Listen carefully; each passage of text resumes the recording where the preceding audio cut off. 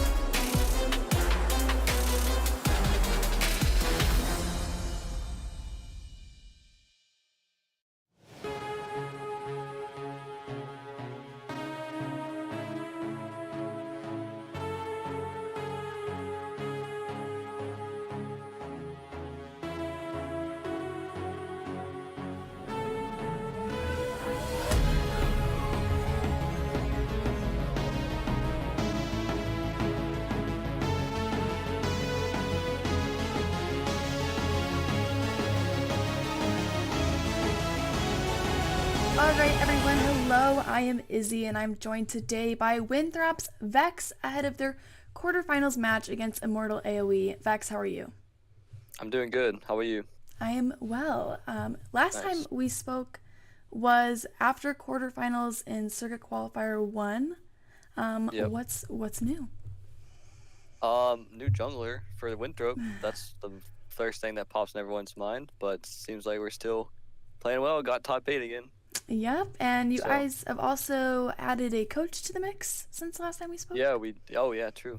Forgot. Yeah. Sam forgot about that. Talking about that last time. But yeah, we got a new coach. His name is Dan. He's been helping out the last week or so, and he's made us a lot better. So he's a Yeah. big part of the reason why we performed so well yesterday. Yeah, I think if I remember correctly, some of the predictions weren't quite in your favor in your match against Bog, I Yeah. believe. Yeah. So, I swear, every time we are doubted, we play a lot better. So yeah. as long as it's like 80% against us, we'll win. Yeah. Usually. That's funny. Yeah. How are things with Frost Force being back? It's good. He's always been a good friend, nice person to have like around the team, like in person. So the vibes are really good. It was a little shaky at start, like after playing with Mordio for a while and learning his style, getting back the C9 Frost Force, it was shaky at first, but ever since the last 2 weeks we've been playing like a lot better and found our identity and stuff. So yeah. That's good to hear. Speaking of vibes, I've spoken to the Maryville teams a bit about like the advantage CLL has on the fact that you guys are in person and you guys get to be more of a Yeah. fixture in each other's day-to-day lives. Describe to me Winthrop's vibes as a team. We're all just like real good friends. We mainly do everything together as like five. Go places, we hang out, and then we try to keep each other on track when it comes to gameplay. And being on time to scrims. So we're all in like a lab together. We all hang out. We all play solo queue. We all talk about everything. So it's nice. It's good vibes. Good vibes indeed. That's good to hear. Yep. So last night you guys, well, I guess really if we go back a little further, your guys' group stage started with a series loss against Bogged and ended with a Yep. series win against Bogged. So Mhm. for anybody that might have missed it last night, can you provide some insight on that series? Yeah, so I feel like we just had better draft each game since we had our coach Dan helping us out. Last time we lost versus them, we didn't have a coach to help us out with draft. And so, yeah, I mean, we won the first game, lost the second game, won the third game. I just feel like third game I had my comfort pick with Ezreal, and I just knew, like, just play around me, I can carry, and that's what happened. So yeah. That's good And to hear. our top laner said he wanted to play Kale, and I was like, yes, go for it. We had all the confidence in the world. It's the first time he played Kale in a competitive match with us, so I Wow. was like, go for it. If you're comfortable with it, do it. We can beat these guys easily. Play what you want to play. So Hey. yeah. You know what? That's the confidence I'd hope my friends have in me when I, locking in champions on the Rift. Except Yes. I am probably way worse at League than at Bud, that's safe to say. Yeah. What are your expectations going into the match today against Mortals AoE? We beat them last PG qualifier, and honestly, I think we can just beat them again. I think it'll be a really good match. I honestly think they will probably be easier than Bogged. Like on paper, I don't think they're like quote unquote like that good. So I think we could beat them. I think it'll be a good match. I think it'll be 2-1 us. That's my prediction. So 2-1. yeah. All right. Well, we'll have to see what the desk we will. predicts, and Let's hope that it's 80% prediction towards them, so that yeah. we'll have a prediction buff. Yeah. Yeah, I know. Yeah, I don't get to be a part of predictions, but we will see that shortly on Twitter. So, Yeah. yeah. Thank you so much for joining me today here, Yeah. Vex. Yep. Thanks for having me. Yep, absolutely, and best of luck in the series. Thank you. Hello, everybody, and welcome back to the Proving Ground Circuit Qualifiers number 2. Yesterday was an exciting day, and we are now in the playoffs, so it's going to be a fun time. My name is Sierra Dawn. I am your desk host today, and I am joined with two wonderful beings. First, RMC. How are ya? Good. I got the match that I wanted, so I'm super excited to be on this particular stream tonight. I know we were talking about that. It's like, you crossed your fingers, you got what you were hoping for. That's awesome. And of course, we do have a wonderful guest with us. Hello, Solaria. How are you? I'm good. How are you? No one's ever asked me that. Thank you. I'm doing really good. Thank you. We're getting into playoffs. This is some exciting stuff. But of course, do want to look back over at the groups to see kind of more so how we got here. Looking over at Group A and B, RMC, are you surprised with how this has shaken up? A little bit, yes, but largely no. I mean, 100 Thieves Knicks was expected from Group A. The second team coming out being Winthrop here, I think, was what people were expecting initially when we got into PGCQ2, but Bogged kind of threw things into chaos a little bit, but glad to see them make it out. And for Group B here, I think it's kind of what people expected. IMT AOE on top and Ginger Turmeric, the veterancy of that particular team shining through and them coming out as second seeds. Of course. And then looking over at Group C and D, what about you, Solaria? Did this shake up how you thought it would, or any surprises among this? I think Group C and D shaped up pretty much exactly how I expected it to. Everything's kind of where it looks like it should be. I think any team that isn't in the top 4 here is not one that I expected to be in the top 4. So, yeah. All right. Of course, now that we're in playoffs, we are going to take an updated look at the point distribution so far. And RMC, if you could talk a little bit about the implications of what we're seeing here. For sure. So basically, top 10 move on to the main Proving Grounds event here. As you can see, contending teams right now, there's 2 in red. Those were teams that aren't participating in PGCQ2. So really only Ginger Turmeric is participating in this tournament and still can make it into the top 10. And that makes everything chaotic at the bottom of the standings, because if Ginger Turmeric win tonight here, anybody from Maryville Saints and down is potentially might get knocked out. So for all the lower seeded teams tonight, they really need a win to confirm their spot or their invitation to the main Proving Grounds event. Yes, so definitely a little bit of a danger zone, a little bit dicey for those bottom teams. So that'll be interesting to see how that shakes up. We do, though, have a bracket to see who's going to be going up against who you can focus on, because, it was a long, hard-fought journey for some of these teams over here. We pulled that up. Over at the top, there's some fantastic matches. I know you're so excited about that Immortals AOE Winthrop University match. And with our matchups for today, everyone at home, you don't have to wait so long to see that one and how that shakes up. RMC, you have to be so pumped for this, right?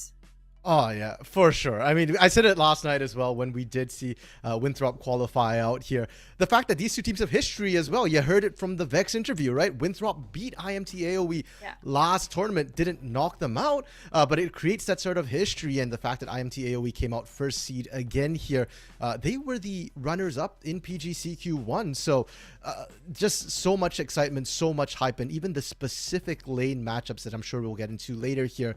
There's a lot of close ones that I cannot wait to see them actually lane against each other once again. Yeah, it definitely really will be exciting. And we have the rosters too. A little look at who we're going to be following over today. And Solaria, is there anyone just offhand that you've been following or just really stands out to you on these rosters? I mean, honestly, I've watched Winston play for a number of years now, and it's always incredible to see how he plays the game. And yeah, I mean, I'm mostly just excited to see him play. That's awesome. RMC, what about you? Because we've seen these teams play a couple times now. Yeah, I mean, I like Solaris said, Winston's always a good one to watch because usually he's the one who's going to kick off action on this map here. But I think for me, where I'm really focused on is going to be this top lane between Anime Girl and Mabud, because I've said it before, but I think these are two of the most promising prospects for the top lane. They're new to the amateur scene here in 2022, and we've got their player head-to-head. You can see how close they are with their statistics as well. I'm actually a little bit surprised that Anime Girl does more damage per second, and I think part of that is coming from the fact that, of course, IMT AOE has had a better performance thus far than Winthrop, qualifying as first seed, but really, these two are matched neck to neck, and part of it will come down to playstyle and to the draft, but I'm hoping we get to see Anime Girl and Mabud both on carries going head to head. Yeah, I mean, we got to see Mabud, and actually just both of them, honestly. I shouldn't even single any of them out at this point. Both of them have been doing really well during the tournament. Do you think that that's going to be the biggest one as well to be looking at too for a potential win con going into the series? Well, I'll hesitate a bit to say that it's the biggest win con, just because both these teams we've seen have been able to carry from multiple roles. IMT we can literally carry from every single lane. And last night as well, when we watched Winthrop qualify, Vex had a pop-off game, Avano had a pop-off game, Frostforce was really steady throughout all of it, getting them early leads as well. So I think it's going to be the most important lane to watch, but there's of course the potential for other things to happen in the game. And Solaria, I mean, Solaria, you're a bot lane expert here, so I don't know if you might agree with what you're watching, for that Vex Meech matchup. Yeah, I can more or less agree. Like, I think bot lane will be very interesting to see how it plays out, because I genuinely have no clue how it will on paper. Well, without giving away your predictions early on, because that's for a little bit later, how do you think this one's going to be shaking up just in terms of the play styles of these teams going up against each other, RMC? Ooh, that's a bit of a fun one, how I think this is going to go. I think for Winthrop here, I would like to see them, go down to that bot side, get Vex a little bit ahead, leave Mabud on an island, because that's what they've found a lot of success on, is Mabud just kind of doing his own thing, finding his own lane leads for the most part here. As for IMT they had a very different identity in PGCQ1, where they would play through Winston, and Winston would just go into the enemy jungle like a madman, just forcing action in the early game. Hasn't really been the case in PGCQ2. Winston's been a bit more measured in the early game, farming a little bit heavier. Shochi has been a big carry for this team instead, winning a lot of his lanes. And so going into this, I think they can continue looking at Shochi to be a focal point for the team. Winston maybe playing around that lane a little bit more early, and then Anime Girl has just been, taking over Shochi's role as the Swiss Army knife here. Anime Girl can do whatever he wants topside, whatever the team needs. And Meech and Trevor, this rock in the bot lane, you don't need to give them much resources. They will skill up and be team fighting monsters on their own anyways. All right, and just the fact that last qualifiers, Winthrop actually ended up beating Immortals. The fact that Immortals now, changing things up a little bit, do you think that could give them a nice edge going into today's match here, Solaria? Or do you think Winthrop might still be able to come out ahead? Oh, I don't know. I mean, I think Immortals AoE's changed so much in the last month or two that I really don't know how the matchup would go, because I don't think that history will really play into it. I think it's a whole new team. Ooh, I like that. I like that thought process. So now that we've gotten the idea of kind of where our mind's at, let's look over our caster predictions to try and get a look inside of the minds of everyone else. Of course, Desiree still in that first place. And actually going to be betting again on Winthrop. I mean, it worked out yesterday, but are you too surprised with how this has been shaking up here for this match? I think I can agree with these predictions. I think, I'm not surprised to see this much for Immortals AoE. Not at all. Not at all. Only two people, though, RMC voting on Winthrop. We did see how that shaken up yesterday. Wow, words are hard, right? You sound shaken up by looking at the predictions again. A little bit. I mean, to be fair, though, they're the same two casters who predicted a Winthrop win last night here. So, Dia and Desterux, they're doubling down, and I can appreciate that. They voted with their hearts. But yeah, anybody who knows me, knows that I've been an IMT AoE stan for a really long time here. So, yeah, it's a really, really tough one. And I'm just remembering Frostforce saying that, he'd like the casters to predict against him. So I think at least the casters have heard his words, They've largely voted against him. And the important one, Desterux, is voting for them. Unfortunately, Desterux isn't casting this series. So we'll have to see how powerful that Winthrop buff is going to be for them. True, because that's, something they definitely had in their corner. But it also means we don't get to see him dancing and gloating in our faces on the broadcast when he ends up being right. So that's okay. Whoa. That's ends okay. up being right? We don't know that yet. I mean, I'm a superstitious person. I can't lie here. But going into our own predictions, that being said, we're going to start with Solaria. How did you think this one was going to be going? I think this is going to be a pretty clean sweep. I think Immortals AoE has this 2-0 pretty easy. All right. RMC, what about you? I feel like I've been put to shame here because I didn't predict a 2 for IMT AoE, and I said I was kind of one of the stands here. I went with 2-1 for IMT AoE here. Like I said, I do support IMT AoE, and yeah, they have looked strong in their wins for the most part. Yes, they've been looking a little dicey though, so I think they might drop a game here. And Winthrop did impress me last night, so I do think that IMT AoE isn't going to have the cleanest series this time, and I think Winthrop will definitely be able to take them the distance. All right. For myself, I also went 2-1 in favor of Immortals AoE for this one. Okay. I definitely do believe in Winthrop. I think it is going to be close. But also the fact that we talked to Frost Forest, you know what? Go ahead, bet against us. Just makes us stronger. You know what? You take that. I will happily let you be the underdog and surpass all of our expectations. But Solaria, I just kind of want to put you a bit more on the spot. You said Immortals taking this easily in a 2-0. I want to hear more about that. Easily. I think it'll be a clean 2 games. I think they're going to take control at like the 14-15 minute mark and just run away with it. Even after how we saw Winthrop play last night? Because easily is some really strong words. Oh, I think so. Oh man, I feel like now I've got to step up to. You know what? If Winston is paying PGCQ1 Winston, I will agree with Solaria because I think they'll sweep Winthrop before Winthrop find their bearings.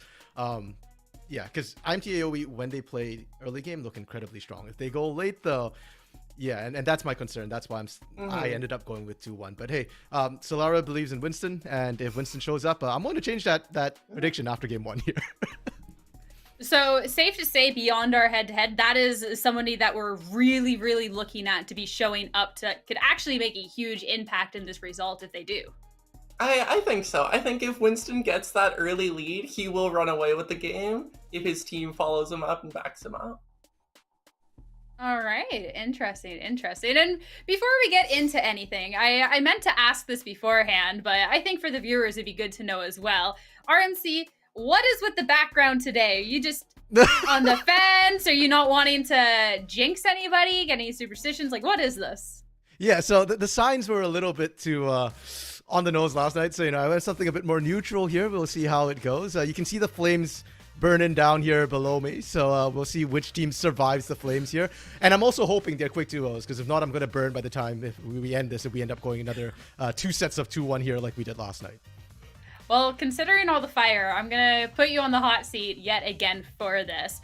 For Winthrop, what do you think then is going to be a big win con for them to look forward into this if the fact that we already know Immortals, if they just play for Winston, could have a really easy time? Winthrop, I mean, kind of said it earlier, right? Like Vex, I think Vex pop off from the bud. That's kind of where we're looking at a little bit for them to carry. Or Ivano, actually. I think I've underplayed Ivano a little bit here, but Ivano did have a pop-off game last night as well. Ivano might be the wild card to pop up and take this for them. All right. And then Solaria, I know it's like debate when you have to start debating for the side that you don't quite believe in. What do you think Winthrop, they need to be doing to try and take this to a closer series than this easiest that you're talking about? Well, that's hard. I think like a debate class, get some critical thinking out from here. Yeah, I think they need to play a stalemate kind of game. Give nothing, take nothing. The slower the game is, I think the better chances Winthrop has. Okay. And then is that something too that can come just in terms of what draft that Winthrop decides to be going towards? Is that something just like the late scaling, just a slower game, RMC? Yeah, definitely. I mean, Vex has shown a lot of proficiency on, champions like Ezreal, which, as you go late, gets super strong. I mean, of course, Jinx, Aphelios, those are champions that they play a lot. But Ivano as well, if he picks something like a Veigar, hyper-skilling, I think would give them sort of one of the higher chances of being able to pull this off. And then, hey, when you hit 30, 40 minutes as well, it just takes one team fight, right? And at that point, it's a bit of a coin flip. And, like Solaria was saying, give nothing, take nothing, wait till the end game, and just throw it all in that one big fight. All right, well, let's see if they can take that one big fight and take a big win here. It's time to get started with our first match. And of course, we're going to be throwing it over to our wonderful casters of Dia and Rudude. All right, Rudy, let's find out. Let's see what happens on the Rift, because I know that you and I are on opposite sides of this prediction table. We are. I understand both sides. We've talked a lot about this, and I think that we can both see each other's perspective here, because there are a lot of differing points of strength for these two teams, but at the same time, consistency is the question, because a lot of their points of strength play very similarly. They do. You're quite right. I think that they're not necessarily the identity of both of these teams, but I want to draw a quick attention to how the bot lane is absolutely stacked. Both ADCs can carry their teams, and I think that given the facilities, given the resources, that either one of Vex or the Meech could very easily take a game into their own hands. And I think that, weirdly enough, Jinx and Aphelios trades are going to be just absolutely fine for both of these teams. We've got Meech, who's just an incredibly well-versed Jinx player, something that he's played, time and time again, more than happy to pull that one out and stick that one in his back pocket. And Vex, also with that Aphelios, also likes that Jinx as well. So these trades could very well see to be something that we do see a lot of, indeed. Yeah, one of the things that I'm really focused on when it comes down to this bot side is because AD carry trades should be relatively simple, because everybody should be comfortable down the bot lane, the things that are going to define these matches, outside of the jungler's intervention into the bot side, is going to be the support matchup. And the way that Trevor and Kenji interact with each other and interact with their team's win conditions as a whole is something that I'm really curious about. Trevor, previously playing a lot of Thresh, has tried out the enchanters and sort of continued to come back to the more engage-oriented supports. It's been his trademark for a long time, but for Winthrop on the other side, they've taken the majority of this PGCQ, gone, we're gonna play enchanter supports, and only in the past 2 days have they really dialed in back to these engage supports. And I wonder if that's enough time for Kenji to be able to help the rest of Winthrop survive till that late game.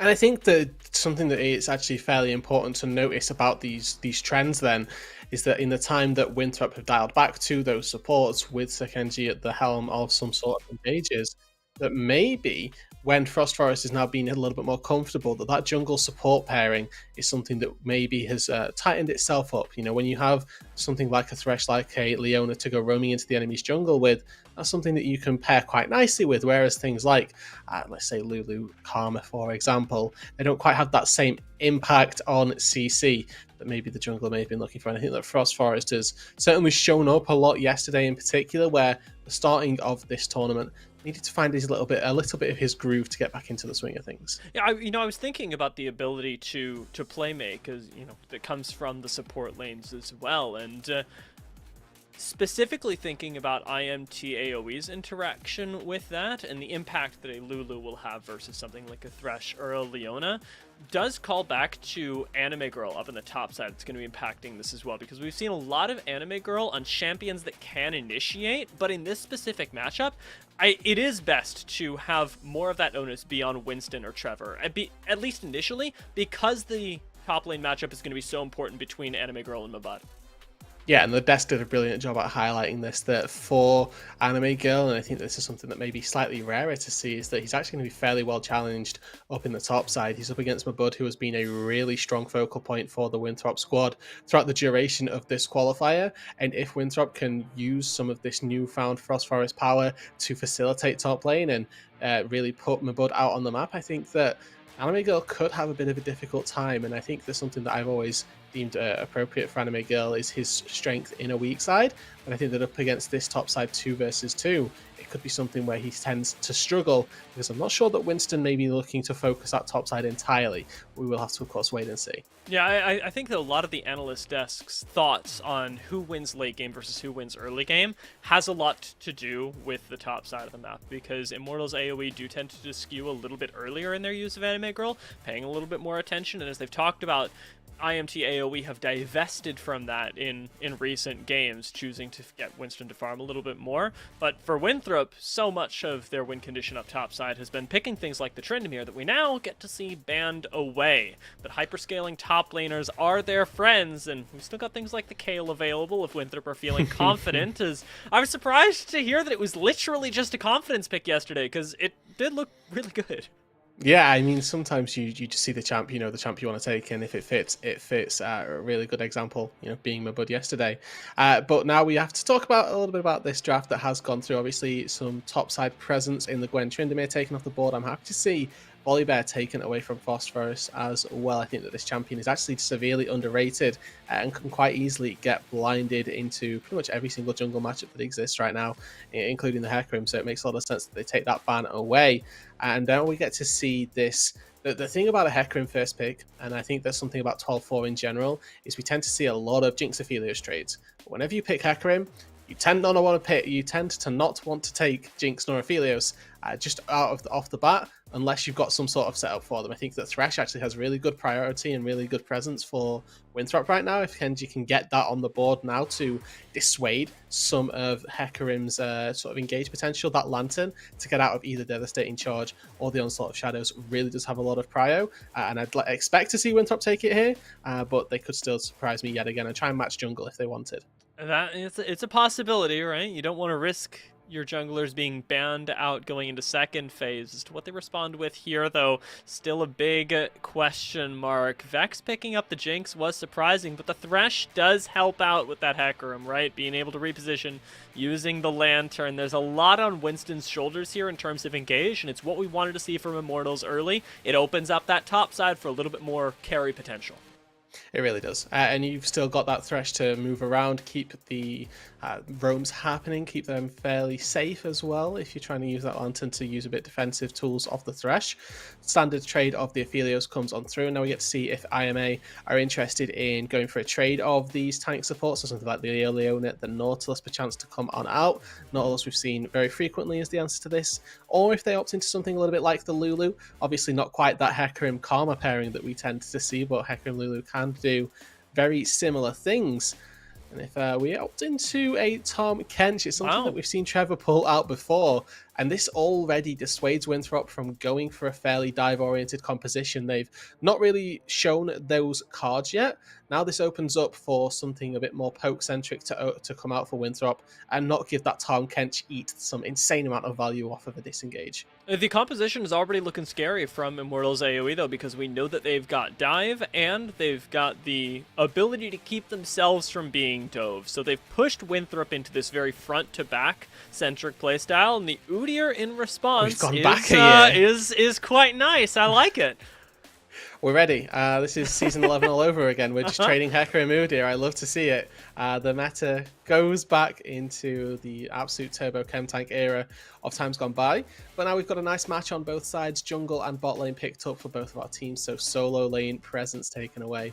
Winthrop looking like they're going to be targeting the top lane most likely so that they can take something from a Bud blind and really give Ivano that R5 counter pick, which we've seen him utilize so frequently, so effectively, time and time again, taking away things like the Graves, potentially even the more long-range Jace style of champion as well, could be something on the board. And then question becomes, with an Udyr already locked in, they've got that stable front line, they've got a Thresh as well to be even more front line.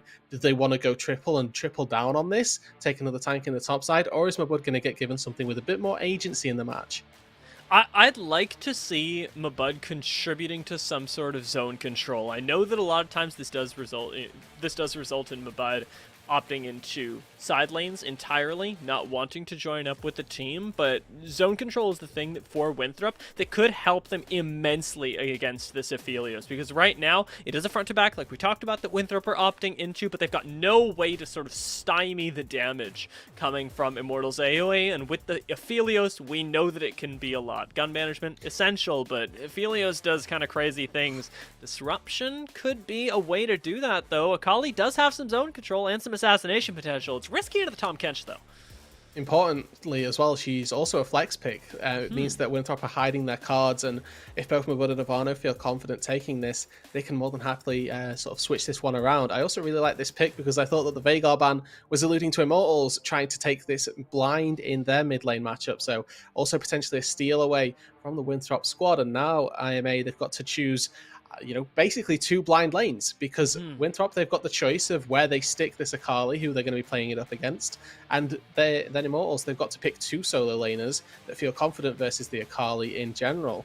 Now they've got this Victor locked on in, which is just set up for a really strong late game team fight. Victor Aphelios is something that you do not want to be scrapping up against, particularly with the Hecarim, and you touched on how difficult this Akali may find her time playing up against a Tom Kench and trying to eat out some Aphelios and make sure that he's nice and safe. The Gragas blind on blue side, something that I love to see as well, means that you tend to be okay regardless of what the enemy throws at you. That's what's really scaring me, is that right now, on paper, Immortals AoE already have a terrifying team composition, regardless of what Winthrop have drafted. We can cover this side of our screens and go, I don't want to play against that in solo queue. I don't want to play that against that in anything. And with such a strong... Holy moly! Are they... What? Wow. What? What? We just lock in the Doge. Let's do it. I mean, okay, so remember when I said that I talked about Ivano's spicy R5 counter picks? Yeah. I'm staking that claim onto my bud as well. Yesterday he pulled out Kale. Today he's pulled out Nasus. What? You want to take a weak side top laner versus Winthrop, you better be ready to put the dogs back in their cages, because my bud has pulled out the Kayn. He's going to be looking to stack on up. What on... I'm struggling right now, Rooted. I am on struggle street. I am like right... Oh my god. I'm... Okay. Let me center myself. And if you don't mind, I'm going to use you as this sort of base of knowledge, this font that I can stabilize myself with. The Nasus, the Udyr. Very kiteable. Not a lot of engage. That's my main concern for Winthrop on a base just to ignore the draft, but just say, what do these champions give us? Not a lot of ways to disrupt a backline outside of Ivano. Also, you're right. But help me out. You're right, and I think that those are some really good points that you draw on. We're looking at the Immortal squad. They have Victor. Gravity Well is going to be absolute carnage for these 2-3 melee champions to try and get through. Gragas as well, going to do a really good job. You can just body slam as long as you keep Meech safe and Shochi safe. That is your goal here. You don't have to be diving into the backline. You don't have to, cause disruption for Vex, as much as that may seem like a great idea, and could very well be. I don't want to say that it's not. Obviously, making the Jinx's life miserable is always going to be something that we look to do and make sort of a successful style of play out of. But if Shochi and Meech never die, you're going to win the team fights. The outright nature of this team fight squad that Immortals have built up is that they should take these 5v5s. And then you have the fail-safe of, okay, they've got through our defenses of the Gravity Well, the Hecarim, the Gragas frontline of, oh, Trevor, hey, I'm here. I can just save you. Don't worry about it. You're good. There's an Akali on you. I have your back. And I think that for Winthrop, this is going to be a really big challenge. And Nasus in particular as well. A champion that, yes, we know scales infinitely, is not a good late game champion. I want to preface that, and it's largely based off of the fact that he can get kited and those things that we talked about a little bit earlier. So actually getting a lead on this Nasus and making sure that he gets to a really strong mid-game spike with a nice amount of stacks, Divine Sundra potentially in the inventory, and is able to really tarnish a side lane, I think is going to be Winthrop's route to success, because a 5v5 really doesn't look good for them. A 1-3-1, distinctly better. Yeah, this is something that Winthrop have shown us they can do time and time again. It's what differentiates this roster from almost every other roster in PGCQ2, is their ability to take compositions as 1-4s that are very difficult to execute and somehow make it happen. This is some of the highest stakes games they could have possibly pulled out the Susan in, but if anybody can do it, Winthrop can do it. And up against IMT AoE, to take game one like this would be to send a big message. Again, reminder for those of you just joining us or that may have missed the Analyst Desk segment that it was Immortals AoE that went through a very similar run last time. They went out first seed of the group and then got taken down by Winthrop to allow Winthrop to go to the top 4. It's the same situation that's happened once again through this qualifier. Winthrop coming in did take a defeat early on in the group stage up against Ginger Turmeric, who now find themselves on the other side of the bracket. But Winthrop, once again, going to be looking to take this defeat and send INT AoE home packing once again. We've already got wards out for both junglers. We've swapped over to the sweepers as well. And it looks like they're both starting topside. So Frost Forest and Winston simultaneously recognizing that top may look really interesting, but if bot lane falls behind, we likely lose the game. Is, I think, a nice touch for both these very experienced junglers, and who I would say mostly have had different styles already. Anime Girl popping over for a little bit of help should give Winston a slightly faster clear. Yeah, and I think there's something when we're touching on these junglers to talk about specifically. It's that adaptation that we've seen from Winston, most notably that he, previously had this very aggressive playstyle that was very scary to play up against as any jungler, because you know that if he saw you, he was going to try and fight you. But for the most part, has slightly tempered that, and that may be as a byproduct of the champion pool that he's picked up through the second qualifier. Obviously now with the Hecarim, a very good farming jungler that does have some ganking tools pre-6, but really does come online once that Onslaught of Shadows is available. So it's good to see the strength, the changes that teams, that players are also taking from just one qualifier to another.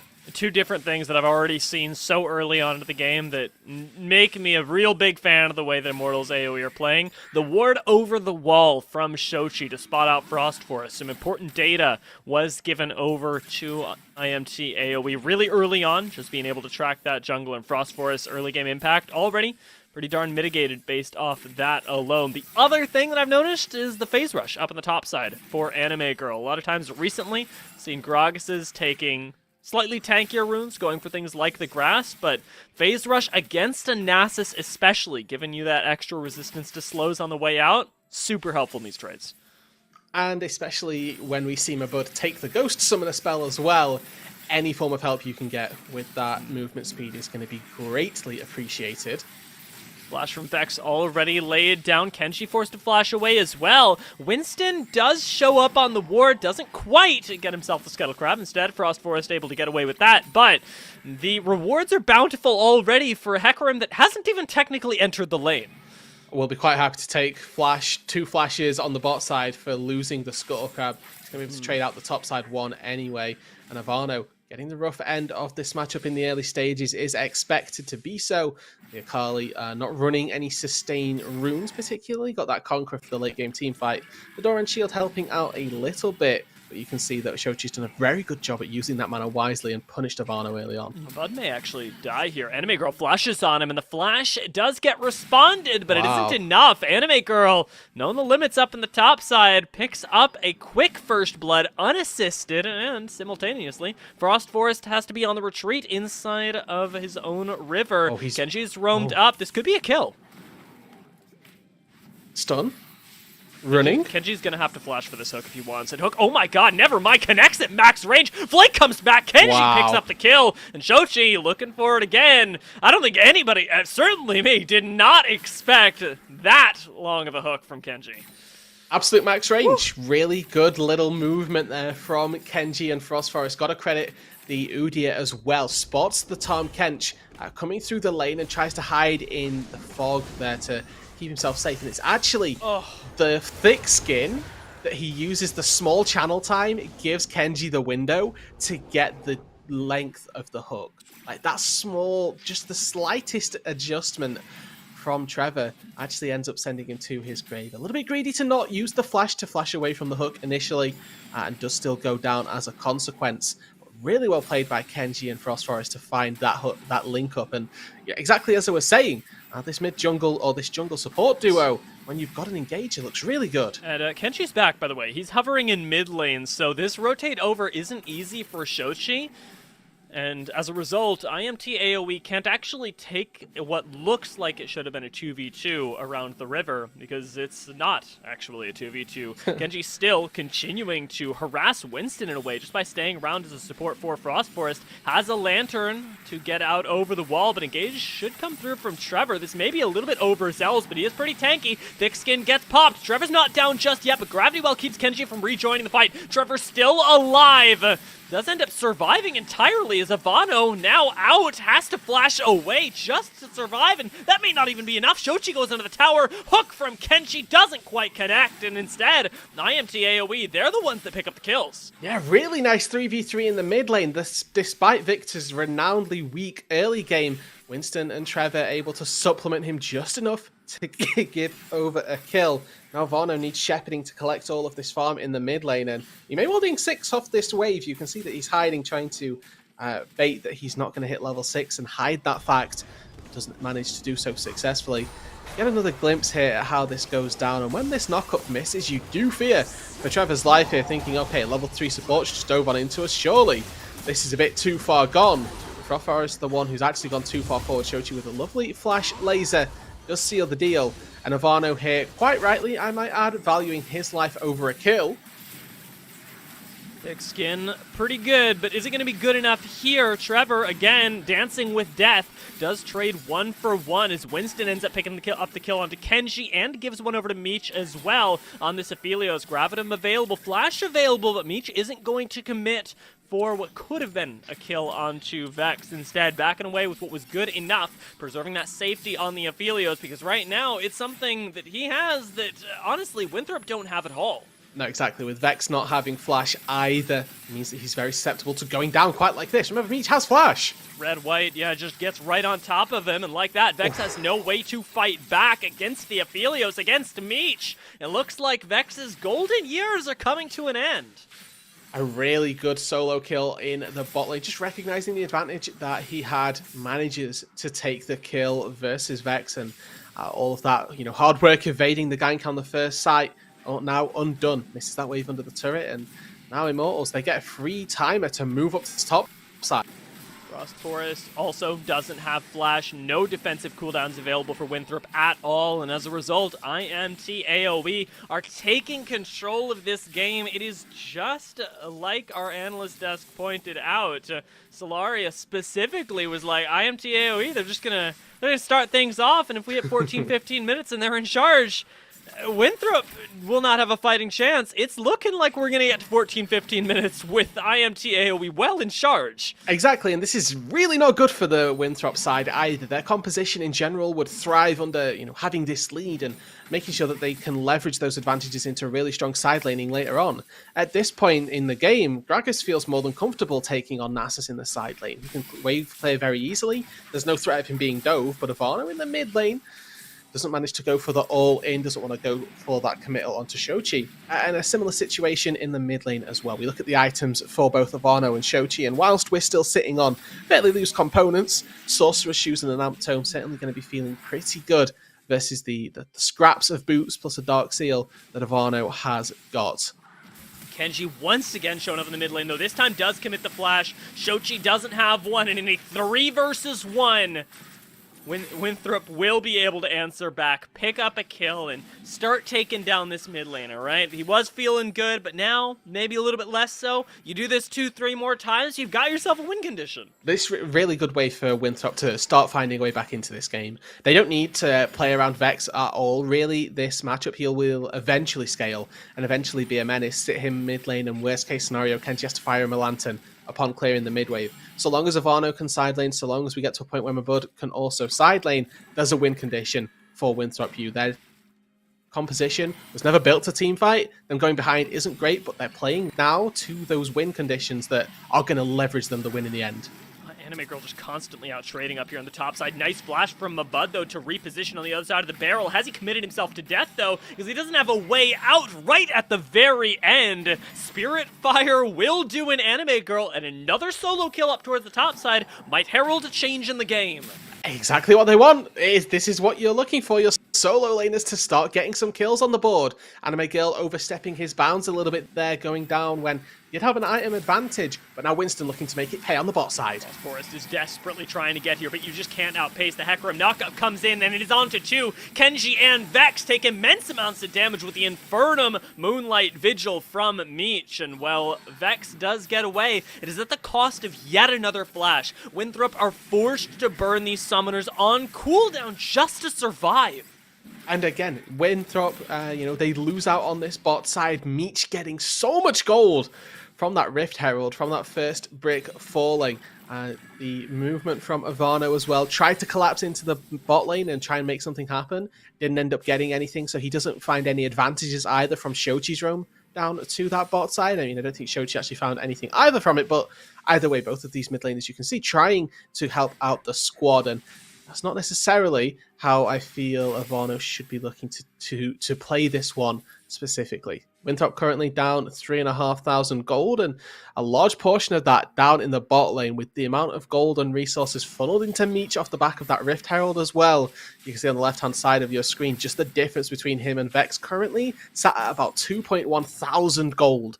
Everybody on IMA, all four of the top side, have more gold than everybody on Winthrop. It's terrifying to look at, and with Immortals AoE in such a powerful position, it is these multi-man plays that we talked about from Winthrop that need to be pulled off, but do have a pretty long cooldown. You can't just constantly be committing 3 members everywhere because you're losing out on so many other sides of the map. Take a look down at the bot side right now. Vex can't even step up to the wave with Anime Girl there.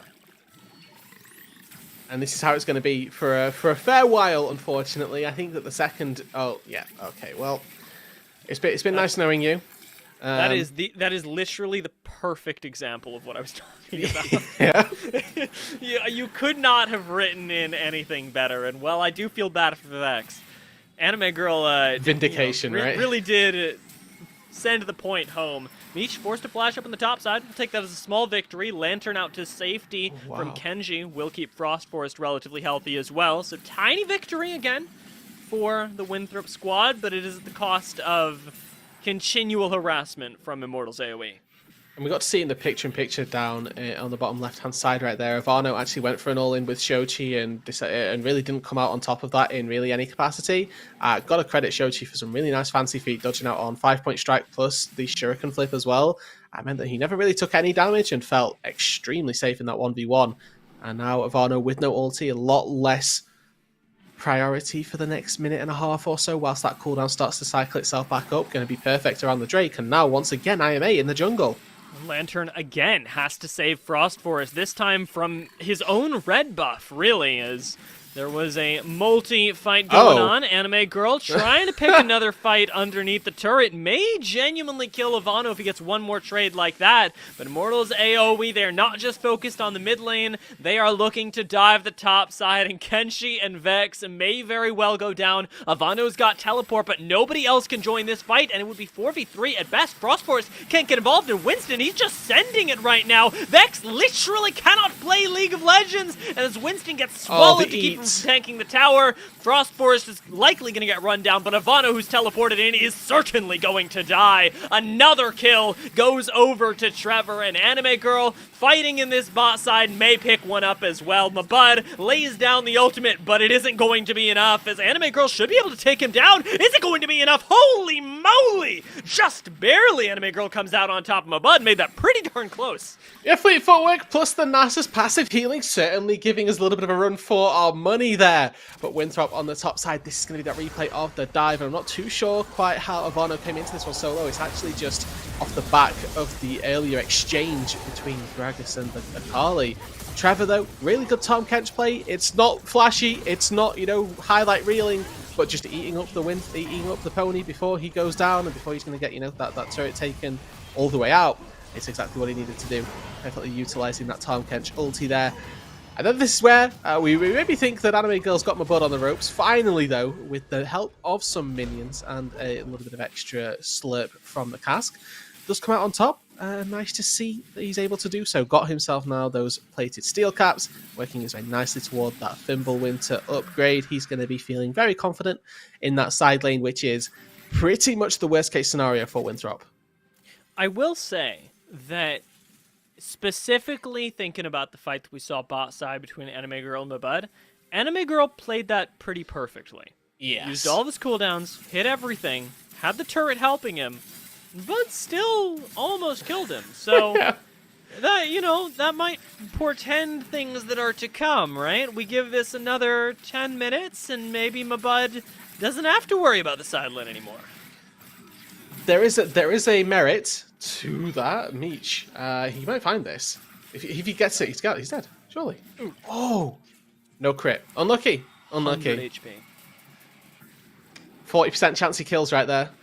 Or 35%, excuse me, chance that he kills right there. That's a crit. That's a dead Akali on my screen. Meech, though, you can see with all of this priority that he's been given, all of the resources he's been injected with, he's spending no time trying to get Stonks upgrades. About in a 1v2. We saw this yesterday when he was on the Kale, where he was able to pull out a kill. This time, maybe not so easy. Already has popped the ultimate. Cask comes in, and now it's a 1v3. As Mabud continues to pull more resources up topside, he does go down, but still, resources are resources, and somebody's got to answer on to Meech. There's nobody here to defend him. He but wins. He's just going 1v2. He's already picked up a kill. Vex is one auto away from death, and I think Meech gets this. The heal, the auto, and a double kill for Meech. There is no end to the confidence, and honestly, there's no end to his life, more than likely. 6-0-3 now on the Aphelios. A truly well-played performance from Meech so far, and if you're looking at an Immortals sort of situation that you like, it's Meech being fed. And he goes for the shotgun Q immediately and just really well kited out, honestly.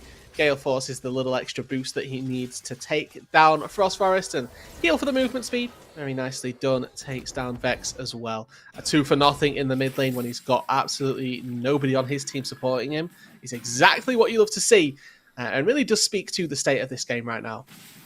Yeah, you can commit 3 people topside to deal with Mabud because everything else is going so ridiculously well for you. It's insane to see, Shoshi.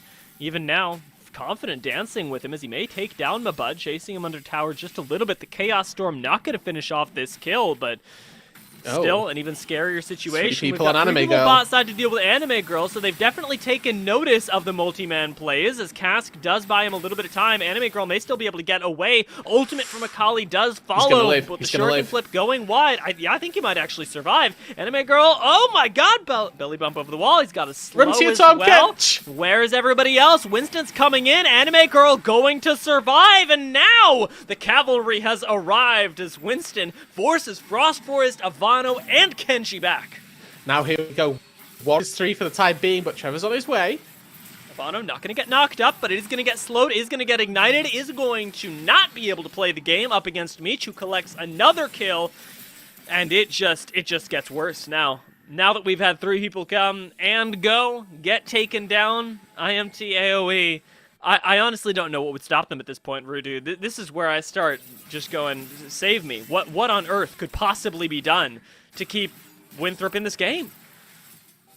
I think really poor macro moves from IMA is pretty much your best bet here. You can see that Winthrop, they are trying to use this Susan in a side lane to find some sort of leverage, but with this advantage for Anime Girl right now, he's just going to be looking to poke away, whittle down Mabud.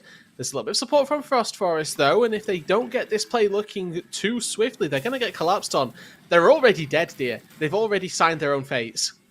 Yeah, Mabud trying to walk out of this, but such are the Udyr and the Nasus. They really can only walk, especially with Mabud only having the flash available and with 5 people up top. There's nothing you can really do. Dragon's up in 40 seconds as well, so IMT AoE aren't even losing anything for this. They're just collecting more gold. Yep, just another camp on the top side. The new addition of the Dogs camp in the top lane for IMA. They quite happily go reap their rewards on that one, and they may yet still be able to get in time for this Dragon Vex.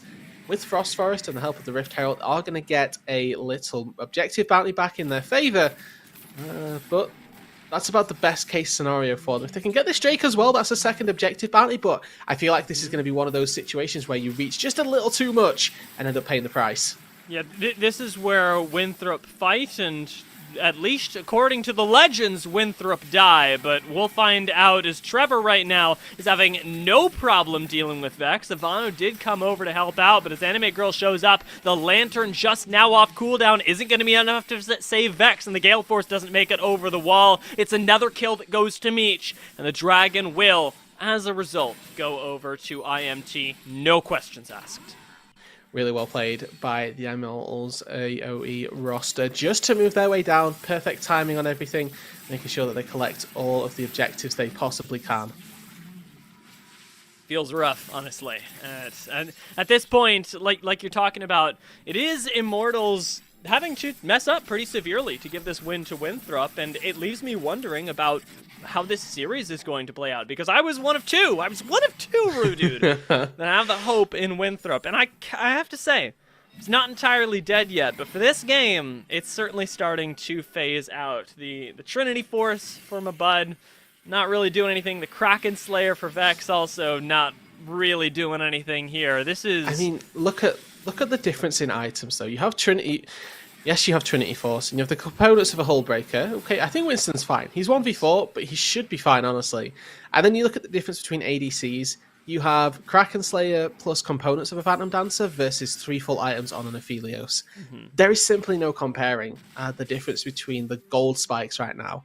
Now that... I was going to say now that Hullbreaker's finished. I don't even... Hullbreaker not being finished from a buddy is absolutely terrifying. As soon as that item comes on in, there's a chance you have an opportunity in the side lane to make something happen, but it is still incredibly difficult. Avano has got TP, so they could look to take a fight around the Baron. But if I play this perfectly, they should just peel off this, take a fight, and then go back after. I mean, what makes this all the more impressive is the confidence with my which IMT God. can do this. The Infernum ult just explodes the 3-man unit that Winthrop sent to contest this Baron. Baron goes down, and now Vex has to flash so as not to follow. Still, flash follow from Trevor, and it's the 1v1 between the ADC and support. Well, Ivano desperately tries to come in to save him. Vex did manage to survive the Tom Kench, but not much else. Shochi collects that kill, and we are once again back in an even more IMT AoE favored game as they've collected the Baron and now are going to start decimating the base. They've played this so ridiculously well to get to this point. Top lane inhibitor is going to be their prize. We're still so early into the game here that Frost Forest is already back up and ready to go. Base gating out now. 3 versus 4 on the top side. Can they make it work?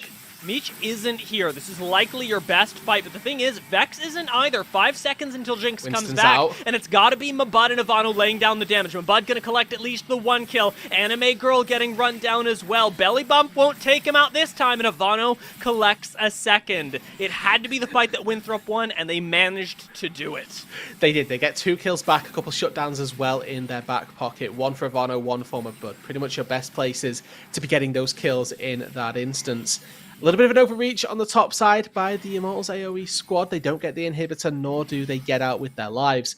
If you'd have got the inhib and honestly gone down and you lose 2 members there, I'd still probably call it worth that ever-present pushing force in the top side. Really would have been quite useful to them. Nevertheless, they have still got an insane amount of control over this game. We get to see a little bit of a replay though, quite how this came to be. Ivano just doing enough with that Shroud, must be said, to corral the rest of Immortals AoE from not taking a fight super early. And Mabud with Ghost is just going to chain them down consistently, and then really good positioning from Mabud as well. Make sure that he can block any belly bounces to make sure there's no form of escape for Anime Girl. But that's a small solace in what is a very scary game, because Meech never went down. Meech still has GA and 3 other items to go with it. It's a very scary Aphelios to try and deal with. That was, oh my word. Oh I my mean, he's dear. not red-white, so I guess at least you've got that. Ivano's half health, though, and Meech is barely even looking this way, going, well, I'm in the area this time, so if you really want to take a fight, I'll do it, and I won't mind at all. He crits, he almost one-shot Vex! Yep, welcome to Late Game Aphelios. This is the power, of course, the versatility that the champ provides, and now one final last dance, I suppose. Yeah, Mabud underneath the tower should be going down. Meech flashes for the kill, having completed the collection. He's taken down every single member of Winthrop and Vex. Shochi's 1v3ing.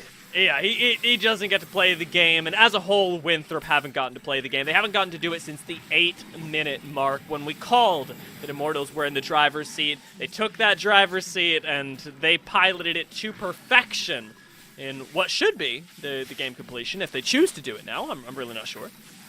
I gotta farm those minions, dear. Make sure that they get those max stats, CS per minute, damage dealt total, very important. Kudos to Anime Girl. He got the plus 50 there, so he's clearly the best player on the team, able to last hit that Nexus successfully. But a really well-played game from IMA throughout right there. They were consistently finding the kills, and I think that really good pairing up. And it all sort of leveraged from just moving in as a unit.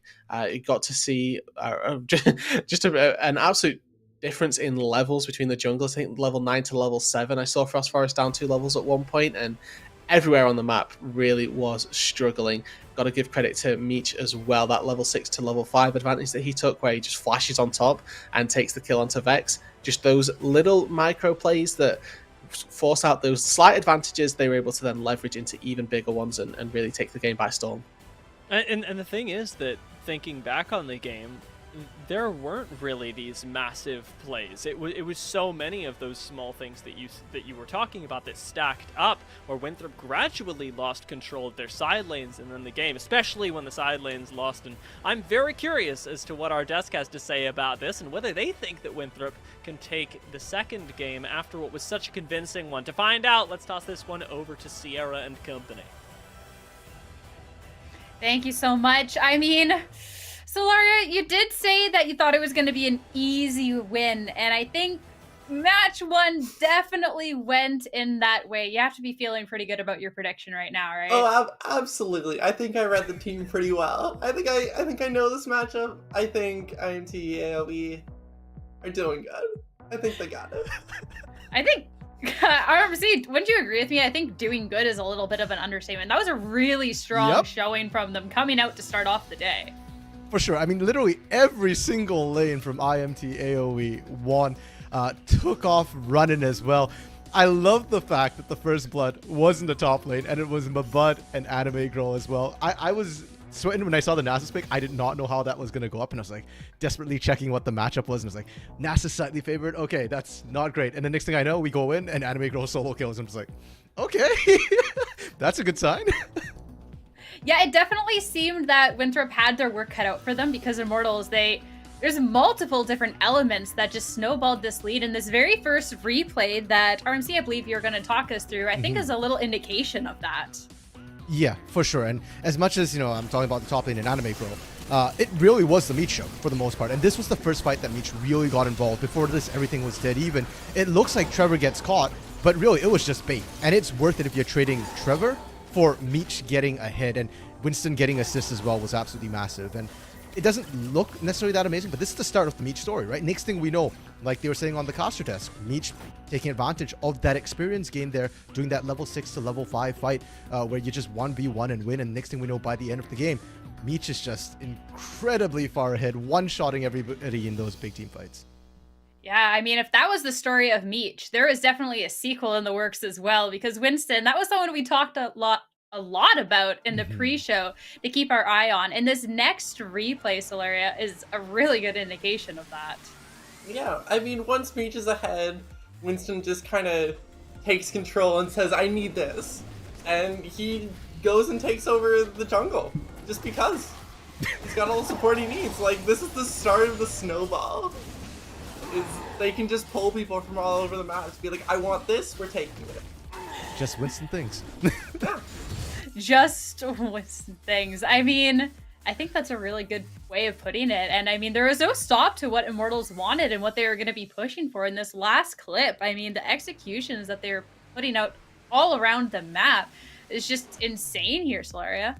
Yeah, absolutely. I mean, this tower dive is genuinely beautifully executed. It's just the aggro's juggled perfectly with Tom Kench. They blow up the targets they need to. I think it could have gone very poorly, but they played it so well that there's just no room for Winthrop to take it back. Definitely not. RMC, just looking at these replays and just thinking back to the dominance that Immortals had throughout this map, was it just the snowballs and them getting so much of a lead that made that happen, or? Yeah, I think what happened for Winthrop a little bit was that they fell into the trap of IMT AoE. We've said it before, IMT AoE are a really strong, scrappy team, especially in the early game. And Winston on the Heck Rim, I felt like that pick meant that Winston wanted to farm, but because Winthrop kind of opted into fighting them, they ended up triggering PGCQ1 Winston, where he was like, okay, you know what, now I've got a couple of kills, I've got a couple of assists, I can be a Shinsha, I can just run in there and force fights really early. And then we got to see that sort of hyper aggression come through, and Winthrop weren't ready for the bear that they pulled. Yeah, but then going into game 2, what can Winthrop really do differently here, Solaria, to combat this beast of a bear that Immortals is? I think it's very similar. I think to what I predicted is they just have to stop hemorrhaging any lead that they give. Mhm. If IMT gets a lead, you have to cut your losses and just keep their lead as small as possible and just scale into the game. And then was it just a player diff at the beginning that it allowed them to get that lead? Was it a draft diff? Like, where did that lead come from to even begin with? I think it's quite literally an early game, like, pure outplay potential. Like, there was a 1v1 bot lane, 1v1 top lanes, and then Winston started pulling people from the map and just outnumbering people. So the lead came from just outplaying the enemy team. All right. Well, we have a graphic as well to show kind of just the stats and stuff over this game. RMZ, if you want to be breaking this down for those at home. I mean, you look at those numbers. Everything is IMT AoE favored here, right? The interesting thing for me to note is the damage to champions graph here. Mabud in that top lane with that Nasus, the numbers are still pretty decent for Mabud. And we kind of said going into this that Mabud has been that rock, that big carry for them in the top side. The Nasus pick, I'm not sure it was the optimal pick here, but despite that being the case, I think Mabud still performed really well. And I think Winthrop can plan their game to around that, right? Give Mabud counter pick again if you do go for Rid side, and then in your other lanes maybe pick something a little bit safer and play a little bit safer as well. Go to that late game and skill up and trust that, hey, we can play around this top side. If everything goes to crap, you've got to rock that top side and just, you know, kind of go with that there, visit there, throw some ganks up there too, because we didn't really see Frost Forest look to that top side too much. And I think as a jungler, when you fall behind, it's very hard to play to your losing lanes, but you can play to your winning lane, and it doesn't just help that lane, but it's more to help the jungler get back into the swing of things here. Mm-hmm.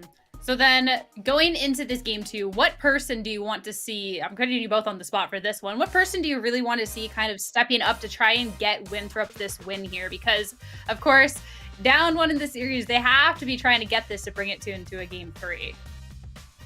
I want to see Vex on a big ADC champion and really pull out, like, really outplay the enemy early. Like, we know he can scale, we know he can play the late game, but I think he needs to bring it out earlier. All right, RMC, what about you? Yeah, I think I'm along the same vein there. I think if you can get Vex something a little bit more aggressive, something where they can establish lane dominance, it can unlock Kenji to start roaming, because I think a lot of Winthrop's success does come when Kenji is active on the map a lot, and you can't do that if your bot lane is too far in the hole, or else you just get 1v1 like what we saw in that last game. Yes, certainly. Well, you have our thoughts on it, and you at home, if you want to get involved with the conversation, you can use that hashtag #WeAreUnified out on Twitter. Let us know your predictions. Let us know that you're watching the match, what's kind of standing out to you, who you're hoping advances on, and, you know, just cheer on your favorite team. First, though, before we throw it over to the casters, we talked a lot about Vex, and we actually had a chance to sit down with Vex and have a little interview. So we're going to throw to that before match number 2. All right, everyone. Hello, I am Izzy, and I'm joined today by Winthrop's Vex ahead of their quarterfinals match against Immortal AoE. Vex, how are you? I'm doing good. How are you? I am well. Last Nice. time we spoke was after quarterfinals in Circuit Qualifier 1. Yep. What's new? New jungler for Winthrop. That's the first thing that pops in everyone's mind, but seems like we're still playing well. Got top 8 again. Yep, and you So- guys have also added a coach to the mix since last time we spoke? Yeah, oh yeah, true. Forgot. Yeah. Sam forgot about that, talking about that last time, but yeah, we got a new coach. His name is Dan. He's been helping out the last week or so, and he's made us a lot better. So he's Yeah. a big part of the reason why we performed so well yesterday. Yeah, I think if I remember correctly, some of the predictions weren't quite in your favor in your match against Bob, Yeah. I believe. Yeah. So. I swear, every time we are doubted, we play a lot better. So Yeah. as long as it's like 80% against us, we'll win. Yeah. That's funny. Yeah. How are things with Frost Forest being back? It's good. He's always been a good friend, a nice person to have like around the team, like in person. So the vibes are really good. It was a little shaky at start, like after playing with Mordio for a while and learning his style, getting back the C9 Frost Forest, it was shaky at first, but ever since the last 2 weeks we've been playing like a lot better and found our identity and stuff. So yeah, That's good to hear. Speaking of vibes, I've spoken to the Maryville teams a bit about like the advantage CLL has on the fact that you guys are in person and you guys get to be more of a fixture in each other's day-to-day lives. Describe to me Winthrop's vibes as a team. We're all just like real good friends. We mainly do everything together as like 5. Go places, we hang out, and then we try to keep each other on track when it comes to gameplay, and being on time to scrims. So we're all in like a lab together. We all hang out. We all play solo queue. We all talk about everything. So it's nice. It's good vibes. Good vibes indeed. That's good to hear. Yeah. So last night you guys, I guess really if we go back a little further, your guys' group stage started with a series loss against Bogged and ended with a series win against Bogged. So for anybody that might have missed it last night, can you provide some insight on that series? Yeah, so I feel like we just had better draft each game since we had our coach Dan helping us out. Last time we lost versus them, we didn't have a coach to help us out with draft. And so, yeah, I mean, we won the first game, lost the second game, won the third game. I just feel like third game I had my comfort pick with Ezreal, and I just knew, like, just play around me, I can carry, and that's what happened. So, yeah. That's good. And our top laner said he wanted to play Kale, and I was like, yes, go for it. We had all the confidence in the world. It's the first time he played Kale in a competitive match with us, so I was like, go for it. If you're comfortable with it, do it. We can beat these guys easily. Play what you want to play. So yeah, you know what, that's the confidence I'd hope my friends have in me when I locking in champions on the Rift, except I am probably way worse at League than Bud. That's safe to say. What are your expectations going into the match today against Mortals AoE?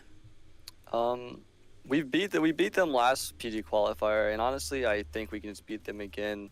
I think it'll be a really good match. I honestly think they will probably be easier than Bogged. Like on paper, I don't think they're like quote unquote like that good. So I think we could beat them.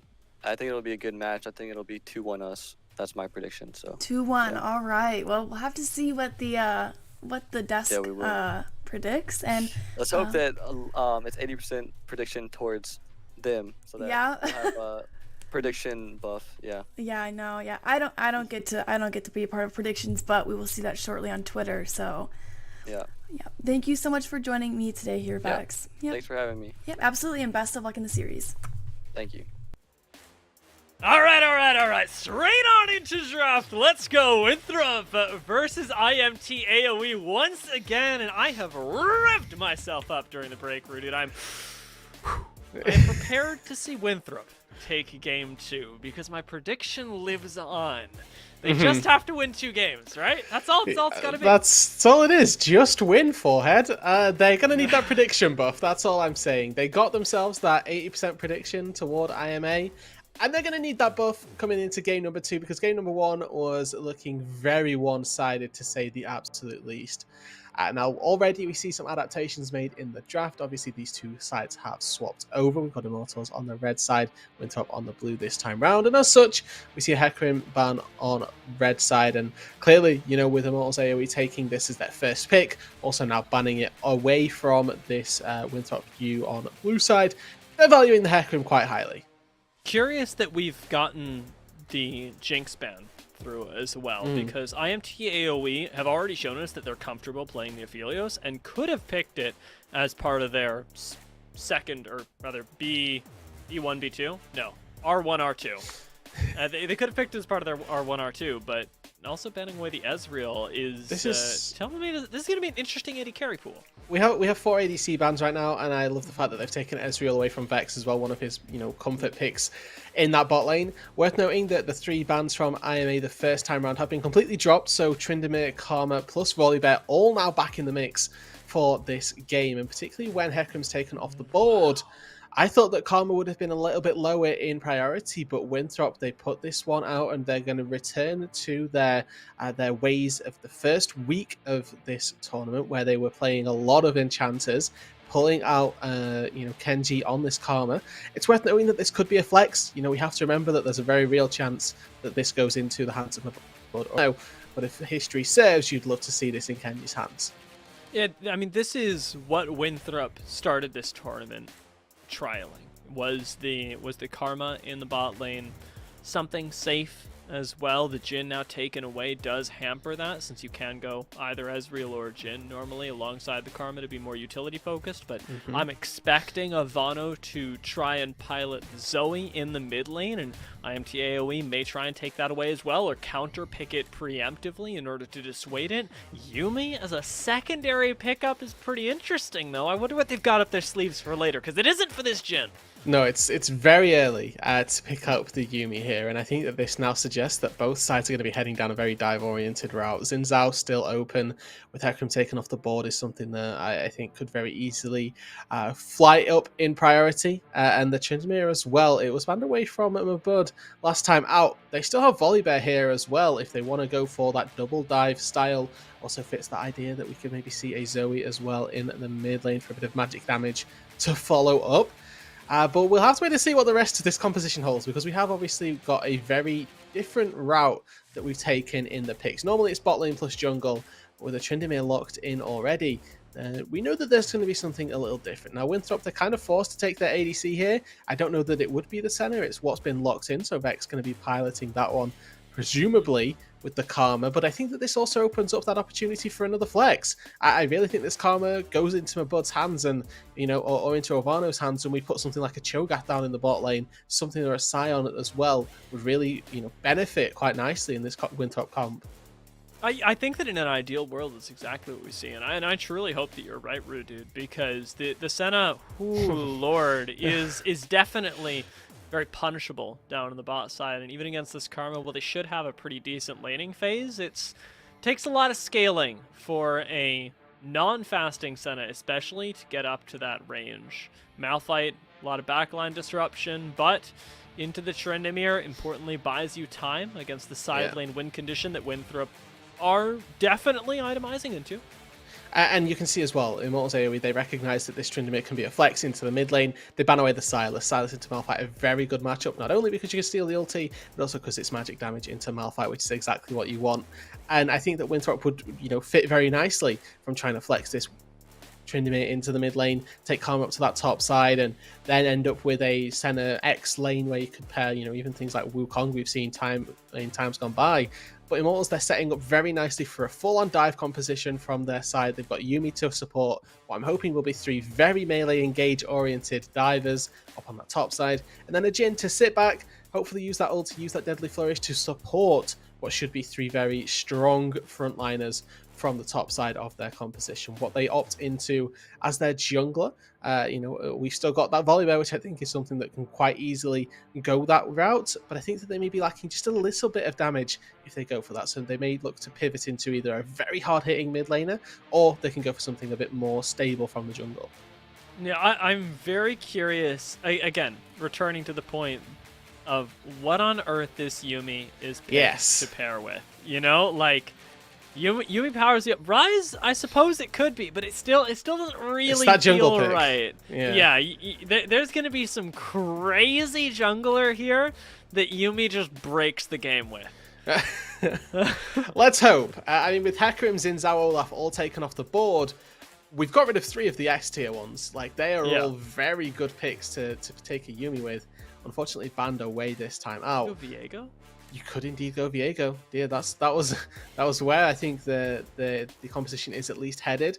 My concern with the Rise, at least in this instance, is you are potentially limiting what you can dive with. If you've got a triple dive threat, you'd be looking pretty good. 2 is a little worse, but still very doable. But I think that Rise as well is specifically preempting it could have been a Tryndamere flex, because Rise is a very good answer to mid lane Trynd. That at the very least is something to keep themselves safe from, and they may still choose to flex things around a little bit into the Ahri though. Ryze does have a lot more stability than other picks, even like the Malphite that could get whittled down. But what are IMTA going to give us? Is this going to be like the Nasus pick? No, it isn't. But it is still an excellent choice. It is. Getting those resets as well for the Viego is pretty much always going to be an X factor that you have to consider. The ability to take a team fight in a late game based off of one single reset pretty much can turn the tide of a fight in a single bout of just one person dying. But of course, going to be going diving with Anime Girl. That's a fairly lethal 2 versus 2 on the top side that you're battling up against, though. Jarvan plus Tryndamere, they've got a lot of early damage, a lot of early CC as well. But the concern, I think, for Winthrop is if Anime Girl builds Ninja Tabby and a Bramble Vest, that's 1900 gold, and he's good for 2 items on Mabud to just sit on those and be like, hey, you may be playing Tryndamere, but I've built these 2 items that are very cost effective. And particularly when he's got double AD topside to be battling up against, he's going to have a lot of value this game. Or going to get a lot of value even. And it essentially makes him ungankable, right? So if you're going to go topside, you've got to do it in your first clear, maybe 2, to get the most out of it. And even Chinese the most Jarvan is likely going to... What? Chinese Jarvan ganks. The LPL, they're renowned for going red into gank. That's what I'd love to see if they get. Sorry, a bit more context now if needed. You go, especially when you're on a blue side this time, a really unpredictable path as well. Sometimes that I think that Immortals are going to need to try and preempt. They certainly want to be looking to get some vision on Frost Forest early because you ask for these early ganks to put the Malphite down. Level 2. Perfect opportunity where you feel probably the safest as a top laner, whilst the enemy jungler is still just clearing even their first 3 camps. But I think that there is a real window for a level 2 opportunity for Winthrop. It does put a little bit of pressure on that gank, as in it has to work. Otherwise, Frost Forest has pretty much ruined his entire clear for it, or could see him set behind a little bit as well. Does work mean get a flash, or does work mean get a kill? What means level of work? Work means get a flash in this instance, because Mabud can very easily set up a wave, and you can deny this Malphite so much if you can just wave control the first 3 waves off of that at level 2 gank that you go for. And we're talking in very niche hypotheticals right now. This is one specific instance that has to play out, but go for it. They can really punish this Malphite early on and put a bit of pressure on the IMA squad, because we're looking at their composition. Typically, you don't want to play around a Jhin lane. He's very self-sufficient. Typically, Ryze as well in the early stages does have a lot of ability to gain priority, but up against an Ahri, may well struggle. And then you look to where what lane can Winston look to play through? And you're very limited because top lane's getting frozen on. The mid lane is going to be struggling just because of an Ahri counter pick that you've had, and then Jhin Yuumi as well. Maybe not going to be the best 2 versus 2 up against the likes of a Senna and a Karma, who are going to be looking to really poke you out in the early stages. Well, I gotta say, Rudude, it is sounding terrifying the way that we're framing it right now, but I gotta believe, right? There's still that piece of me that is absolutely ready for Winthrop to take this game, but it will take a mountainous effort. IMT AoE have set themselves up in a situation where Winthrop do have some early playmaking tools, but to see if they can make the best of them, we've got to see how the game plays out. Unfortunately, we're on the Rift right now to get a taste of it. Exactly, and my eyes immediately toward the Immortals AoE roster. What are they doing at this level 1? Do they get vision on Frost Forest? Are they going to be able to spot him out on any of his journeys through the early stages? Initial flag down, and no actual ward given, so no vision placed by the Winthrop jungler this time out. But a nice 5 point on all sides is just keeping stable vision on either end. Make sure that nobody gains that on either side. Boots start for Meech. He's taken the Ghost as well, and something that I'm a very big fan of. You take Ghost into the likes of a Tryndamere and an Ahri, who are going to look to use their mobility to run you down. You get that Ghost as a little bit of an extra boost for that, particularly when you have heal and exhaust from Trevor on this Yuumi. Yeah, I mean, even on the bot side, it's quite a bit of value into a lane with relatively low kill pressure, but a lot of poke. If you ever are in danger, there's a lot of slows from Winthrop that you now do not have to worry nearly as much about. Speaking of slows, we already see a few landing. As Winthrop look like they're going for a level 2 push, but it's going to take a little bit more, as Wave getting thinned out by Kenji and Vex is setting them up for potential success later. And this is the Boots start for Jin, but also Spectral Sickle start for Senna. So Vex is going to be this fasting Senna this time round, farming Kenji on the Karma. And this may mean that we see a little less roam-oriented style from Kenji, and certainly should.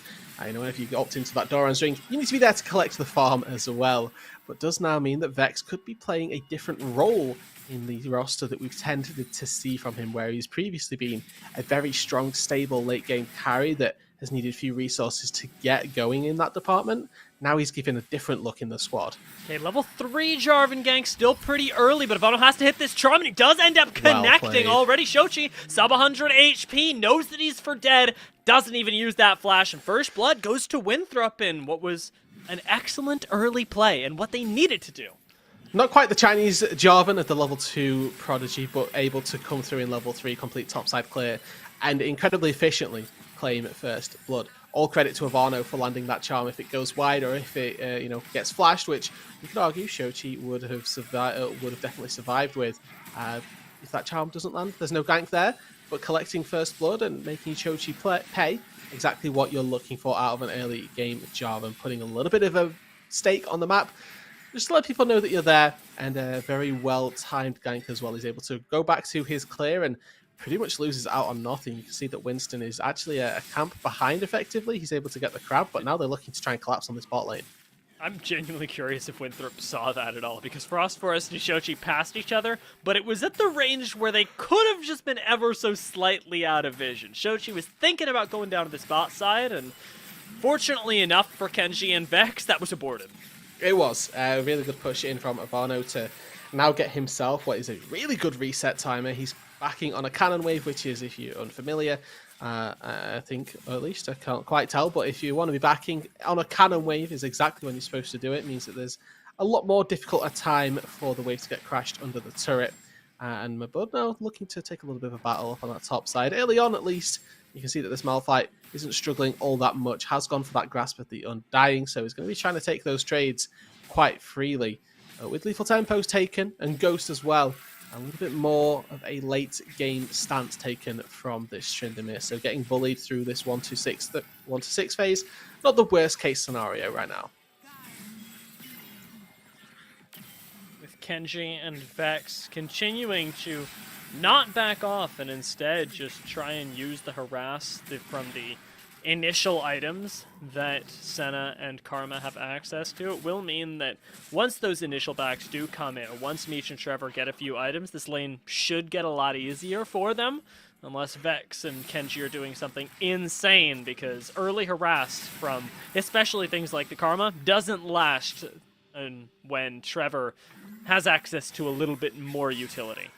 Yeah, and a little bit more mana as well. You can see running a little bit low on that department right now, trying to, worm it back there using the Yuumi passive about as best as possible to, get a little shield, get a little bit of mana back, hopefully too. Yeah, very nice and smooth for Trevor as well. Got to be said that keeping that Keystone is just, it is probably the best synergy of Keystone to champion that I could think of.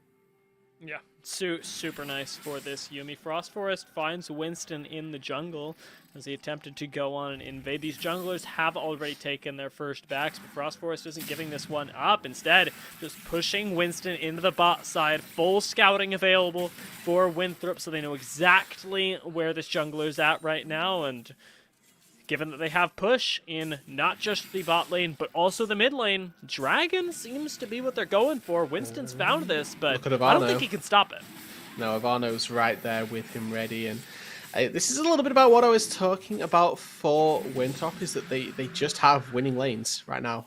These early Drakes, these early objectives, and pretty much whatever Frost Forest wants to do is going to be at the liberty, at his else. He's got free reign to do exactly as he pleases, and right now he pleases the dragon and wants to take that one down for himself. Really well played to collect on that. And it's one thing to have that priority. It's another to utilize it. Something that Frost Forest has clearly done so far in this game is just make sure that he can move about the map and use Ivano's priority in the mid lane to get first move, to get that first roam, and move out around the map to get some leads elsewhere.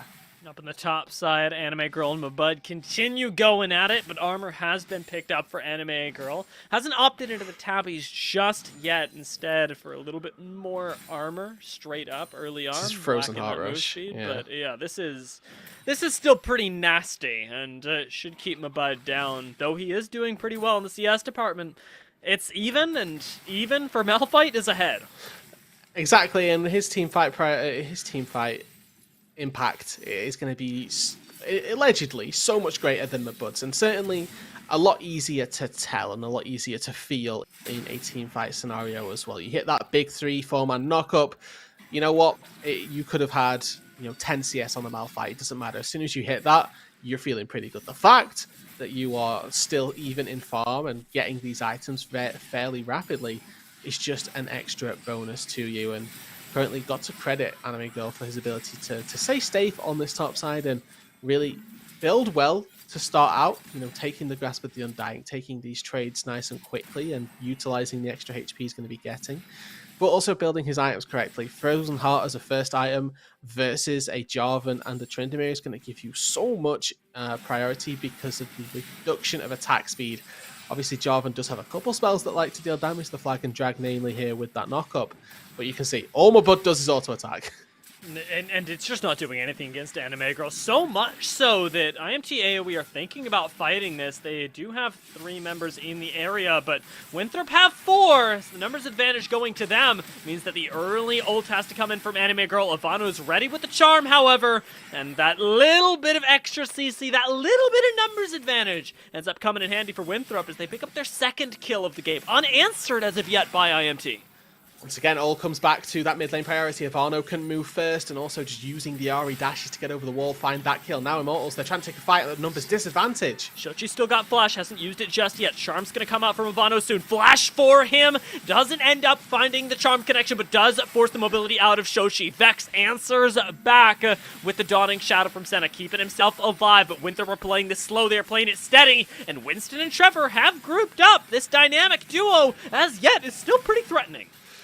This is that point where Yuumi really starts to have a lot of impact, the ability to heal somebody up off the back of a rough skirmish. This is still 5 members of Winthrop knocking about, gold lead in their favour. They have more items, but Curtain Call. Just opening it up, not finding anything too drastic yet. Already, we've got the Herald going down, we've got Shochi going down, and as Mabud takes to the front lines at this point, there's literally nobody that can be tankier. He's literally unkillable. Trevor doesn't get charmed there, does group up with Winston one more time, but it is all that Winston can do to keep people at bay. Right now, it's not even enough. Anime Girl ends up getting CC'd, getting taken down, but the answer is there. Meech picks up the kill onto Mabud, but now getting slowed down. He may just go down himself, flashes away. Frost Forest will make his graceful exit back into the forest, but 5-1, still looking pretty good for Winthrop. Winthrop take that fight. Really well played. They know that this Malphite doesn't have ulti. Anime Girl is just a walking sack of health right there. He's not able to really pump out any damage at all, and then you compare that to Mabud, who dashes on forward. 4-man mocking shout makes Immortals AoE just incredibly weak in terms of the damage they pump out as well. And yes, they have no vision trying to face check all of this as well, so it's just so difficult for Immortals to get anything going. Really good, nice ulti from Mabud as well. Keeps himself alive, well played. And then Winston gets himself a reset, but doesn't quite get the chance to heal on up. He dashes out at this instance, and then with this route connecting, you think that Winthrop are just going to start to roll over this fight, and they kind of do there. Get a couple kills, no hiccup of the soul for Winston, and this tag of the slow means that Meech has to flash as well now, and now the later stages of this early to mid game are going to be even harder for Immortals AoE. I need to call this out before we get any further, because we've already felt its impact. Kenji bought Oblivion Orb first, and initially I saw it and went, you know what, that's pretty good, it's nice for your laning phase, not sure how much it's going to matter. In that fight, it really mattered, because a multi-man queue stopped specifically Winston and Trevor from really having any impact in the fight. From taking over the fight, essentially. We don't need to sugarcoat this one here. Yumi at this stage in the game, and pretty much now she's out of the laning phase with that Bandle Glass Mirror, she's going to be an absolute menace. When she hits level 9 as well, even worse. Shochi getting charmed up, did lay down the exhaust, but Frost Forest does not give a flying Jarvan. He takes him down, and really, it's brutal in the mid lane. I would argue that Frost Forest gave exactly a flying Jarvan right there, and gave exactly that to get the kill. You know what? I think you're right. I think you're right. I'm getting a bit frazzled here by just the clean gameplay that we're getting. Down on the bot side, Meech did lay down the ultimate, but it only bought him a little bit of space, a little bit of time from what is otherwise a very oppressive duo. Oh, no. Because Kenshi and Vex are continuing to lay down the hurt, don't and even a need flying Jarvan has appeared once more. Doesn't end up really sticking around for too long either. As kills go down, Anime Girl teleports in, he goes down, Ivano gets a double kill, and you take me back to game 1, you say, based on this, who's on blue side? I'm telling you it's IMT AoE, but this is the Winthrop that we wanted.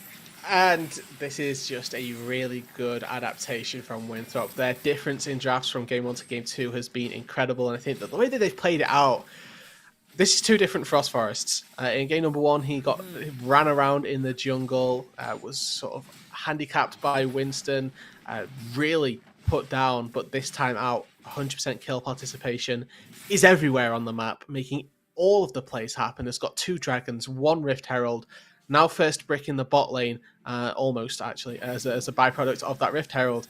Potential play up on this top side. Yeah, we've got plenty of people to keep Mabud in place. Still does have the Ghost, ends up burning it now, but now going on the aggressive as well. He's found Winston, he's not giving it up. Mabud may go down still, but Cataclysm gets a lane forward, and Shochi, sub 100 HP right now, is just waiting for Ivano to show up. Instead, the auto from Frostborn secures him, but it's still more kills going to Winthrop as they continually answer IMT AoE. 3 for 1 in the top side, and Winthrop are running away with game number 2, Dia. They want to flip the script. The prediction underdogs getting the buff they needed. They turn around the play on the top side, and what looks like a good stopwatch for Shochi only buys the time for Ivano to get in and pick up the kill and assist for himself. Realm Warp to start this one off, and really well played by Mabud, isolating one target at a time, and the Immortals AoE a little bit mismatched in their approach right there. They need to stick together in trying to take down this Tryndamere, and giving him any form of alone time is going to be very detrimental to you, as evidenced by that play on the top side. And Everfrost into Charm means that Ivano can very rarely miss those ones, but nevertheless taken down. And Miguel feels the suffering here of going full armor versus an Ahri who now has 10 stack Dark Seal. I require, yes, exactly that. A macro hard to guide me, because Ivano's been a pretty big monster this game as well. We've talked about Frost Forest, but the duo of he and Ivano have just decimated everything. And like you talked about, the Dark Seal, the Magi now is just continuing to demonstrate how terrifying this mid-jungle duo can be. A mid-jungle that has been silent for most of this tournament. Really good stuff to see the Dark Seal, fully upgraded, fully stacked, fully upgraded, and now we get to see where we go with this. This is that limbo stage of a Magi's where you take it because you think you're going to get more kills and that there's more. Quite right in thinking that. Those pops by Meech down on that bot side, they don't quite find the pick, but the next fight for Ivano is actually incredibly important. If he dies in it, it feels so bad to buy this Magi's. If he manages to find some kills and 4-0-4 in a game state where only 2 people have died on your team period, 15-16 minutes in, you value his chances, but there's always still that X factor. Rise Rune Prison, Yumi root up, potential knock up from Malphite as well.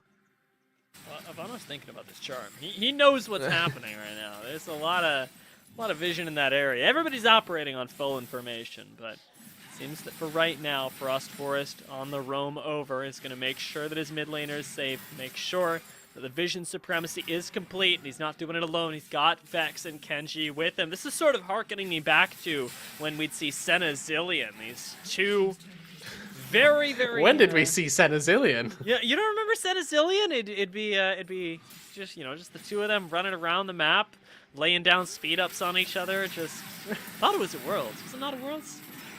Yeah, maybe. Might have been. Speed up sounds pretty cool though. You know, was Ivano. pretty scary.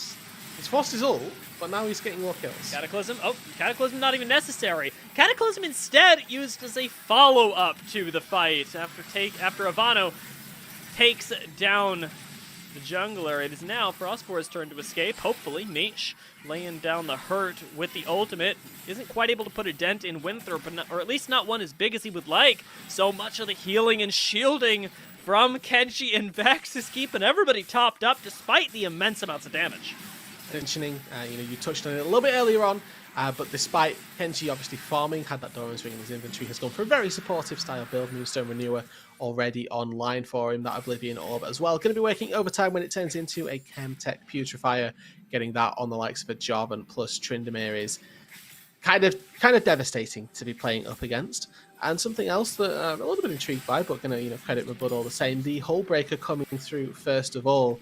Was maybe expecting to see the Kraken Slayer just to see him have some true damage versus Anime Girl, but he's got that side lane split push, and the only real way that he lost this side lane was when the minions get cleared out. So him having that Hullbreaker to give a little bit more durability to those siege minions actually makes perfect sense, because it gives him more time to wail away at those turrets instead of trying to wail away at this Malphite who is going to have an untold amount of HP. It just feels so bad for Anime Girl to literally just not even have the 1v1 really matter, because the minions are now terrifying, right? It's adding insult to the already injury and inconvenience that a Tryndamere is. Shochi, now committed to the side lane towards bot, is going to try and answer some of the pressure that Winthrop have, but the reality that you and I both have a complete understanding of is that you can't answer Tryndamere side lane. Not easily. It does require a lot of kiting, a lot of damage, and also a lot of patience, really, more so than anything else. Because Mabud also a level up over Anime Girl, a level up over anybody in this game. Now 2, in fact, off the back of that Cannon and dying. He's got support from Frost Forest, and Anime Girl has got ulti and flash, so dying here, not very likely. But Frost Forest, you can see, doesn't care. He's going to put the flag down for a bit of extra attack speed. I'd like to think, but they're going to try and just take this turret and ignore the Malphite. Yeah, tower's going to go down. Anime Girl does have ultimate, and there are people roaming up right now. Ult comes in, only finds Frost Forest for now. Flag and drag not available just yet, and in comes the Realm Warp. Mabud gives Frost Forest up for dead. The flag drag directly into Winston now gives the Viego that kill, but Mabud may still be able to get out. He's still got ultimate, so surely we're not diving this. It would appear they're going for it. The final chapter used. Let's find out how it goes. Mabud did use the ultimate already, a little bit preemptively into the healing and shielding. Kenji can't get to him instead. Mitch and Winston now focused on the Karma. But the war on multiple fronts is set to an end as Ivano comes in, finds the charm, finds the kill, and Winston and Trevor can't get on top of it. Instead, another charm connects, and Winston's forced to back away, albeit slowly.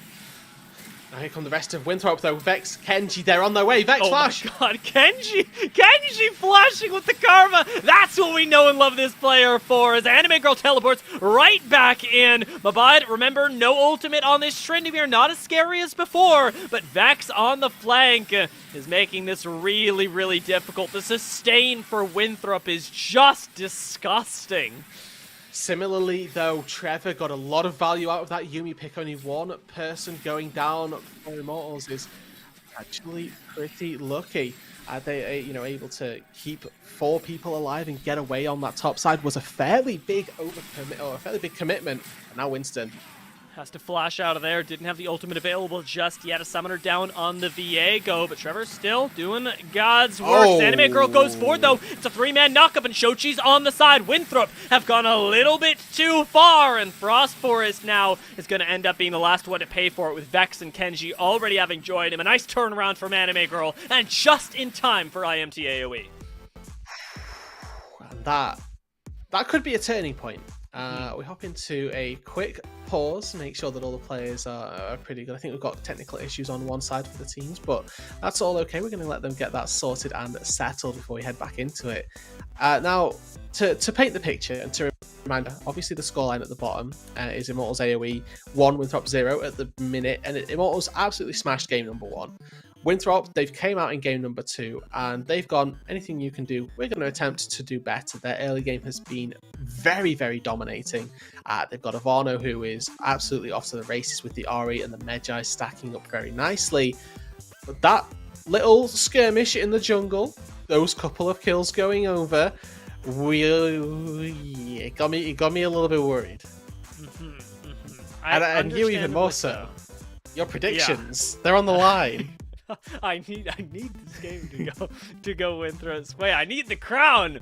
But as worried as I am, no, I'm just really worried. I was gonna say as worried as I am, I think they could do it. But even so, it's a difficult situation, especially against Yuumi Viego, because it's not like there's no scaling on the side of IMT AoE. If you give them these small opportunities, they'll get back into the game fully. Oh. God darn. That's a lot of damage. And Shochi as well being right there, just a nice little off angle for him to get into is a good precursor to what team fights could look like for this Immortals AoE squad. When you get Malphite into Rise, that's a lot of damage. And now with this Baron as well potentially being a reward. Ivano nowhere nearby, my bud. His ulti just now ticking back up, but I think that Immortals, they've got this. He's not going to go 1v5. I don't even think that this is sniffed out. I don't see pings from Winthrop or anything. They don't imagine that at 21 minutes, with objective bounties on the table, that this could go over to IMT AoE, but it does, and it evens up the gold significantly now. Only about 5,000 gold behind, and a reminder, with still an incredible amount of items being stacked up specifically on Winston. The combination of he and Trevor still absolutely devastating to any that may try and counter it. This could be fun, though. It could be. Ivano, a little bit sneaky. Now, importantly, look at the timer of that Drake. 30 seconds, and this is Soul for Winthrop. Now, the Ocean, not necessarily the greatest Soul this game in particular, but Immortals, they're just going to give this in favor of taking turrets. Anime Girl now, has ult. 2 seconds from now. There we go. Now. One thing they can do is just move as 5. Force a fight, 5 versus 4. Yes, my bud will have a slight flank angle, but if you go in together, you can force Prio in the river. Charm's gone wide. Jin ult to open things up. Instantly cancelled by Meech, or almost instantly. Ivano. Frost Forest on the flank right now. Looks like they are trying to find this fox in the forest, but just a little bit of poke being laid down by Winthrop as they try and find their angle into the fight. Anime Girl, though, Anime Girl's the one you have to look out for, because when Anime Girl starts a fight, somebody's dying. Keep your eyes on Winston as well. He's got to play this really difficult job between trying to jockey the Drake and make sure he's in position, but also marking Mabuda, making sure there's no free access to Meech for this Tryndamere. Most likely he's going to get priority to try and push in this mid wave as well. But the Drake being taken down, you can see Winston needs to get over here. Anime Girl's looking for the angle, wants to find Vex and Kenji in the back line, but may have to settle for Frost Forest in the front. 2,000 gold left, and a big chunk comes down onto Anime Girl. Objective Banner goes over to Winston as they claim the dragon, but Anime Girl is going to end up going down to Ivano. Frost Forest is still alive on this Jarvan, and Ivano joins him, taking down another kill, taking down Winston, looking for Meat. A triple kill for Ivano, and Trevor is the courtesy quadra that goes over as the cleanup on Yuumi completes the ace for Winthrop and puts them right back in the driver's seat. Oh, and finally there, it's Winthrop that come away with the fight. All of the build-up around the dragon leading to what was a 5-0 in their favor. They can get an inhib out of this, they're going to be sitting very pretty. They don't get the soul, and with no Baron on the table, turrets are going to be the only things that they can really utilize right now. I think that this turret going down, probably going to be it. Death timers about elapsed. That means that Winthrop, they get the big win, they get those kills back, and they sort of reaffirm themselves in this position of the game. And that initial chunk off of Ivano pretty much sets all of this up. Anime Girl forced to go in on 40% HP, really does not feel good for the Malphite, and then Ivano's just untouched. And from this point, you can just tell Immortals AoE their lead goal is to retreat. You just can't retreat from New Ari. It's just not possible. Frost Forest and Ivano, again, returning to this duo, just play that so well, with Ivano putting in the DPS and Frost Forest splitting the fight, pulling the focus, getting out alive at the end of all of that. We've gone from a 5,000 gold lead going into that for Winthrop to a 10,000 gold lead, and that's a game state that IMT AoE were coming back from, but now... Yep. Now you're just terrified. However, I will say, Soul was denied, right? So IMT AoE have guaranteed themselves at least another 5 minutes in this game.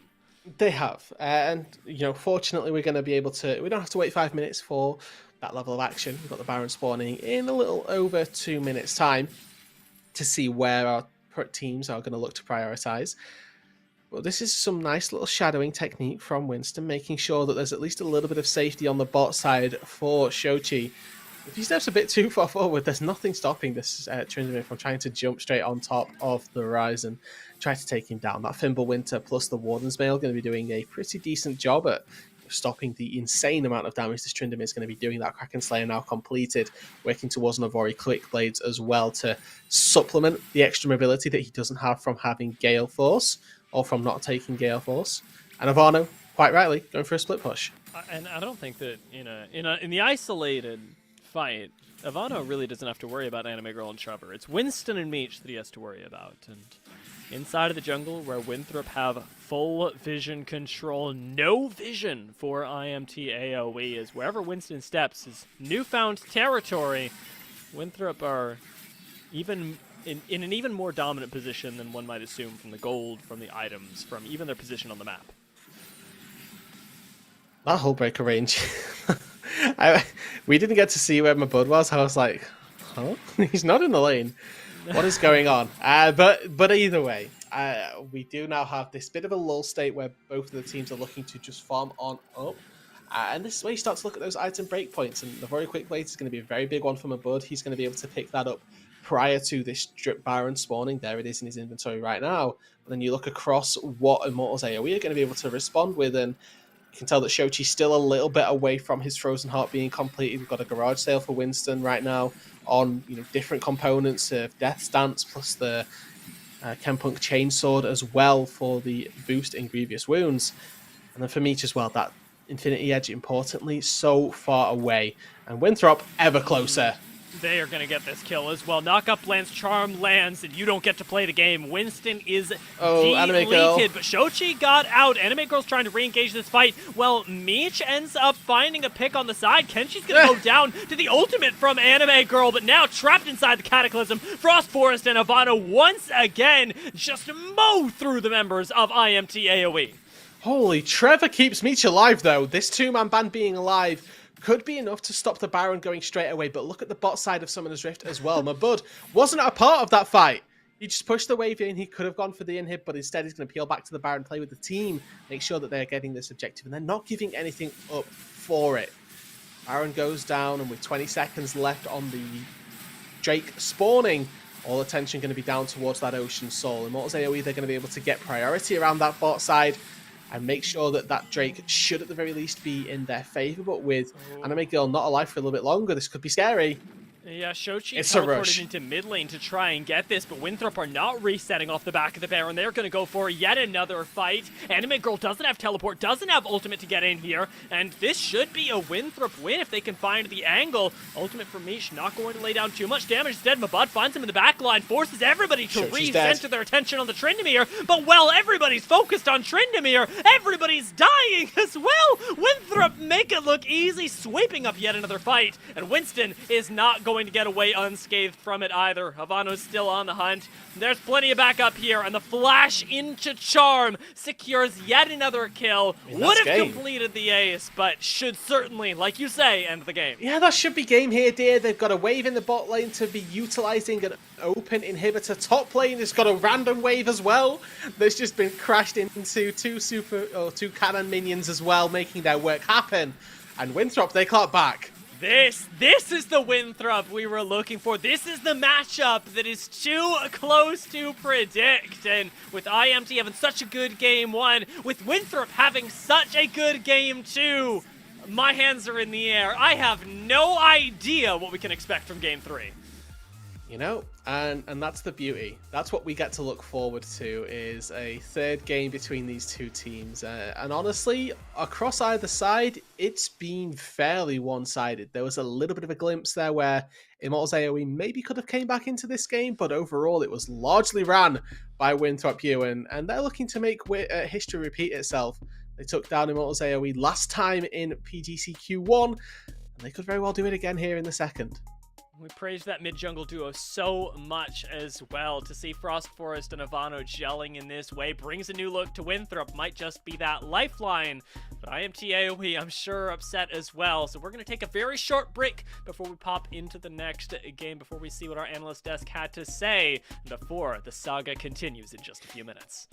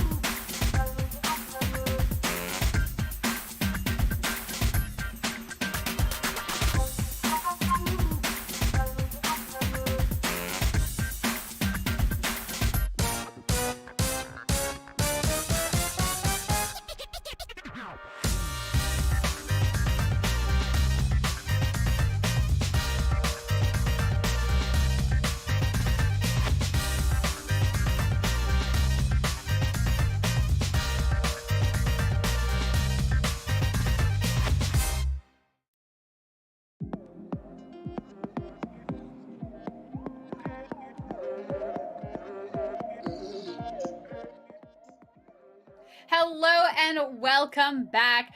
The saga continues between Immortals AoE and Winthrop as they're able to take the second game in a very strong fashion, really unlike what we saw in that first game, you two. Yeah, it was definitely a different change of pace for, yeah.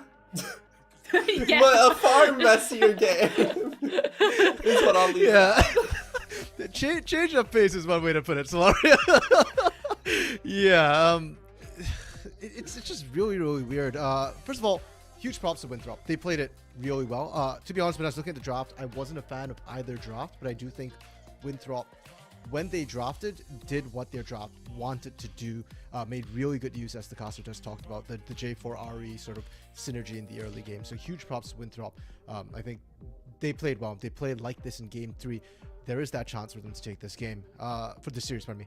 But Immortals AoE, my goodness. This is why I predicted a 2-1, despite being a fan of IMT AoE. It's because they do things like this here, where I don't know what happened with the draft.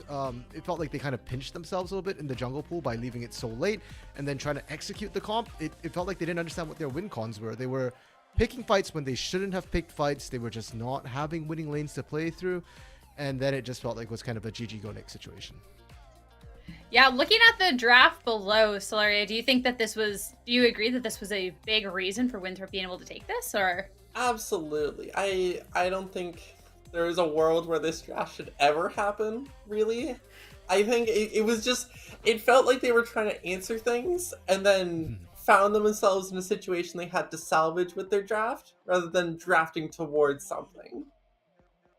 That makes sense. And Immortals letting a Tryndamere through, and I think they regretted that one a little bit. I have to say, RMC, there's no way that happens again in Game 3, right? No, you gotta respect Mabud, man. This guy has been a huge carry in all the series. You give him the Tryndamere, and suddenly the rest of Winthrop don't have to throw resources to that top lane at all, and Mabud would just win it anyways. I mean, props to Anime Grow for the early game. The fact, like Dia mentioned, if Malphite is even, Malphite is winning, and Malphite was even for most of the laning phase, but you could see that, eventually it breaks, right? The Malphite can hold the lane. You're great for team fights, but in the 1v1, you're just not winning that. Tryndamere will outsplit push, outmatch you, eventually outskill you. Yeah, for sure. But then looking back over the replays and Immortals taking the loss in this series, I'd love if y'all could break this down as our first replay about to roll. Whoever wants to be taking this one, take the floor.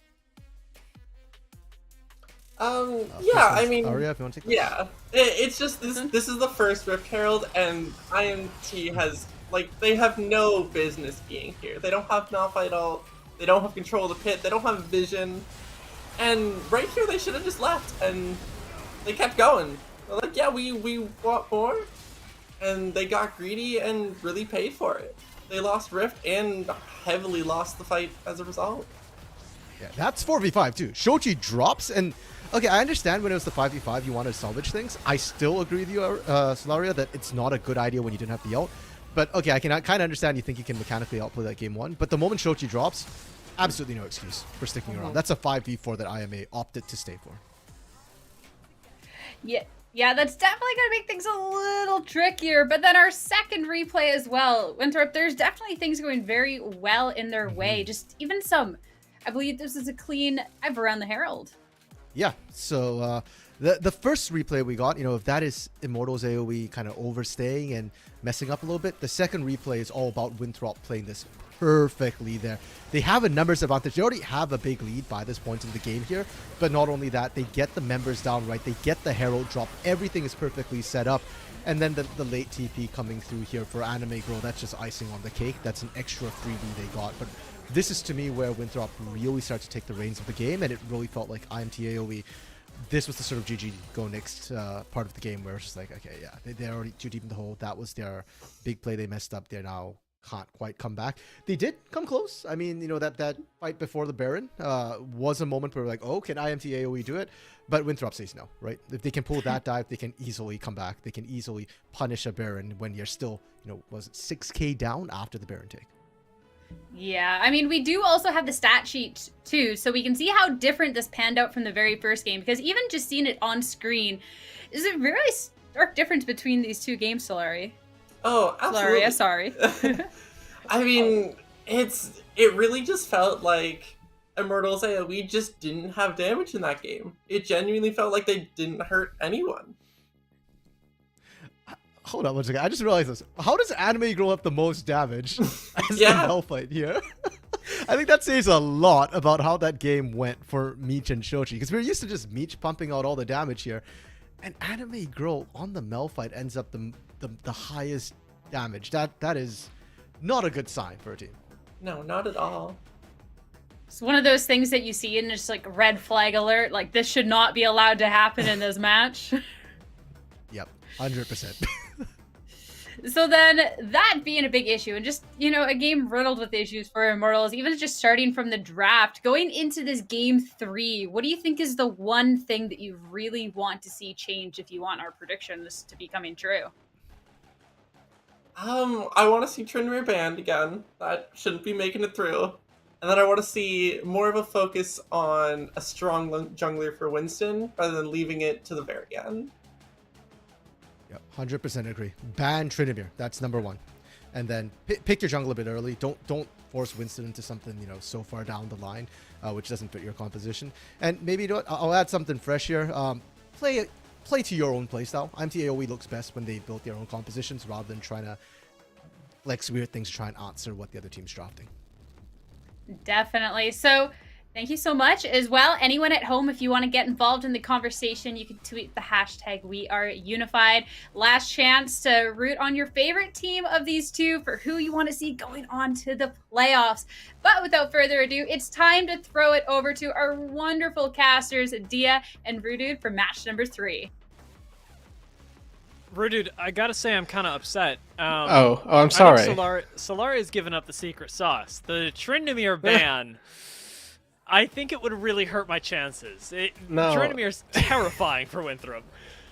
Now, we forgot to tell Solari that you can't leak the script before inviting her onto the show. And unfortunately, it would appear that memo didn't get reached. No. But either way, it's a good notion, and I think it's one that we can share as well. Ban Tryndamere. I want to also preface and add as well that I think they should be playing to Meech. I don't think there's anything wrong with saying that Meech is a very good top-tier ADC in the amateur circuit, and playing to him, giving him resources, is really what this composition and what this team of players can find success with. We saw it in game number 1, right? He took over on the Aphelios, and if he gets something with a little bit more prio, I expect it to happen once again. Now, these two teams, they swapped back. It's Immortals AoE back on blue side. Tryndamere's gone. Back on red side. And yeah, as expected, as anticipated, and as it should be here, Tryndamere is taken away. Yeah. I am surprised that Winthrop are consistently the ones banning Zeri. I know that they did it when they were on blue side as well, and it caught me a little bit off guard, but clearly something that is strong that isn't quite in their wheelhouse yet, and that's something that I think we can keep our eyes on for Winthrop in the future, and even within this game, as to how much that sort of loss of a ban impacts them. And now, for the remainder of these bans, we are just running straight back to game number 1 here.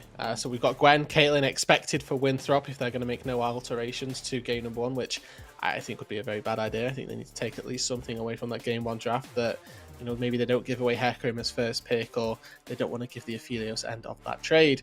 But Immortals AoE so far, they've stuck to the first 2 that they went for pretty much throughout, and what they went for in the first game of the night. Volibear here is the expected ban on 3. If they're going to stick tried and true to what they went for in the first game. But I think that playing toward your AD carry, toward Meech, allowing him to have a real resolute way to carry this team, and not sticking him on Jhin duty is pretty much the best way to go about it. I have a question for you. Are we counterpicking on Winthrop? Are we counterpicking for Ivano or for Mabud?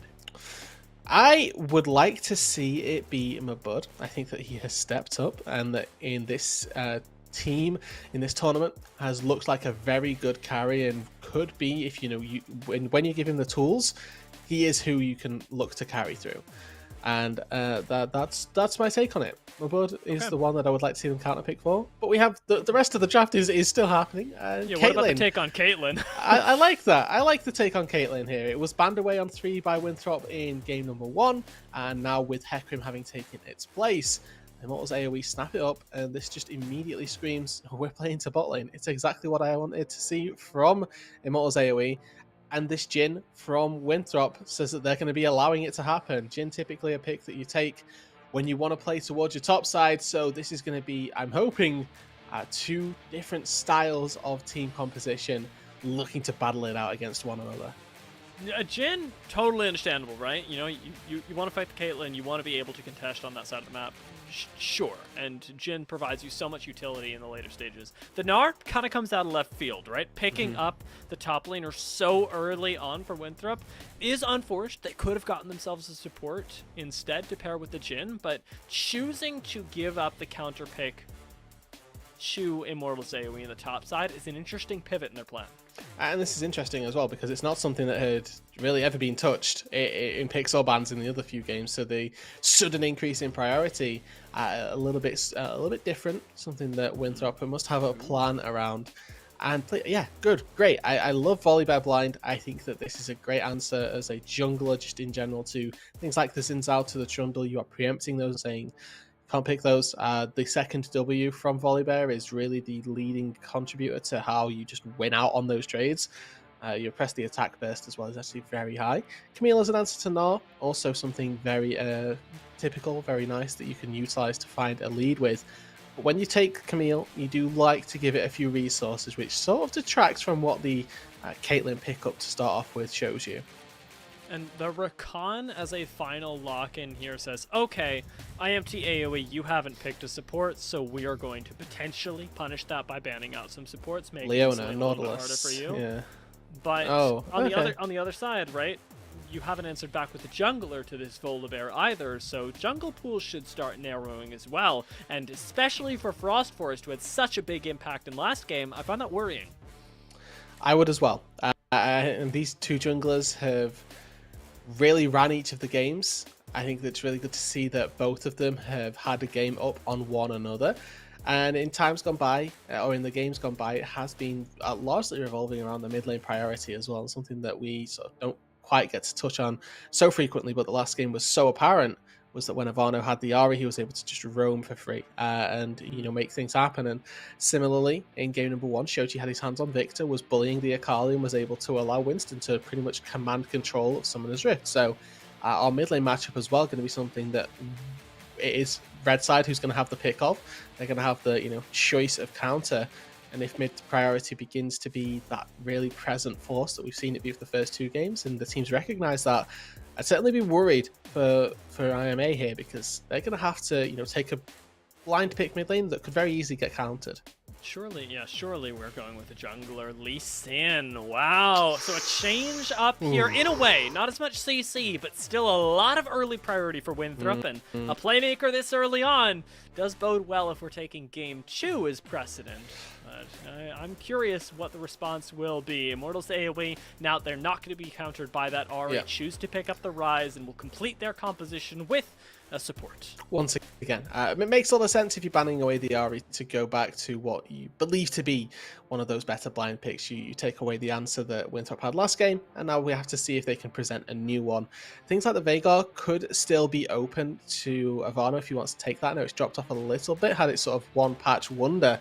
But does do fairly well into the Rise. And dear, I'm gonna adjust what is my going on? What on earth is happening picks. right now? Like, Let's go. Yeah. I mean, we've still got Ivano. Ivano has a lot of spicy picks sort of lined up in situations quite like this, and I'd be interested to see which one comes out. Remember, this is the tournament lives that these guys are battling for. If you're not going to pull it out now, you literally have no other time to do so. It all is going to come down to this 5th pick and how well it answers the composition from IMT AoE. I actually don't mind the Sylas, but it is typically not a hyper carry, right? This is still an investment in the early mid game. I quite like Sylas as the game gets later and later. Okay. Personally, anyway, we'll have to see what Ivano can do with this pick. I'm looking at the ultis, and there's only really 3 that are game-changing in terms of stealing. Whenever you look at the mid matchup of Sylas into Rise, you kind of think, I steal Rise ulti. Cool. Like, that's so-so. Now I can relocate. Yeah, cool. Sorry, that tickled me. But Tempered Fate is the best ultimate in the game, period. And having 2 of those in a match is going to be A, chaotic as heck, and B, very entertaining to see who's going to be able to utilize it more. Because the reason it's the best ultimate in the game is because it can either win you or lose you your game pretty much off of alone. So I think that this all of a sudden just adds a ton of engage potential to both squads, because having Bard on one side means you can pick somebody out. Bard into Jhin in particular is actually a very good matchup for Bard versus ADC. If you pop up the Curtain Call, you can match that with Tempered Fate in case that situation arises. And there are plenty of other reasons that the Bard tends to do pretty well. The ability to stymie engages, particularly of melee champions, he does very well into this Nara and Lee Sin. If you can find that stun at correct timing on their entry, they're going to look like donuts just jumping in and dying. Yeah, this is going to be difficult for IMT to play around, for Winthrop to play around, because of specifically the support matchup, and we look everywhere else as well, and things don't exactly get easier up towards the top side specifically, because you have a world where Anime Girl, especially if IMT AoE get ahead, if they're able to commit resources into this Camille, can start decimating this Nara as well. This is a counter pick, and Camille into Mini Gnar specifically is not a matchup that I envy, right? It is about being able to balance out the Mega, and this is something that Mabut isn't known for. Mabut is known for being able to split push into Oblivion, being able to control the team fights and the macro in this way with somebody who's incredibly strong, who's a hyper carry in the sense of damage, but the Gnar, well, Gnar can split push, doesn't exactly fall into that category.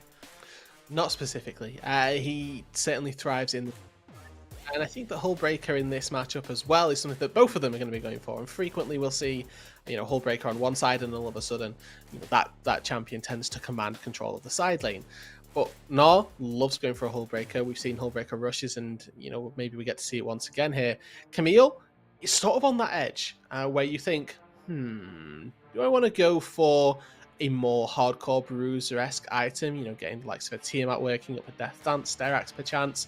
Or do I look to go and match that Hullbreaker? Because there are items that give Camille a little more flexibility in terms of what she can look to accomplish. But if you're going into a Hullbreaker matchup, I think that you kind of have to bite the bullet and say, okay, maybe I'll dial back the flexibility in terms of what I can do, but also I'll just be able to split push and match this Gnar now. Now, for all the focus that we have on top side, I was taking a look at the compositions as we loaded in, and one of the other things that stands out to me is the incredible potential for level 6 on IMT AoE to very quickly take everyone to the bot side. So Vex and Kenji are going to have a much harder game if that is in fact the plan. Exactly, and well, okay. I think that he got spotted there. Yeah, definitely got spotted. There's a load of pings. But Trevor, nicely just spotting out the invade from Winthrop is going to allow Winston to move up to the top side, put that ward down in response. And as a quick side note, my Summoner Speldeer, and you may be aware of this, until very recently on my main account, was actually Souls and Chimes. And as a Bard aficionado myself, I get to give Trevor a bonus point for running the only acceptable Bard skin. It's pretty cool, actually. I was noticing that as well. I was like, what skin Snow is Day, that? This is Snow nice. Day Bard. Oh, that might actually be Bard. This is Bard Bard. This is the new one? No, this is the bee skin Bard. Yeah. This is the new one. I thought it was Snow Day Bard, but golden. But this is new Bard. This is even. We're getting new Bard tech. New Bard skin tech. Yeah. Well, as we know, skins equals wins. So true. If this wins here, it's meta now. Now, dear. Are you familiar with the concept of spins equals wins? Spin? Yes. The Garen philosophy. Yeah. Now, where on the scale... true as well, yeah. Now, where do we equate skins to spins? Where do we equate skin? I don't know. What is this? So if I have a skin, but I also spin, who wins? I think the skin spinner. I think we've got lost. I've got lost. Yeah. Let's pull it back. I think it's Silas, right? That's where it's Silas. Yeah, because Silas, he has a skin and he also spins. He does. So he probably wins the Bard matchup if he's in the mid lane. In a 1v1. Yeah. So I think Silas We're wins. saying that Ivano versus Trevor is distinctly Ivano favored in this particular matchup. Yeah, exactly. Due to the nature of spinning arms. Exactly. That's what I think. He does spin, right? Because it's. I don't know that he spins. It's not called a spin. It's like the ability, the passive is Petrocyte Burst. So I feel like he also might just flail. Yeah, I think that's more appropriate. Which is in which case it doesn't rhyme and therefore doesn't have any merit in this conversation. And that means Bard wins. Well, but they've both got a skin. Yeah, Bard's skin is cool. Okay, we got to talk about the game. We really got to dial in. The junglers are almost done with their clears, and I'm still trying to figure out what we're talking about. This is because Winston is going to tell us what to talk about now with a YOLO invade into the jungle. You can get the 2 small wolves as well. That's never mind. He Frost Forest picked him up. He could have gotten them, but instead he was like, "I'm gonna kill you, Frost Forest." So what I want to harken back to is that this entire series has been built about the junglers and how well they've been able to go about their business, and largely that has revolved around how well the mid laners have been playing, and not necessarily how well they've been playing, but rather who's had push in the early stages of the game. Right there, we got to see a bit of a glimpse of it once again. Shochi on this rise has push in the mid lane. He forces in a wave, moves into the jungle, and helps Winston try and claim a bit of priority. Does it go well? Do they get the camp? No, but you get to see what this IMA squad is going to look to do and what both of these teams have looked to accomplish throughout the duration of the series. Shoshi is hovering towards the bot side as well, as Frost Forest is just cleared into the mid lane, is trying to take a fight. We do have the initial jump onto him from Ivano. Shoshi's out of mana, but as soon as he disappears into Fog of War, Winthrop can't follow it up anymore. Instead, they're the ones being followed up on in the bot side. Vex flashing away is going to eat a clap of thunder underneath the tower, and the Peacemaker sends him to the grave. First blood going to IMT AoE.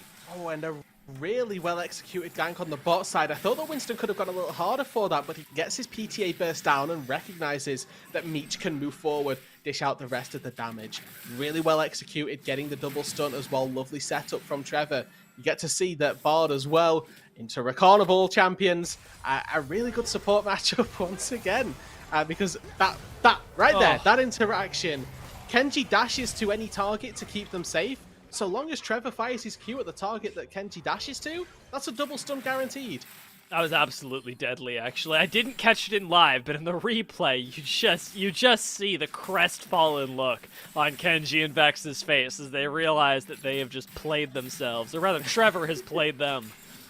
Exactly, and you know, Kenji now has this game of chicken where he never wants to shield his allies, but he wants to shield his allies for fear of, you know, Trevor catching out with that Cosmic Binding.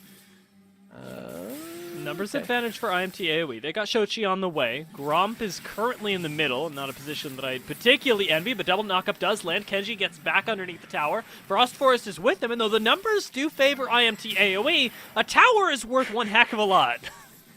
It is. That's a lot of damage going to be putting out, and also little side note that made me happy that Trevor was the only one remembered that he was playing Bard. The rest of the team, like absolute non-Bard having peasants, take the blast cone, and Trevor, like the absolute man of space time that he is, takes the journey through the wall. Yeah, this guy is exploring new aspects to the Rift, and everybody else are unenlightened. For right now, though, there's going to be some enlightening done towards this bot side, as Vex can't really play the game. Flash from Winston does keep him locked down for long enough that he dies, and Shochi, following up on a solo dive, does do quite a bit of damage, but takes quite a bit himself. And no shadowing, unfortunately, from Frost Forest. And the second time round, Winston able to find another successful gank. The tier 2 boots for Vex. Unfortunately, not enough to get him out to safety. Burning the flash to take down this Jhin proves very valuable and a very successful attempt once again for the IMT AoE jungle into bot lane. And remember, dear, this is exactly what I said, right? Play toward Meech. Meech good. Meech carry. And now they've given him 2 kills in the bot lane. He's setting himself up to do that. Waves not particularly well matched in the mid lane necessarily, but still, it's going well so far for IMT AoE, and if they can collapse on this as well. Frost Forest, oh lord, he's in such a world of hurt right now. Going to go down as Kenji tried to save him, but there goes the magical journey, and this might not be over. IMT AoE can look for war. The double jump from Abud taking Winthrop out to safety, and that double jump, interestingly enough, is something that I was thinking about just before this play as well, is a potential point of safety for Winthrop if they do get later into this game, and if Meech is as much trouble as he was in Game 1. Well, we will have to see if that double jump ends up being the sort of be-all and end-all, the saving grace for IMT AoE, because for right now, they've done a very good job at collapsing on that rogue play into the jungle from Frost Forest, and also at just generating advantages for themselves. You can't particularly say that in either case, Vex and Kenji were, particularly mispositioned. They're, sat about 5 to 10 away from their turret. All of a sudden, just Bard portal through the wall, and you're getting taken down by volley bear flashes, by good stuns coming through as well from Trevor. So, a really good start to this early game from Immortals AoE. And if history repeats itself here, champ teams that take the early game have taken the game just by storm. Now, it feels different this game. It does, and I think it's just because of the playmaking tools on Winthrop, right? We've got the Lee Sin hitting level 6, and especially there, he does demand a lot of respect with the mispositioning that he can give to you with the kick. The gold, though, that we take a look at on the left of your screen, still definitely far and away in favor of IMT AoE, and it isn't just for Meech, who's been paid a lot of attention. Oh. Anime Girl as well, pulling out to the front. Yeah, I mean, IMT AoE just got like a couple waves on the top and mid lane, and all of a sudden the whole balance of order kind of ruins itself. And now Frost Forest once again in trouble. Gonna have to use the kick if he wants to get out of this live, but even that may not be enough. Safeguard over the wall preserves the Dragon's Rage. And Frost Forest, it's a miracle that he's been able to survive that. Vex, perhaps not so lucky, especially if we go bot side again. Frost Forest has already been pushed back. There isn't a whole lot of sustain for him, and IMT AoE are thinking about, or at least suggesting that they may dive. And once again, another positive interaction between these champions, particularly on the bot side, as Frost Forest now in trouble. Yeah, he's got a little bit of help on the way, but he's chunked out pretty significantly before then. Not going to follow Anime Girl, but instead a Realm Warp will interrupt this Rift Herald once again. A 3 versus 2. Oh, but no. Zavano has to get out over the wall. He does take the Volibear ult to do so, and it's cooldown's burn on the side of Winthrop just to keep themselves on the Rift. And IMT AoE are doing not just that, but taking objectives as well. Yeah, Rift Herald will reset, and I wonder if it's not going to dissuade them. They're going to still take the time out to take the objective. But again, as you mentioned, and I think this is such a really important part of it, is that they take these cooldowns for nothing to disengage. Now they could look to try and find a way back into a fight, but Immortals AoE, they peel down as Winthrop coming from the top. Mabud's almost mega right now, and if he hits that at the right time, if he gets that frame-perfect Gnar ultimate, Winthrop could do a lot. It's enough to push IMT AoE away. It's enough to keep this Rift Herald alive, but a Tempered Fate goes down in the mid lane. Flash. As Mabud keeps the wave pushing in topside. Doesn't look like this ended up resulting in anything but, like you talked about, that summoner spell from Avano. Yeah, so Avano keeps himself alive, and really good timing from Trevor. Recognizes that the cooldowns have been expended on the wave, and then the flash is what has to be burned instead. And, you know, really well played by Avano as well to recognize not necessarily the mistake, but that this is how I have to get away. And that moving forward, he's maybe going to have to be a bit more cognizant of Bard positioning. Now, all of this Rift Herald antics is on a ward. You see that really nice one spotted on the outside of the pit. Avano here to try and change the course of how this Rift Herald goes down. Meech is here. There's a lot of gold on this carry, but will he be able to get into the fight right now? Meech is laying down autos from the side. Nobody's focusing him, and as a result, Avano gets deleted. Meech still continuing to be unleashed, is throwing damage into Winthrop unanswered, and as a result, again, we just get more people wiped off the Rift. Winthrop try and contest the Rift Herald, and they pay for it dearly. An ace at the 11-minute mark. 5 for 1, dear. It's Shochi, the sacrificial rune mage, that goes down. But Winthrop losing all 5 members, and you couldn't have hit it better. Meech comes into the fight. Look at the item discrepancy. Mythic versus no mythic. It may not seem like a lot, but it is more than enough to be the difference, as Meech is going to get funneled once again. A first brick in back pocket, and this time it's the mid lane. So much gold, and that mid lane tower that did just go down does so much more. We'll get a chance to talk about that after the replay, though, as we take a look at how this unfolded once again. Something that Caitlyn is going to love is the amount of Tempered Fates available, because Caitlyn into stasis, you just get free traps, and that is free damage and free headshots for you. So just getting a bit of a precursor to that as well here, and then just the follow-up from the Immortals AoE squad is more than enough to find themselves 5 kills. The one going down in response, and now Shochi. This could be the play. Tempered Fate stops it for a moment. Shochi doesn't have an escape to get out, though, and Frost Forest just does come right back. Magical journey from Trevor. This guy, you knew the whole time. I doubt I'm a Bard main. I knew. Exactly. You know what's up. Trap has come down, though. Frost Forest almost dies. Meech gets knocked up. This could also be really important as Charm brings him a little bit further forward, but again, underneath the tower, using that Gale Force, Meech turns it around in the 2 versus 3, and now Winston may take down Kenji. Trevor's the one that picks up the kill, but Winthrop are left without answers left right time and time again. They're all spacing so beautifully. Immortals AoE are playing these team fights not just very well in terms of putting the right people in the right place, but mechanically. Their movement and just the pure clicks are doing so well. But doesn't have Veganar here either. Nice flash underneath the tower saves him from the death that time around. But Anime Girl and Shochi may not be done yet. Anime Girl's proxying the wave. They should have hook shot available once more. Shochi tanks up the tower, and just like that, 2 versus 1 on the top side results in yet another kill for an already incredibly far ahead IMT AoE. Oh, could Trevor get away? Oh god, Trevor's too good. Trevor's too good. Does get rooted up though. Kenji gets this knock up. Frost Force goes underneath the tower, and the kill answered back just as Vex goes down. Frost Force gets dunked in as well from the Cataclysm, and now it is just terrifying as IMT AoE. Like you say, get away with illegal stuff. Meech manages to survive, and it is catastrophic what happens in the bot side. Once again, just another collapse from Immortals AoE that comes out in their favor.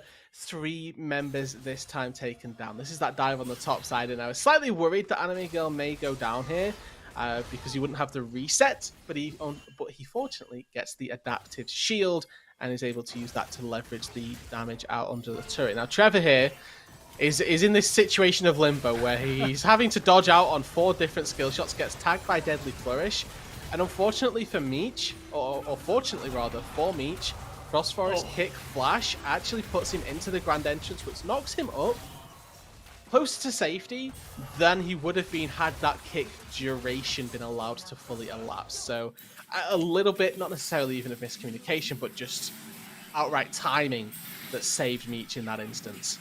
It's difficult, and it gets more difficult towards the bot side as well. As a nice dodge on a bit of CC from Anime Girl. It keeps him alive for a little bit more time, maybe completely, if he's able to dodge all these. 1, 2, 3 bullets. 4th, gonna connect, but it isn't enough. This Jhin is not far enough ahead for that to seal his fate. Yeah, I thought I thought Thor shot there was for sure gonna kill, but plated steel caps versus no mythic even for Vex. This Jhin is really far behind at this point, and now could be even further with Winston. I'm doing this. Anime Girl could die here. Kenji's on Meech the chase, top but lane. Vex. And Shochi's backing. Surely not. And Trevor is here. That's the real scary thing. Trevor finds another Frost stun. Forest. I don't Good believe kick. Tempered Fate's available. Instead, Mabud gets involved in the fight. There it is. 4 people caught in the middle of time. Anime Girl picks up the kill. Ivano joins in, however. And IMT AoE should lose another member. Wow. Winston's able to claw his way through 4 members to find Frost Forest. But still, the kills do go over to Winthrop. Let's hope it's worth it. It's a 2 for 2, dear. And look at the top lane. Meech is once again stacking up gold. That's 600 gold from an in turret. That's 2 kills that he gets without having to participate in a fight. Anime Girl dashing in again. There's another difficult situation, though. Anime Girl gets flashed on this time around, and Ivano, not quite able to do the work in time, does eventually get the shutdown, as Vex continues to collect waves toward this bot side. But I want to take a second, Rude Dude, and I want to not just macro hard, I want to macro harder. I want to take a look at that gold once again to see how ridiculously far ahead Meech is at this point. Oh my god! Woo! Mo! That's terrifying. Cries in weak side. That's what this is right now. Vex has been, fair enough, left on an island here, but he's down 3,500 gold. That's an entire item. That's an entire Infinity Edge. Now, granted, Meech doesn't have one of those yet, but he will do soon because he's got an extra Infinity Edge's worth of gold in his inventory. He is almost a third of his team's gold. How, Gold share, baby. Let's go.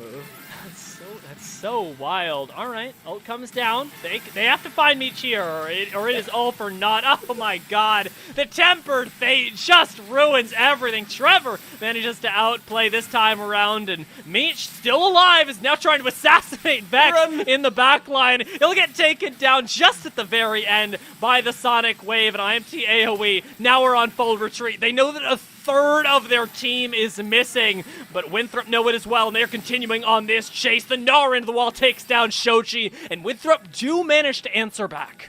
Really good fight from Winthrop University. They're able to take down the fed and really good positioning by Frost Forest, by Mabud, to zone this Caitlyn into a spot where she has nowhere to run to. Cloud Drake is going to be their prize, getting another objective on the board, putting them at 2-1 up. It's The fed Caitlyn, who, if I may remind you, was trying to assassinate the Jhin. That says a lot about how confident Meech is. Yeah, so this is engage number 1, and then that Tempered Fate, is good enough to reset. Really good positioning from Meech as well. Dodges Frost Forest about as best as he can until, Frost Forest cheats, uses Ward Hop to get in and kick Caitlyn in. How dare he? And ultimately, does take the Caitlyn down. Vex as well, positioning throughout this team fight is actually incredible. He can be 1-4 all he likes. That doesn't stop him from being able to position incredibly well. And then that stun from Trevor, unfortunately baiting Shochi just a little bit there. Wants to go back for an extra EQ. Unfortunately, it is to his own demise. And now we're both down on this bot side. He doesn't have Hull Breaker, so that split push not particularly enticing just yet. But what he does have is 3 other members of his team. Exactly, so really... It's pretty good. Not afraid of too much, yeah. Especially not at this point, the singular Rise, who doesn't really have the ability to get on top of him in the same way that Anime Girl does. What do you prefer, 1 buffed cannon minion or 3 other members of your team? No, I don't know about you.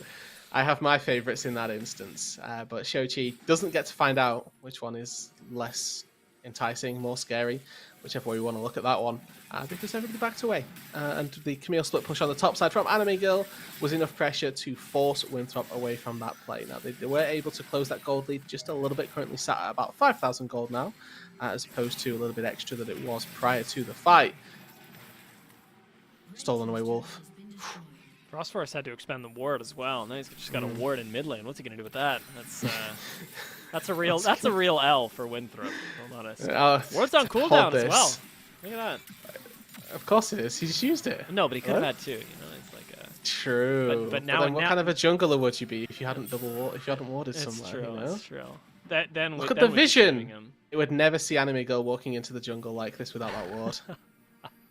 Apart from the fact that Mabud was there and saw it himself, they would have never seen it. It's true, but maybe Mabud will have other responsibilities later. If this is any portents, he should pretty darn soon, because there's a team fight that's about to break out in this bot lane if we aren't careful. I want to talk quickly about Mabud's build. He's gone Rando in second. I think this is a really good item choice. Getting rid of a large portion of the damage that Meech is going to put down on you.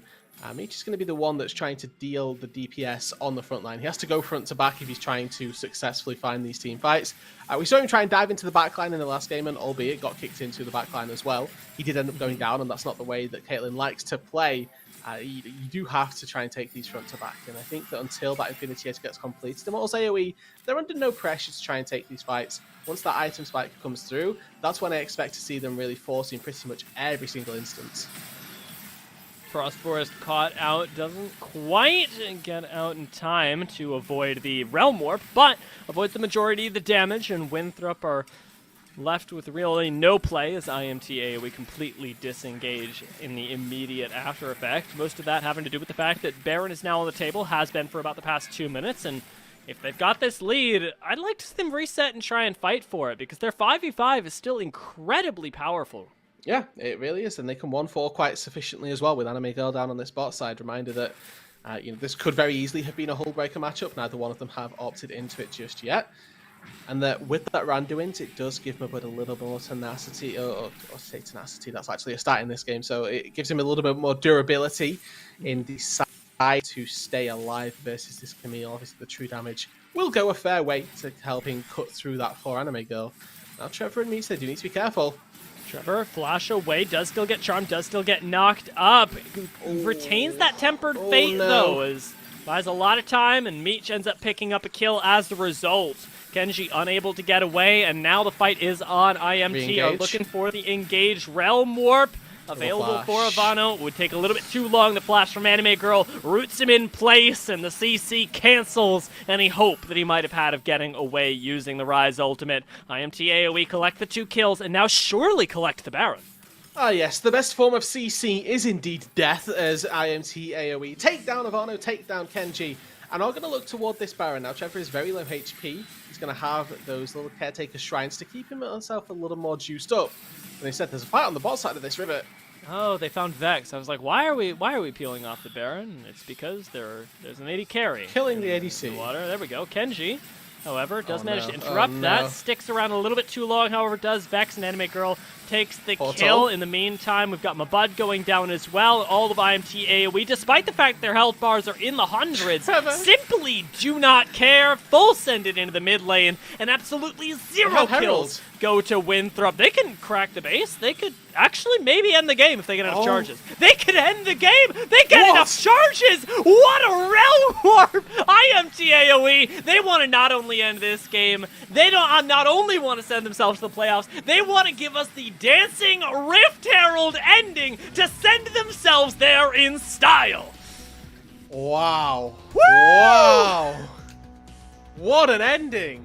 Let's go. Immortals AoE. They managed to rewrite history. They say, not this time, Winthrop. We will not be bested by you in the quarters once again. And they get themselves into the semi-finals of PGCQ2. Insane. I love that. That was exactly what I wanted to see from Immortals AoE. They put priority into Meech early on. They put a couple ganks down there. And they're able to leverage that to a lead and to a game win.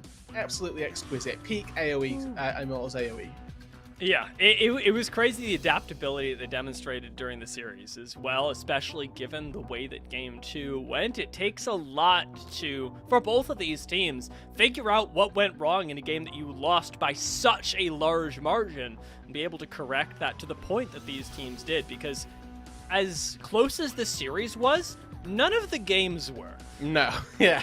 this felt like we could have gone to a best of 10 and a best of 11 and we'd have been 6-5, right? With just the way that both these teams were trading wins back and forth. But at the end of the day, it's a best of 3 and it's one that Immortals AoE came out on top of. So they certainly earned themselves that victory, 2 really good wins for themselves. Yeah, and I mean, now that they've done that, I have a lot more hope for IMT AoE than I did going into this series, as I suppose was teased by my Winthrop prediction, right? And, you know, like you understand, I had a lot of hope in Winthrop, but now, I mean, a part of that was, as you and I talked about during the break, given the sort of nature of IMT AoE from last PGCQ, where they were a little bit flippy, right? Occasionally you just see them show up and not really be as coordinated as they could be, but even in their loss today, they at least were all on the same page. Yeah, and there was that glimmer of hope that they could potentially come back into this, which I don't think was particularly matched by Winthrop on the other side. And I think that may well lend itself to just a slight difference in caliber of the teams, and potentially goes to show why Immortals AoE did come out on top in this one. And, you know, maybe it's just a blue side gap. Got 100% win rate on a blue side, but I think that the draft overall from both teams in that third game was probably as evenly matched as I could have liked it to be. And we did just get to see really good Volibear execution.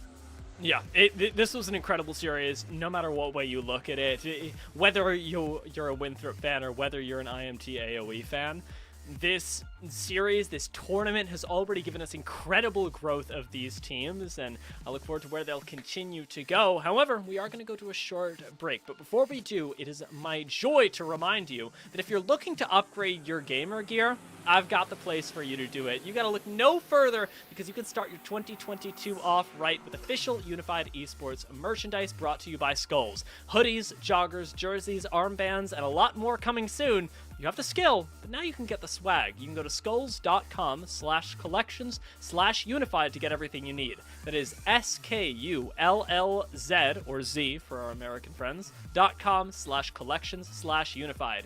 Gear up, game on with Skulls, and we'll be right back after the break.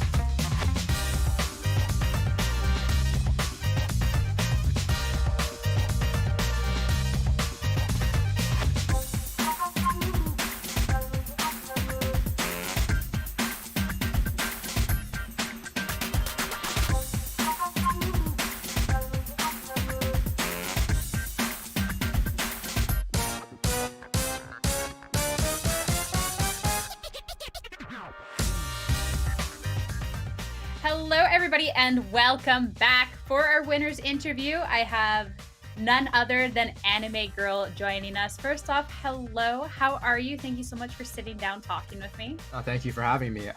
Feeling good. Definitely always good to come out with a win. For all the AoE fans and all my friends cheering us on, it's always good to show up on game day.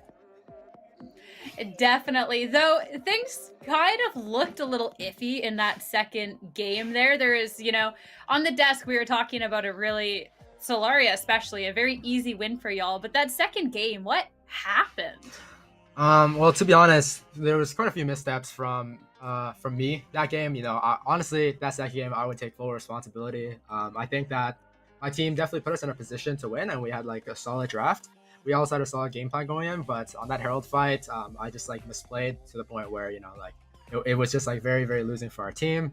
And honestly, that's probably like one of my worst performances so far on game day. So honestly, definitely something to look back on and something to definitely improve on. Yeah, for sure. But game 3 definitely seemed to be a lot of a different story there. So first, congratulations on that. Are you happier at least with the performance in game 1 and game 3, or still kind of about it? Well, it's always nice to come up with a win, and definitely happier that I didn't let the entire game 2 sequence get to me in game 3, and I was able to focus down and really show what I'm capable of in game 3. But I'd say like I wouldn't be like completely happy about it, because I think games 1 and 3 is what people expect of me and what I should be showing. And game 2 is definitely like a complete off game for me. So I'd say that for games 1 and 3, I got back to form, but it's nothing to be super proud of. Oh, that's fair. And then talking about mental, obviously that's really important in a series, nonetheless, being able to bounce back after that. Is there anything that you do to try and like cope with that, or is it just a skill that's hopefully learned over time? Well, obviously each individual in our team has their own individual coping mechanism. Some people just go for a walk, some people like to chat it out, but I think the main thing is that every single person in our team really, really trusts in each other, and we trust that we're going to every single game. We all put trust in each other that we're doing our best, and we also trust in our teammates that they also have our best interests in mind and stuff. So at the end of the day, as tough as the game gets, we're all here to win, we're all here to compete, and we just have a very, very good connection with all of our teammates, so we're here to do that. That's awesome. So then with this win, obviously y'all are going to be moving on to the next round, where you'll be taking on either Taco Gaming or Wildcard Aces. Is there someone that you're more leaning towards wanting to play in the next round, help your chances to make it onto the finals? Personally, I'm just here to get the best practice as I can, and play against the best team. And I'm sure we'll see who the best team is very, very soon. But yeah, I think both teams are capable of taking away the win, and I think it is in our best interest to always face as good of a team as we can face, so we get more of a challenge. I love that. I gotta beat the best to be the best, right? Absolutely. So before I let you go, first off, RMC says hello and that he is your absolute biggest fan. I was in the call with him. I heard him screaming near the end of the game when you bombed off. So I love RMC. Love that guy. RMC is awesome. That's for sure. But before I let you go, I will let you have a chance to say hello, have the floor, any shout outs that you might want to have. Yeah, once again, shout out to the entire AoE Immortals family. Thank you guys for supporting us so much. It honestly means so much seeing you guys in the chat every single game. Thanks to all my friends that are still, supporting us, even though, we had that little rough second game, but appreciate you guys sticking around and, cheering on for us. Thank you to my teammates. They played, amazingly. Thank you to our coaches, Julius, Brandini. They've been working day in and day out to prepare drafts, set us up for success, the best drafts that we could possibly have. And yeah, thank you to my girlfriend, because she's usually in chat, always cheering me on. So I really, really appreciate that as well. We love to see that. I love that support. That's awesome. Congratulations again. Have a fantastic night. Thank you so much. Thank you for having me. Thank you. As for us, we're going to be hopping back over to the desk.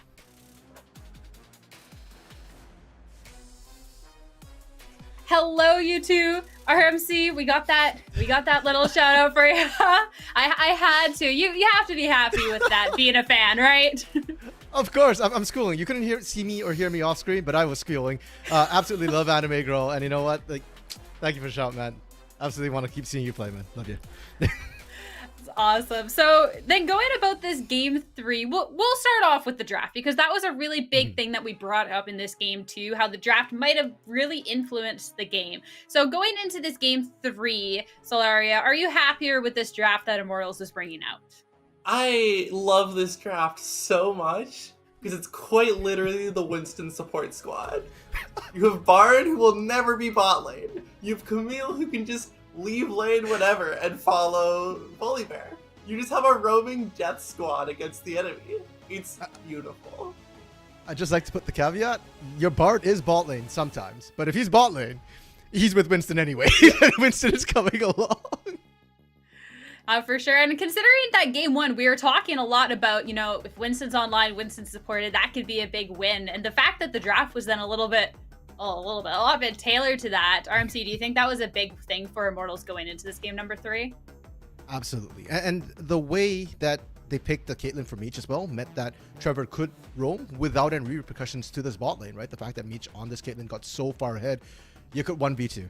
And then the fact that Anime Girl was on a carry, not just because it's nice watching him on a carry with fancy mechanics, but also because Camille is one of those sort of champions who, again, you can leave very independent, especially with Flash. You're not worried about her getting dove, and she can also win out in the 1v1. So yeah, it's perfectly tailored to not only just let Winston pop off, but have to back up the insurance that, hey, if Winston doesn't pop off, we still got a lot of other ways we can play this draft. That's awesome. Then going into the replays too, this definitely was a game of a very different tale than we saw in that game number 2, including Immortals being able to grab the first blood around, I think, blood this time around. I think that is our first replay as well, Solara, if you want to take us through that. Yeah, I mean, we saw IMT go back to their roots of early game aggression with a 4-minute hard committed gank with Bard. Like, this is a gank that probably shouldn't work with the vision that they have, and still just works.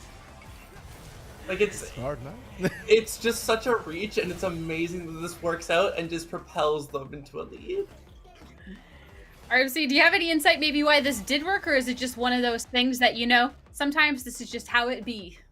Yeah, it's just Bard things, right? That's why Solari was so excited when we saw the Bard come through, right? We saw the Lux ban, the Morgana ban, and then we're like, what else is left? Well, Bard, right? And you can see, yeah, sure, you have vision, but with the beautiful double stun from Trevor, that one is mechanical. That's not a champ thing. That's a player thing. And then with the amount of time it buys, Winston just gets in for free, right? You have burning flashes left and right. And the best part was, it's repeatable. They did it 2 minutes later. That isn't the replay, though, that we're looking at. This is a little bit further down, you know, closer to about the 8-minute mark here. And this is where I think IMT AoE really put their stamp on the game. It was this Herald fight, pardon me. And again, it's about Trevor getting that beautiful Bard ultimate to kind of put a pause in the game, keep Shoji alive, and then they not only get the Herald, but they get the full ace. And this early on in the game, getting an ace, and Meech getting a bunch of the kills and assists as well, further snowballing this Caitlyn, that was when it felt like, okay, this might be the game over moment, and Winthrop, you know, you've got to pull out a miracle at this point in order to come back in. Yeah, definitely. But it didn't, no miracle happened, and Immortals were able to just follow through it, including this last replay that we have coming up. I know as an Anime Girl fan, you were also squealing in the Discord when we watched this one unfold. Yeah, this one's a little bit of fan service for me. It's the end of the game. You know, at this point, honestly, the game was kind of won, and it was just a matter of how they wanted to close it out. And they closed it out in great style here. And, you know, Anime Girl gets to be the one styling in this last replay when it comes up here. And the fight looks like it's in the front, but it's really about what happens at the back here. Anime Girl, you know, coming up for that particular flank here and looking at the back line. And watch what happens to Vex, because this was painful to watch. You think you're safe for a second, and then no, you're really not. Anime Girl is just pushing in, goes in right here, and then baits everybody. You think, you know, okay. Like, oh, actually, no, Vex. Oh, my bad. I was thinking of a different one, but yeah. Anime Girl still gets the pop off, but this wasn't the one where he, you know, dives Vex and absolutely pops him at the end there, unfortunately. Still a fun moment, and you know what? Just shows that there are multiple moments where Anime Girl got to go diving, fishing, finding kills there. Yeah, definitely. When there's so many just highlightable moments that, you know, anyone that we pull up on stream is just A-okay. You know, Immortals were having a really good game.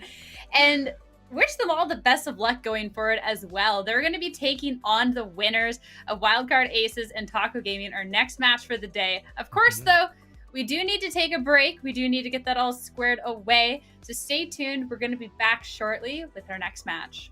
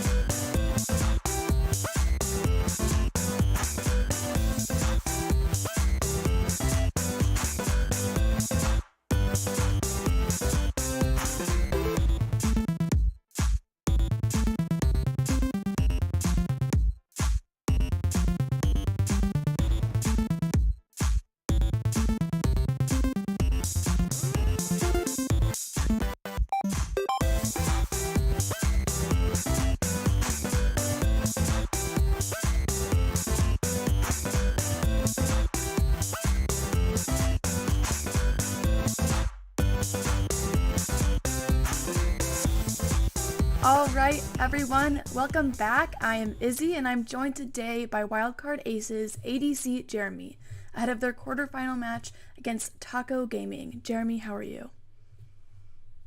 I'm good. How are you? I am well. Last night I spoke to Rapid after your guys' win against the Maryville Saints, and he was feeling really, really good, on top of the world. How did winning that series feel for you?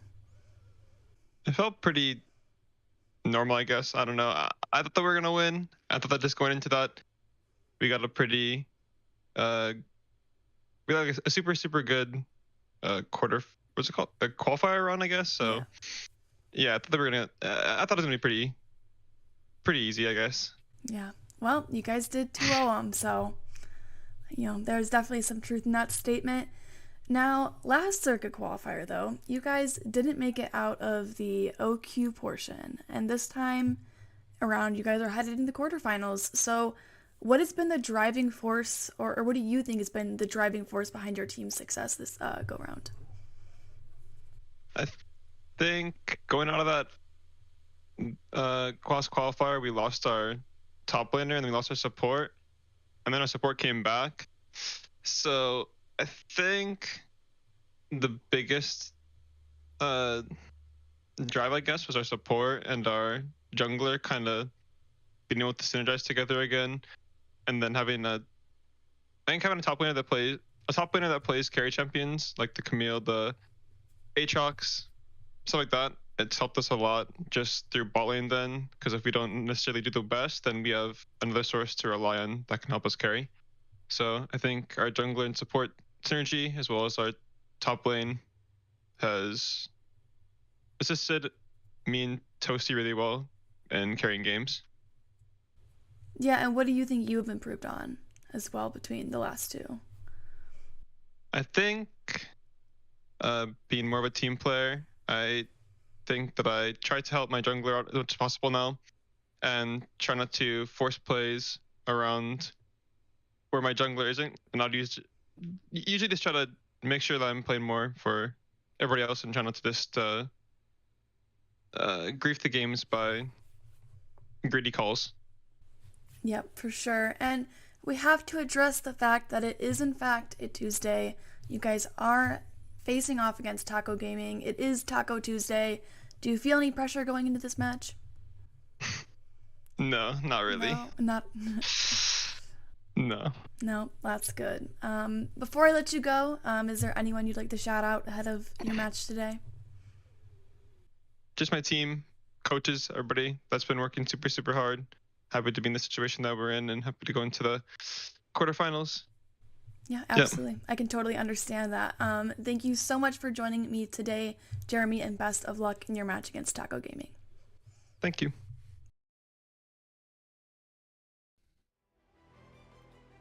Hello, everybody. Welcome back. That was a fantastic series going all the way for our first best of 3 of the day. And the second one should be awesome as well. It is going to be Taco Gaming going up against Wildcard Aces.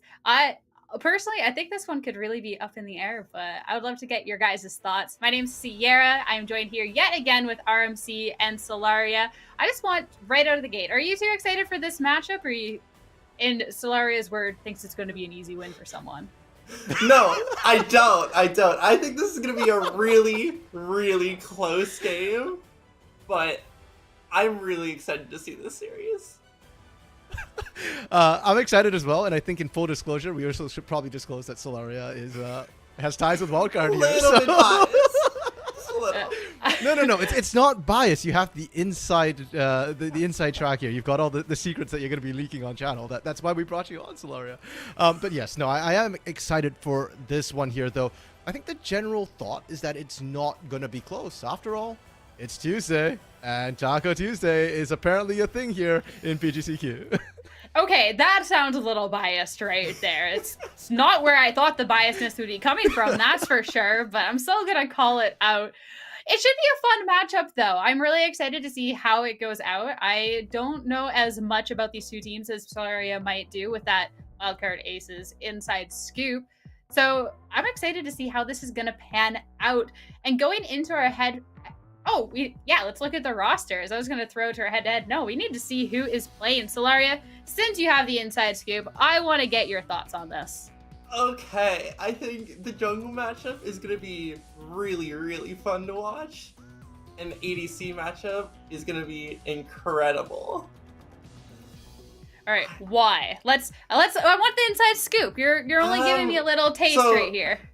So Trickster and Rapid can both completely carry games on their own if they get a lead. They can run over games, take it away. Lynx is crazy reliable. If you give him support and some gold, he will also win games. I think Jeremy can easily do the same. I think this game is just full of superstars. Ooh, superstars. I love this. Got some little Mario Party coming out here. Speaking of superstars, though, looking to our head-to-head, it is going to be Lynx going up against Jeremy. I mean, we were just talking about those ADCs and how excited you were about them, Solaria, but RMC, I want to get your thoughts on these two players. Yeah, so I'm a big fan of Jeremy, actually, right now, and while the eye test says that Taco Gaming looks really, really good after all, first seed from their group here, I think it's worth noting that statistically, Wildcard Aces actually aren't that far apart. And if you look at the way, Jeremy and Lynx are playing here, their KDA is not that far apart. The kill participation is actually a little bit higher for Jeremy's side here. And sure, the CS per minute's a little bit lower, but again, keep in mind, how Taco Gaming have been playing. They have a lot of strength in the other lanes as well. So I think this bot lane, like Solaria was saying, is going to be absolutely critical. And I think if you actually give Jeremy an inch here, Wildcard Aces might just take the whole foot. Really? That is a strong claim. Solaria, is that something you're in agreement here? Oh, absolutely. I think this bot lane is going to be crazy volatile. Whoever gets a little bit of a lead is going to run away with it. Ooh, I'm excited. And I want to know the predictions. I'm excited about your twos, but we're going to get to the caster predictions first to see how this has been shaking up. Of course, everyone's pretty in agreement here, honestly. It's Tuesday. This Caster Desk is feeling good about their chances. Solaria, you wanna speak up for Wildcard here? Defend them a little bit. I think everyone is underestimating Wildcard Aces. I think everyone's saying, oh, they're just a B team. They won't beat Taco Gaming. It'll be fine. It's an easy win. I think people are underestimating them. I mean, B team, B stands for banger, so this could be a good matchup because anything out of Group B that we've seen, that it's stood the test of time there. But then going into our own predictions, I feel like you guys haven't really given away too much about how this is going, so I want to see these. Solaria, which way were you betting, with your head or with your heart? So I've got a 2-1 for Wildcard Aces. As much as I think Taco Gaming can win, I think Aces absolutely have this. It's going to be really close, though. All right. RMC, what about yourself? I agree with Solaria that's going to be very, very close. But unfortunately, I went with Taco here. I do love Wildcard Aces. I love, big fans of their coaching staff and their analysts. And the players have started to, catch my attention quite a bit. Like I said, Toasty and Jeremy especially really standing out a lot. But I think for now, I'm still a little bit sold, a little bit more on Taco Gaming. But I do think it's going to be very, very close, which is why I'm giving that one game to Wildcard Aces. I don't think it's going to be a complete stomp here. Or if it is, it's going to be like one of those games where things are close to 20 minutes and then something just breaks and then one team just takes over. That's fair. For myself, I went 2-1 in Taco Gaming's favor. I actually wasn't really sure which way to be voting for this. My last prediction, I was pretty certain. This one, I just had to make a decision at the end. Production's like, get your vote in, Sierra. We need this. And I'm like, fine, it's Tuesday. Like, let's go with the crowd. Herd mentality here. But I'm excited because honestly, I really could see it going either way here. But as a Wildcard Aces fan, Solaria, we've talked about just the individual players and them stepping up. But as a team, is there a certain strategy that you would like to see them go towards that could take them this game and maybe take them on to the next stage of playoffs? Honestly, I don't think so. They're such a flexible team that I think they can play the game in just about every way they want. I mean, that's definitely important. The inside scoop. I trust you 100% on that. RMC, do you think that flexible play style then that Wildcard Aces can bring out can fare them well in the draft? They're not reliant on the draft. They can kind of just go with the punches. I think their mid laner, Toasty, is incredibly flexible. But I do think Wildcard Aces are going to have to play through their bot lane primarily. Min has had some interesting carry games, the top side. So I might be proven wrong there. I think he's got some mechanics, but I think right now the proven carry for the team is Jeremy. So it's really just, in terms of flexibility, a question of, is Toasty going to be on something a little bit more supportive? He'll still get kills. Or is he going to go for something like harder carry, like the Veigar like we've seen? Or I believe he had a Corky game as well in which he popped off. And that to me is sort of the flexibility I'm wondering for Wildcard Aces this year. All right. And then inside of Taco Gaming for their draft, because we did get to see that for Immortals going up against Winthrop. That draft really got the better of Immortals in that second game there. So what would you like to see coming out from Taco Gaming in this draft to try and give them that upper hand?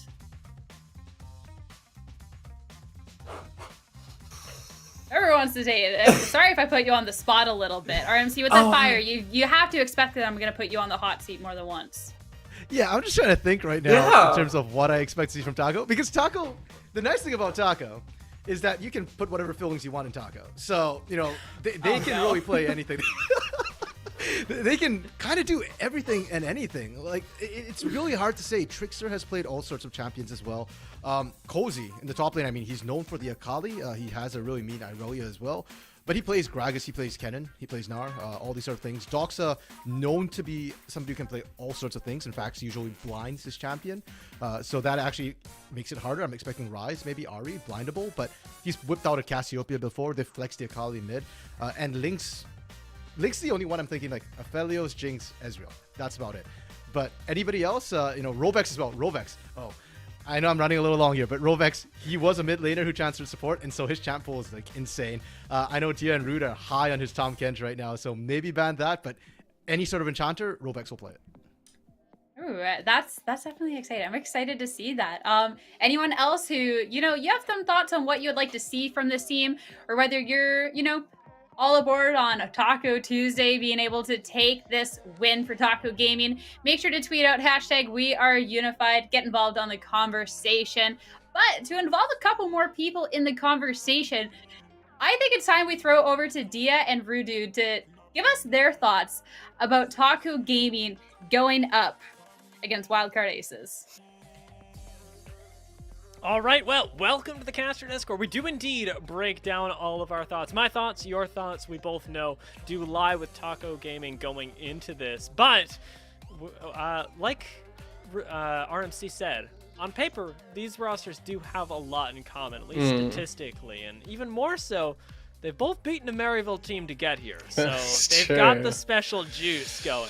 They do, and importantly, it's worth noting that Maryville have just taken down the former champions of PGCQ in 100 Thieves next. If you're not tuning into the Academy stream as well, then, hop onto there when we are on breaks, etc. to see how that one all played out. But with Taco Gaming having taken down Maryville U in this tournament in a best of 3 by transitive properties, dear, it means we've got the best team in the tournament right now. It's true, and that's a big boulder for Wildcard Aces to run up against, and on a Tuesday, no less. I'm gonna keep returning to it. Yes. These guys are terrifying. Last time that you and I specifically, casted Taco Gaming, the words echoing in my ears were Doxa Diff after the game. You called him out, and it just kept ringing for weeks. I am praying for Wildcard Aces that they don't feel that way after these games, because these ones should be brought to a very close, a very thin margin if Wildcard Aces are on top of their game. And already we can see that there's a lot of mid lane. There's a lot of mid lane bans. I mean, I know we've only got 2, but initially getting those 2 straight out off the bat is honestly a fairly high quantity, a fairly high percentage at the very least of priority being laid around this mid lane. I wonder how far this goes. Like, do we see the entire champ pool of mid laners just get taken away? No, we don't. All right, cool, fine. Somebody's got to ban Zeri. At some point, somebody's got to do it. Do they? Do they, though? Are you sure? You got let through 2 games in on the Academy stream? That's true. And Wildcard Aces did play against it yesterday, so maybe they don't ban it. Maybe they give it over to Taco. I just wouldn't want to give that to Lynx, Like I wouldn't want to give anything to Lynx. Oh, this is that fun time where they call each other's bluff and they go, okay, we're not banning Zeri. You have to ban Zeri. You're on red side, right? Mm-hmm. And then now Wildcard Aces are gonna go, we don't ban Zeri. And now Taco Gaming go, do we play Zeri? Lynx, do you play Zeri? And then Lynx goes, let's see. We'll find out. I thought about the Draven. that would be a really exciting first pick. That'd be a confidence difference from Taco Gaming. It seems like they're skewing a little bit early game though in their hovers, and the most important rule is that we don't talk about hovers. However, so I can't help but feel the confidence. I can't help but feel the confidence that Taco Gaming are exuding with them. And now they've locked in the Zeri, so we spent a little bit of time sort of preempting a pick that we did all know was coming. And Lynx answers, play Zeri, what do you mean? This champ's been broken for 2 patches. How would I not play this champion? Come on, man. Exactly. Okay. Yeah, go ahead. Yeah. So your natural answer to letting Zeri through is having a fairly decent way to kill her. And Syndra, just pretty good at killing ADCs. I think that's something that she's got as a bit of an identity to the champion. Now, it is definitely a little bit more difficult to kill a Zeri, a Syndra specifically, because you can actually get outranged, which is sort of terrifying, honestly, as a Syndra to think about it like that. And particularly when Taco Gaming haven't taken any of their support choices just yet. It opens up Enchanters, and Enchanters plus Zeri is a very scary combo, particularly when we've already got Hecarim Ari. Hecary is a nice duo name that I've just gone for right there. Yuumi Stonks, dear. Yuumi Stonks are on the up.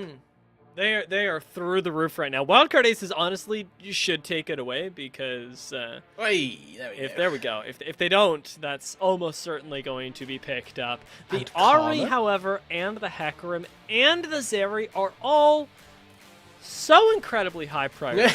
Yeah. So they're all like, all of those champions are S tier right now. And Wildcard Aces, I can't help but feel, at least initially, have started falling behind. They're responsive, yes. They've got the tools to deal with some of the threats on Taco Gaming. But Camille is maybe A tier, maybe B tier. Syndra's definitely B tier. Jinx is your PowerPoint, and Jinx is what you have. That's it. So let's see what they pair with the Jinx, because Yeah. there's a lot of support picks. I think Thresh is, the natural go-to in terms of what you want to pair with a Jinx. I think they'll opt into a Nautilus, or they could just completely ruin me. But I think the Nautilus versus Zeri is a lot better because it sort of stems into, well, I may never hit a hook on this champion, but at least when I press R, she'll get CC'd. And I think that's a pretty good methodology that I can think of at the very least. To see what they pair up with the Jinx in the bot lane, and Jinx Nautilus as well. There's no slouch in that department. Wow. With Viego getting locked in, I mean, they're saving this last pick, so we hope to see that they've got something a little spicy, and I think that it is in lieu of things like, I think Karma in this composition, Karma Hecarim is a fairly powerful duo. Not too sure how the duo of the bot lane would function, but nevertheless, would be intriguing to see. I mean, with this, we're going late game, right? We've got Viego, we've got Jinx, we've got Camille. Wildcard Aces, they've got to be doing this at like 30 minutes. So they do have a few avenues early. I think Viego Syndra as a 2 versus 2 in the mid lane is going to be absolutely potent, very difficult for anybody to try and deal with. And, when we talk about Hecarim as well, he loves having those early winning lanes, and Syndra versus Ahri is a fairly skill-expressive matchup, I'd like to think, that can go either way, depending on the ability to shove the wave. If you're standing in the wave, then you get that bonus, a little bit of extra damage. And instead of the Karma, Rovex opts on into this Janna. So going for a good disengage option, making sure that this Camille's life is going to be very difficult, making sure that Rapid's life as well on the Viego also very difficult.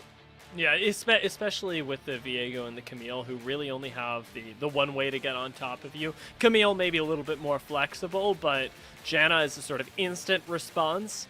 Keeps people from getting into your backline. Well, you've got a Kennen in theirs. At least that's the ideal. And Wildcard Aces, I think, have a really nice response to this. We were talking about this earlier on, but Zilean, extraordinarily powerful right now, and into a composition that wants to get on top of Jinx. Why not?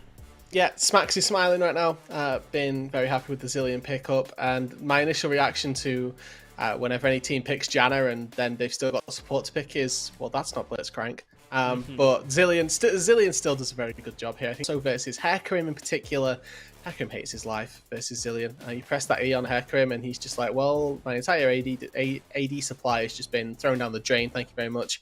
I also think Cozy on the Kennen as well could have a very difficult time if we see Parker's position properly and put a good little slowdown in that department. So there's a lot of opportunity here for the Zilean to have a very high impact. We'll have to wait and see whether or not that does end up coming to fruition, because obviously to get that slow in range, you do put yourself in a bit of danger. Well, one of my concerns specifically about the Zilean pick here is that, yes, you're going to get a lot of value by keeping your Jinx alive, but at the same time, somebody has to kill Zeri while that's happening, and it has to be everybody else. There can only be the Zilean to protect the Jinx if Wildcard Aces are going to win fights, because otherwise, you're going to get Jinx picked up at the point where Zeri's already been existing in the fight for 6 seconds, where she's already gotten going as a champion that ramps up with the longer the fight takes. Yeah, that's a prospect that scares me. It is very well founded danger as well. Quite respect the fact that you're scared by that, and thoroughly well founded ideals as to why. But for Lynx on the Zeri, I think that coming through the early stages is really going to be where he struggles, and Janna as well. As a support, not necessarily the greatest laning support, did get a few tweaks to make her a little bit better in that laning phase, but up against a Zilean and a Jinx as well. The notion of the kill participation, the graphic that the desk had to flash up, that Jeremy actually helps out the team just a little bit more, got a little higher kill participation. And Jinx also is going to allow for that quite significantly. The maneuverability early on, you do have push in this bot lane. Zeri's early game was what got hit when she was nerfed on 12-4. And coming into this game, it gives Wildcard a real avenue of approach, because they have a fairly strong early game, and then as you talked about with the Zillion, Viego, and Jinx, they also have an insanely strong late game. That's true. And Jinx in the late game, Jinx Zillion is insane. Yeah, they will just crit you up and literally never die because Zillion's ult cooldown especially just gets ridiculously low. He has a bunch of CC constantly. I like to see a late game fight between these two teams, and if I get my wish, it is going to be chaotic first game between them. However, will Taco Gaming be stopped? They haven't lost a series in PGCQ2 yet.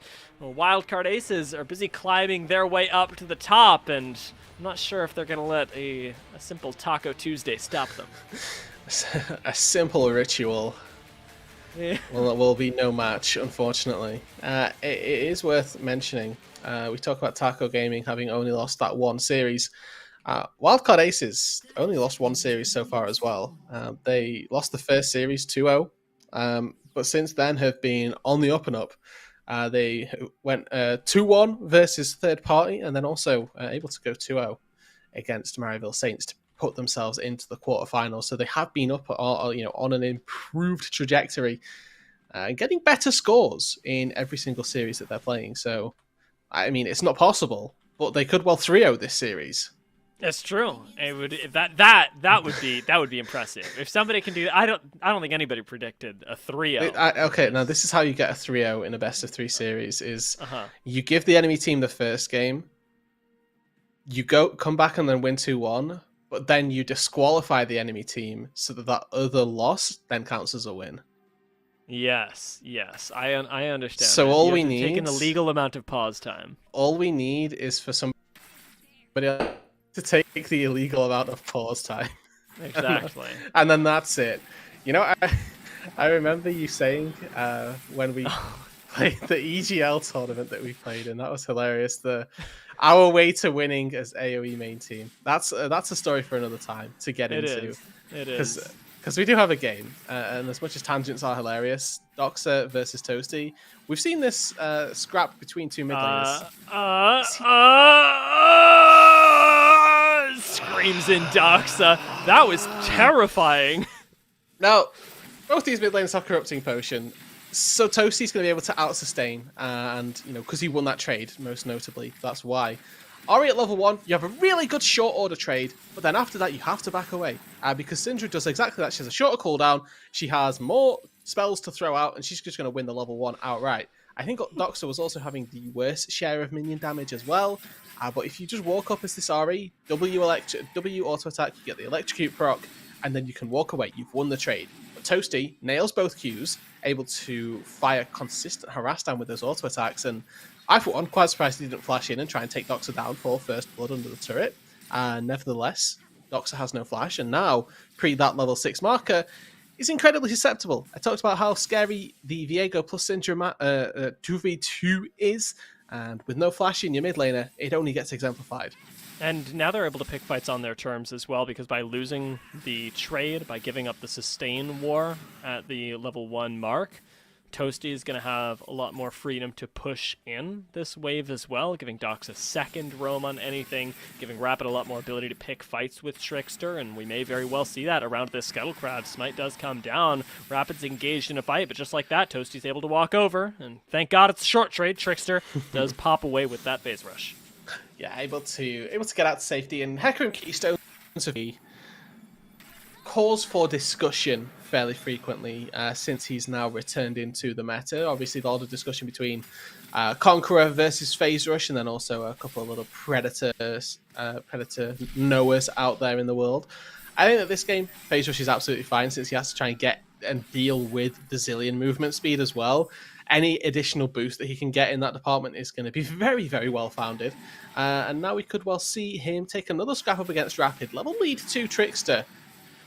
Min's ready for this as well, and brings a lot of CC on the Camille initially. As much as I like Kennen in the lane, there's a lot of burst that can come through with both Min and Rapid. So wisely, Trickster is backing away, but what's really impressing me is what we know Trickster for, this constant walking in, trying to find small advantages, small little bits of invade. And speaking of small advantages, we're getting big ones created down here on the bot side where Jeremy has to flash away and is burning down to ignite, but will survive by a single tick. Wow, yeah, one more and he'd have gone down right there, but fortunately the damage just barely not enough. Wildcard aces on the bot side do lose out, and flash and heal expended for Jeremy. Certainly not the best case scenario right there. Both bot laners for Taco Gaming do have their flashes still available, and we'll be able to punish that potentially a little bit later on. We have to see whether Trickster can make a route down to the spot side and find the good angle in. Instead, it's going to be to the mid lane. Remember, Toasty has flash and has Viego here. Dogs likely going to get not even the summoner answered. Yeah, Rapid is here and ready. Charm comes through, but having used that so late, Trickster is left with no recourse, no way to get people off of him, and Dox is left underneath the tower. First blood going over to Wildcard Aces, and it's off of overextensions from Taco Gaming, but ones that are based in impatience. They just wanted to get something going, and they can't. Yeah, and you know that... Oh, okay. Min's fine. I didn't know if that was going to take him under the turret or not. Is he fine, though? Is he fine? Taco Gaming, Cozy. want to get something going. Can Cozy do it? Doesn't find that Q and respects the cooldowns from Min, because you got to respect Camille. You do. And I think there was a lot of respect given to the minion wave as well right there. That at the end of the day, he has to either walk into the wave and continue to chase down, or he's going to take a ton of damage from that and back away. So at the end of the day, good call by Cozy to accept the CS advantage and accept the good wave state, as opposed to throwing his potential lead by trading in a 1-for-1 or getting, even worse, just solo killed outright when he didn't necessarily need to. As you quite rightly mentioned, the adaptive cooldown from Min probably about to come back up as well, so one auto attack could well have swung that fight a lot more maybe than they had anticipated. And now, Cozy's managed to translate that, if not into a kill, into a pretty nice lead still. 18 CS at this point in the game is a nice buffer. They've got teleport advantage as well to be able to reset on their own terms. And with Rapid not being able to gank because of the lack of flash, it's going to be pretty difficult to get on top of this Kennen. Cozy's going to start making some waves up top side, even if that initial kill didn't come through. You've got to worry about Min from this point on. Mercury Treads as the first item will give him a certain element of safety as well. Level lead in favour of Cozy, has TP as well, so he can come back to this lane if he really wants to continue forcing Sorcerer's Shoes as well as the first back. To try and counteract the Merc Treads, then they're obviously giving Magic Resist and then Magic Pen as relative to one another. But this early game, dear, it's been fairly quiet. The only kill that we've had was a slightly over-aggressive play that did get punished very well from Wildcard Aces. Now, this is the sort of point in the game where it's good to draw back to what we get from the teams, as Rox is looking for a bit of a play. Nice charm as well. Dox doesn't manage to dodge the second Q as Dark Spheres go left and right. Scout of the Week not quite finding a stun, though, does mean that Dox is ultimately all right and hasn't invested the Spirit Rush either, so has the ability to play make still. What's worrying me is the lack of vision in large part for Taco Gaming. Yes, they haven't wanted to make any plays happen. They're comfortable scaling up, clearly, but even the few wards that we see are in large part wildcards right now. Yeah, you're quite right. Now we've got a lot of focus on this bot side, at the very least, from Taco Gaming. They have been spotted on that pink ward, and there's also a scuttler down, which is giving them a lot of vision, and really well played by Wildcard Aces. They actually just hold the wave outside the turret, say there's no dive for you here. We will not be allowing you that on this day, and instead they have to retreat back to the dragon, which is sort of the next best situation for Taco Gaming, using their prior... Absolute firework right there. That was... It's pretty exciting. Do you know any American football players? Do I know? No, I don't. Okay, neither do I. I was hoping we could make a reference that we could appeal to the audience with. Cristiano Ronaldo's a football player, right? Or a soccer yeah, player. but they'll call it a soccer player. Okay, yeah. Yeah. My bad. Unlucky. Unfortunate. See if we get some other goals achieved here. Rapid over the wall instantly gets taken down by a Fear and a Charm, and that is what this duo is going to be really good at. It's keeping you from playing the game. Doxa might be kept from playing the game as well. Secondary explosion, not going to kill him, but the flash from Toasty certainly will. As Taco get a little bit more backup with Rovex roaming up as well. Stun's not going to come through just yet. We're waiting on that shield cooldown, and well, we do. Rovex separates the fight, giving Trickster a little bit more time, but not enough time. Now desperately trying to kill one, if not two. Rovex can do it! Rovex gets a double kill in the river. Oh, yes, the Battle Janna is out in force. 2-0, Rovex. Overall, it's probably better for Wildcard Aces. I mean, it is actually a one fight, but the kills go in the right place for Wildcard. If we were talking about one person on the Wildcard Aces squad that we would expect to be a carry, it's Toasty in the mid lane. He's been showing up from the level 1 skirmish. Getting 3 kills in the river is going to be a pretty good boon for Wildcard Aces. They've got a distinct avenue to play around now. Whereas for Taco Gaming, they've got a support who's very close to her Moonstone. And yet they return to the scene of the crime. They want to try Rovex and wants run more this kills. one back again. Dude, Pocus is ready. Pocus doesn't have ultimate this time around, but Rapid is here as well. Lynx goes over the wall. Zeri ultimate gets popped, instantly flashes back to safety, and doesn't get hit by the Scat of the Week either. Lynx is popping off, and Trickster in the front line keeps him safe as Min jumps forward, though stun is going to land. Lynx getting away over the wall, buys a little bit more time, and Rovex with another nice knock-up as well. Keeps Taco from being collapsed on. It's the lack of follow-up for Wildcard there that really puts Taco in the driver's seat. And the Rift Herald secured on top of that. They're exchanging it for a couple of plates in the mid lane. Doxa should be able to clear the majority of the wave out. Just the one plate, in fact, goes down. So the Rift Herald goes over, a kill into Lynx's pocket as well. Taco Gaming, everything's starting to look good here. Nice skirmish in the river. So it all starts off. Rovex's Nado. First one goes wide, and then Lynx dashing over the wall here. Absolute maniac territory. But he just barely dodges out on that scatter. Toasty does get Doxa and Rovex in the backline, but it's unfortunately not enough to keep his jungler alive. Of course, the lovely dashes of Zeri, able to get over the wall back to safety, keeps her nice and safe, whilst the rest of Taco Gaming do secure themselves to Rift Herald, and we'll have to wait and see where that ends up getting used. Most likely is going to be wherever they place Lynx. Getting this guy gold, getting him resources is what Taco Gaming should always be about. Lynx is so good at his job. It takes a lot of confidence to, as an AD carry, jump over the wall into a 3-in-1 Syndra. That's my hot take on that situation. Oh, that's not a hot take, dear. That's not a hot take. Yeah, that's Lynx this is what extraordinary. You've just told me that your hot take is an ADC jumping into an assassin is bad. Well, the hotter thing is that it worked. That Lynx did it, and it worked. Yeah. That's somehow even hotter. It is, honestly, as a take, and I will allow you that. If we close our eyes, we can hear the sound of Rudy picking spells. It's like, do I try? Do we talk about the game?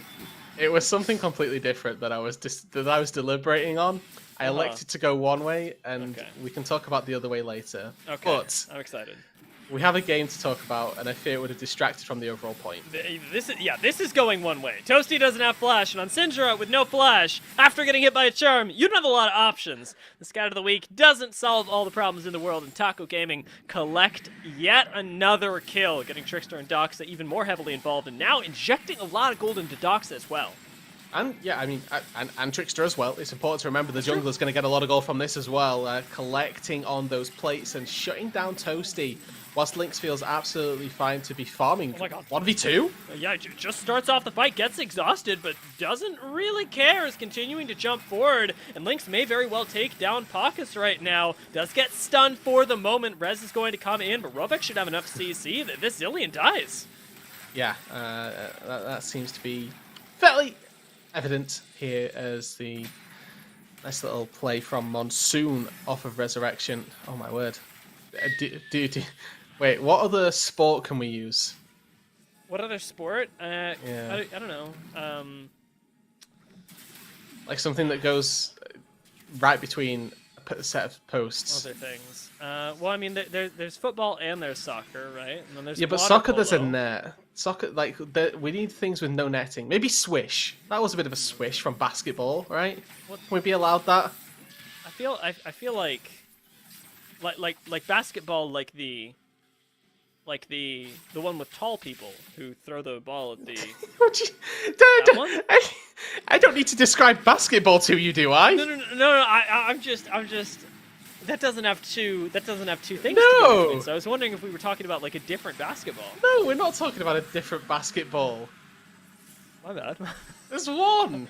What do you mean? I know. There's one, but there's not one with 2 posts, and we set up the 2 post thing so well. But you know what else was set up really well? That Infernal Dragon. Wildcard Aces took it. They took it all the way, and there is no question. And if you close your eyes, you can hear Dia choosing the battles that he should try and take. It's true. It's so true. It's been a roller coaster. We haven't even finished the first game of this series. You guys are in for a wild night. If you think that me and Dia are stopping here, Yeah. I have to apologize in advance because something's been put in the sauce recently, and it's probably the glass of milk that we both took before this broadcast to psych ourselves up. It's true. We had to get ready. We had to be prepared for what is likely going to be some of the most exciting League of Legends that we get to see so far. It's already there. It was exciting, but it wasn't for Trickster, who did unfortunately get taken down, and now Rapid is really getting to live up to his name on the Hecarim, flashing forward, finishing off the Janna, resetting on the Viego, and hunting down Doxa with an Enchanter. Doesn't quite get the knockup, but the very audacity to sprint forward on a Janna is to be applauded. It's the stealing away of ultimately like a support or a very underfed ADC, and then you steal away that when you could have been this Viego who's an absolute monster. You just steal away that champion and you're like, oh wait, I've nerfed myself. Hold on one second. He's able to more than happily walk away because Doxa ultimately doesn't want to take that fight, quite rightly so. Viego, Trey scary right now, and we'll have to wait and see if that continues to be a trend. There's Min now going for potentially an all-in. I'm very curious about this 1v1. Min, well, it's not going to be a 1v1 for very long. Does take a big chunk back, and for the most part, I'd say the 1v1 was even. But for Taco Gaming, they weren't quite prepared to take that as an even trade, and Trickster does collect another kill very fast on the Hecarim, returning from the base to which he was relegated. I figured out how Taco Gaming are going to cheat. They're going to call a jungler into a 1v1 fight. Unfortunate. It's dishonorable. It is. It's the equivalent of ADCs getting involved in support or combat. It's true. And yet somehow so effective as another Jinx rocket whizzes by. One day we're going to find a team fight going on, but I think a big part of why these haven't been working out for Jeremy is largely in part that we aren't really getting that many team fights where people are stacking up on top of each other. We're getting a lot of very small, very fast skirmishes from which people instantly relocate. And or die. Now that's the important preface here, is that people either are dying or they're getting that quick TP out or quick shield, quick heal, whatever it may be. And I think that as a byproduct of the compositions that they've drafted as well, obviously there's a very close scoreline in this game, but overall it's a fairly large gold lead for 17 minutes into this game, 18 minutes now really. With that 3k gold lead in favor of Taco Gaming. And you can see on the left-hand side exactly where it is. It's that jungle mid duo. Trickster, actually the most farmed member, at least in terms of gold, in the game right now. So this Hecarim is a point to be fearful of, and if you're playing Jinx, you're playing Syndra, that is not what you want to hear. Lynx is very close to overtaking Toasty on total gold right now, though, and there we go. Actually, just as I said it, there was a brief interchange between the two, and that's also something to be really concerned about as wildcard aces, because you've already got your hands full juggling a Hecarim and an Ahri that have plenty of burst, plenty of sustained damage, and even more mobility, but you add into that a Zeri that has even more of all of the same things, and you start to get really concerned, and things start to get really out of hand as well. We saw a nice amount of burst put into Trickster earlier, but you're not going to be able to do that every time. And importantly, if you do that every time, you end up losing out on the long order fight because you've then not got those tools available to take down the likes of Doxa, the likes of Lynx, who obviously are very present threats for Taco Gaming as well. Now, coming into this tournament, it's important to remind people that Taco Gaming set the expectation that they'd be playing heavily around Trickster. And I think that this game is a pretty good example of that. 6 out of 7 kills in terms of kill participation at the very least as well. Doxa been paired up very nicely with Trickster, and again, no better evidence than the fact that he's here. Summon a Rift Herald down on the bot side and allow the jungle mid pairing to open up a window for Trickster to find more money. We saw this in OQs as well. Doxa and Trickster have been grouped up for ages, and as much as Doxa's tried to separate himself with some excellent gameplay, it does really have that tried and true essence to it, where you put these two together, you are getting a recipe for success for Taco Gaming. A recipe so much so that it ends up dealing quite a bit of damage and almost taking down the bot lane inhibitor tower. One tower does get traded back up in top side, and fortunately, it's solo gold to Jeremy, but it's not enough. Not presently, but that may well take him over to the Phantom Dancer when he does get to go back to base. I'm seeing pings. Are we doing this? Wildcard Aces, look at the map, they're gaming. And now, I think Taco will have they have no idea. They have no clue. Because certainly not. Because who would do this? Because why would Wildcard be able to pull this off? But they really, like you said, they're just gaming. They are trying to take this Baron, and it might be slow, but given the assumed resets from Jeremy and Pokus, it's going to go to Wildcard, and they are going to get right back into this game. Huge play from Wildcard Aces. Not only does this delay any opportunity that Taco Gaming had to close out this game, but it also puts Wildcard Aces now in a position where they can very easily start to create more advantages for themselves and try and pick themselves up more gold overall on the map.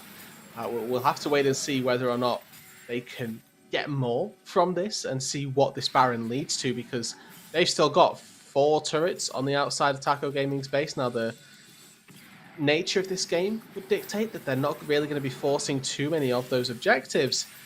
When you've got the Baron, really anything's possible. One rogue fight and all of a sudden your base could be broken. For a team that likes to play these explosive playstyles, these oppressive playstyles like the Hecarim, like the Ahri and the Zeri. This is a team in Taco Gaming that may not be playing emotionally, but certainly have emotions about what just happened and are very, very upset that Baron has been taken away from them. The response should be creative, but moreover, it's going to be explosive, if anything, and already Min in a lot of danger right now, barely doesn't get hit by that charm while Lynx is desperately trying to defend. You've got to imagine that Taco Game are trying to set up a play, or trying to think of how they can answer this back, but instead, Robex is gonna get hit by the rocket just in the nick of time.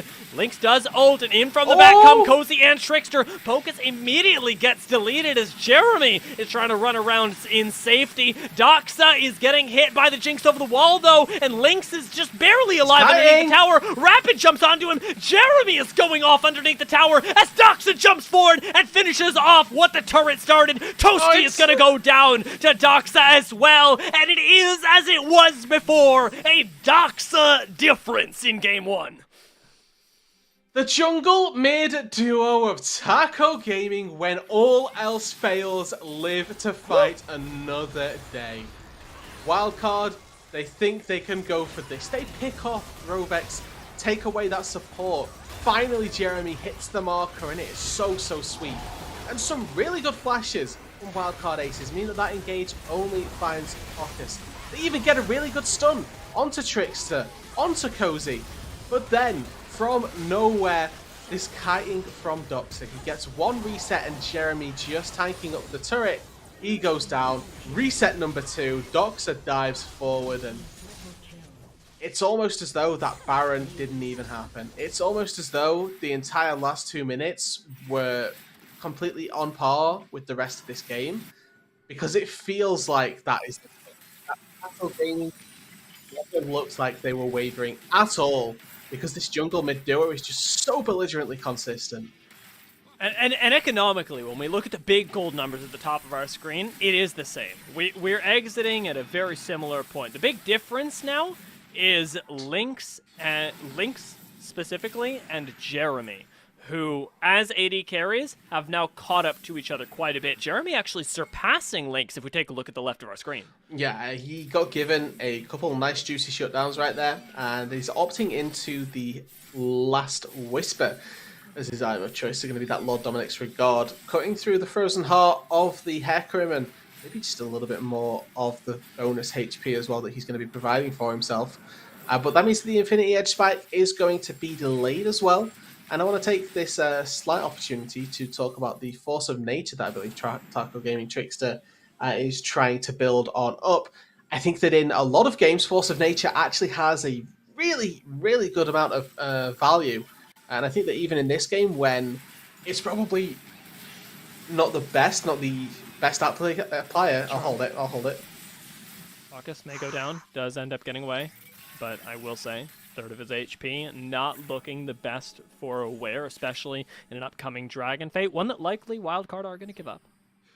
They've got a lot of pressure in this top lane right now, so it looks as though this is just going to be a trade of turrets, top tier 2, potentially for mid tier 2 as well.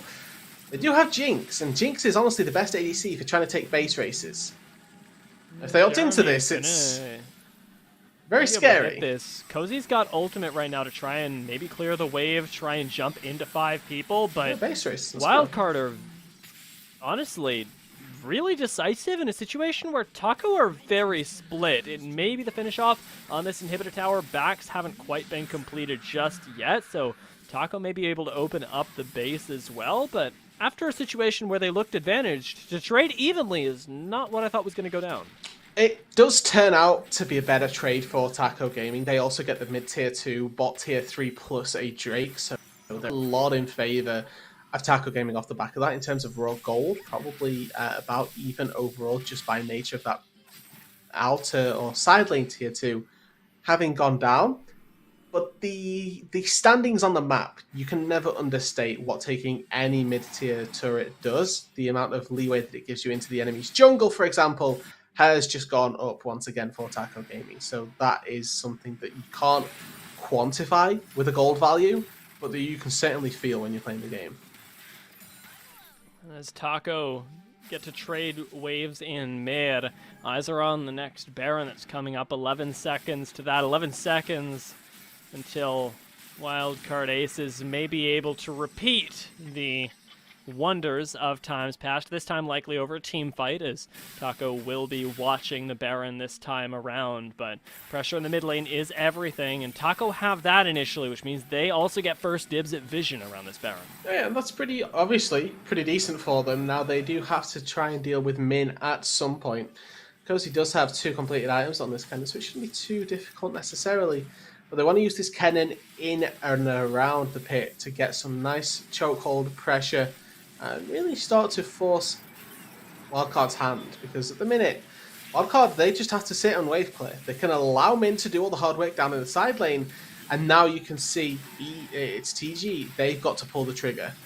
Yeah, Min's got the teleport up, but Cozy is unspotted on the flank, isn't going to be spotted for a very long time, and Wildcard Aces have to commit to the fight. Baron's at half HP, and Rapid's trying to scout out where this cannon could be, taking out the control ward. Trickster's at half HP. Bot lane tower goes down to Min. The fight hasn't started just yet. The health bars of Taco are getting low, but a nice monsoon starts healing them up from Rovex. Cozy's waiting. Rapid wants to jump over the wall, but he doesn't get the opportunity. Instead, Doxa may have found Pockets off on the side. Charm's going to go a little bit wide, but Lynx finds Jeremy isolated. Ultimate's already down, and Lynx is going to collect not 1, but 2 kills. It is traded back as Rovex goes down, but Taco Gaming, they win this fight. They get this Baron, and now they're going to start cracking the base. Look at bot lane, though. Look at what is going down on the bottom side. Min gets the inhibitor, but that's going to be it. Toasty falls on this top side, and Taco Gaming, they now have a choice to make. They've got a big wave coming in through the mid lane. They've got this top lane wave to deal with as well. They've just got 4 kills unanswered,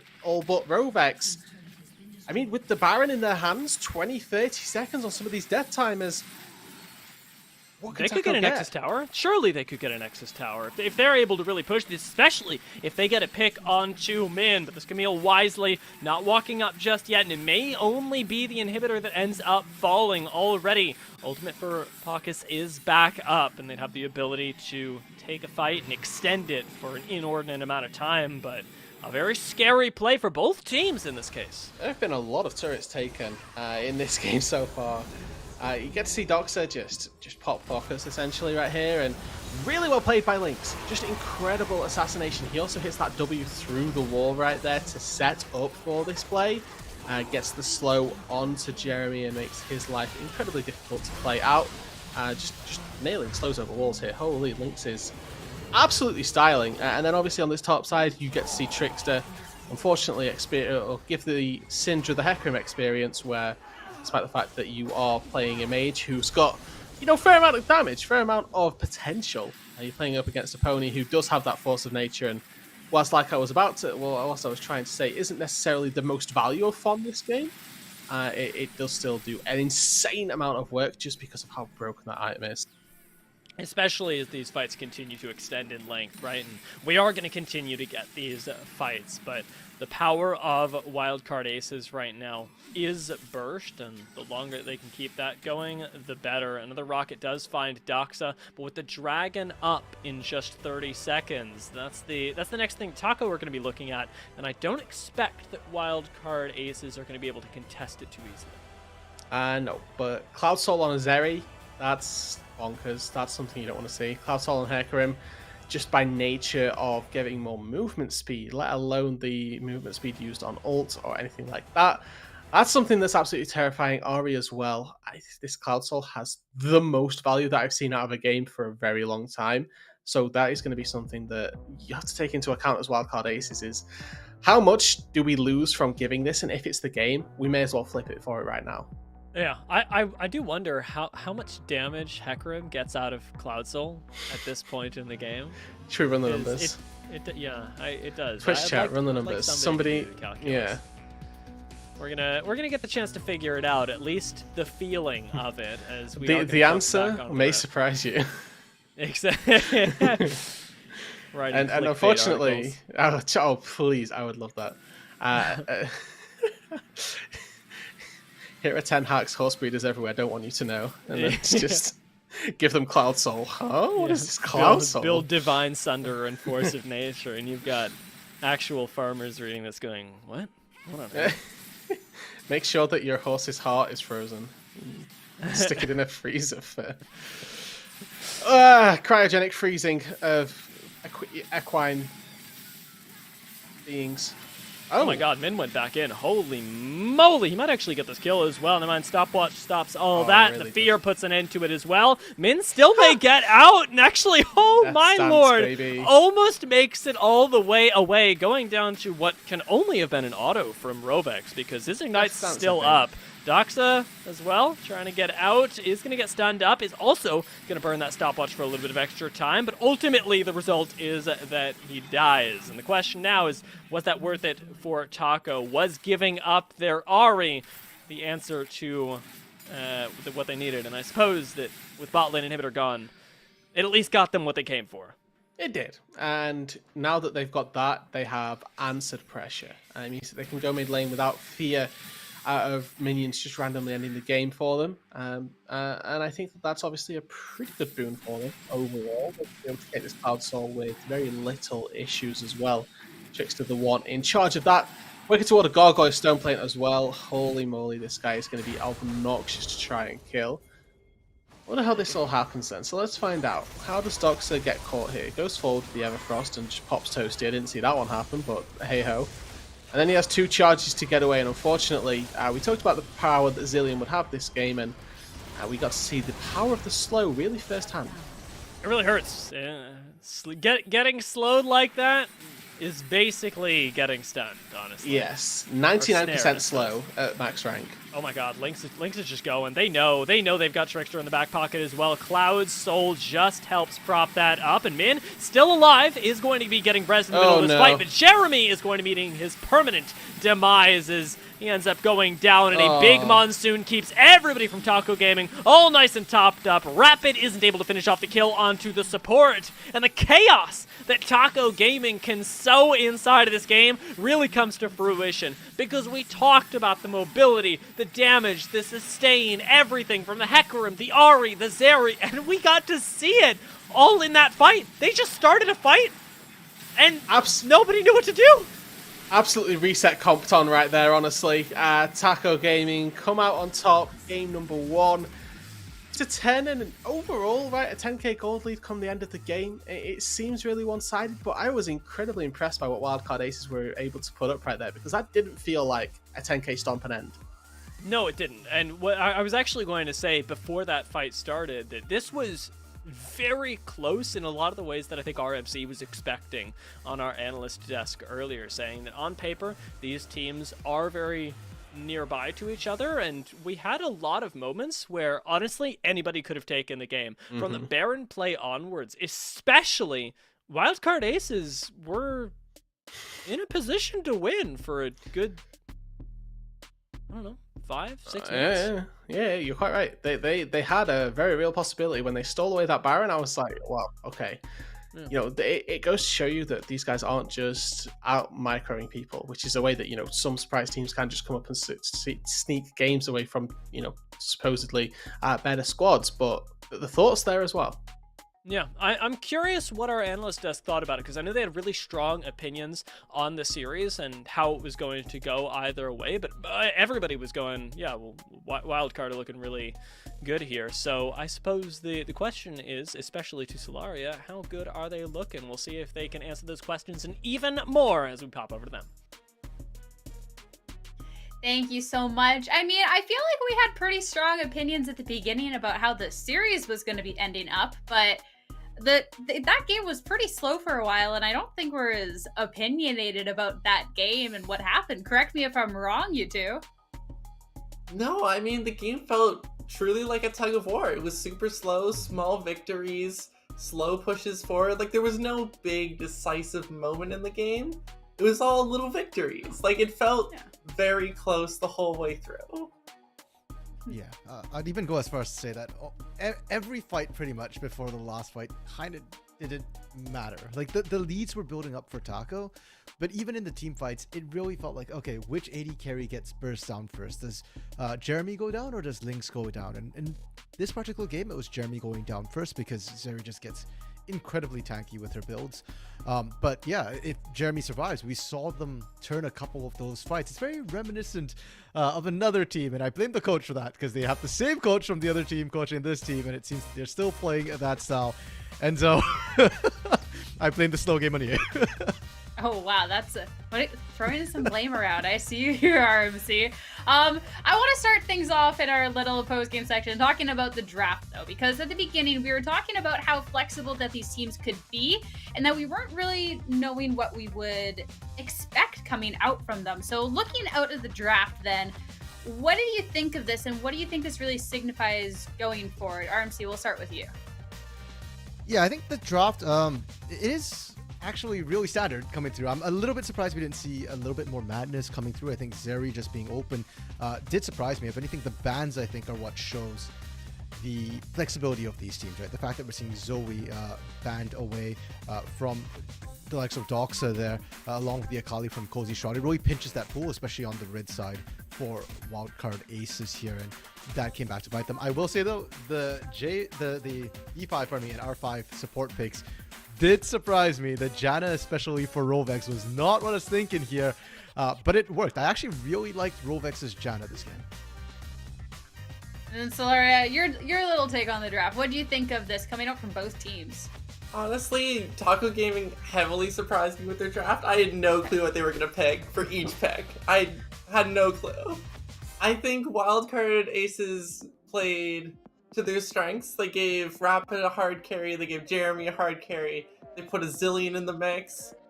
I really like their team comp. It's kind of what I expect to see from them, and it worked pretty well. I mean, they hung on to the game for a long time. They did, and that game, you already mentioned that the little victories coming on through, because it was a pretty slow game, but throughout the game, Taco Gaming finding the little victories that kind of gave them that little bit of an edge. And I want to know, Solaria, what was it that gave Taco Gaming that opportunity to find the little victories? Was it just a little bit of outplay? Was it mistakes coming out from Wildcard Aces? Like, where did those victories come from? I think a lot of it came from Rovex being so proactive and moving around so much that they found those little victories. They found a little more number advantage. They were just the first to start things constantly. Okay. And then going for the first replay here, I want to talk through this as well, because we talked a lot of things weren't important until the end, but there are still some fun moments throughout. Oh, for sure. I mean, this is probably the start of Rovex moving around, and it's a messy Rift Herald fight. Rovex just kind of saunters over and slowly cleans up the fight. It's kind of amazing. Like, there's no way that Janice should be able to have this much impact at 9 minutes in Rift Herald, and I think Rovex genuinely makes this fight it's a win. My favorite part is watching Rovex auto attack people to death as the chat. We joke about Soraka bananas, but that's gotta be at least as painful watching yourself die to Janna auto attacks.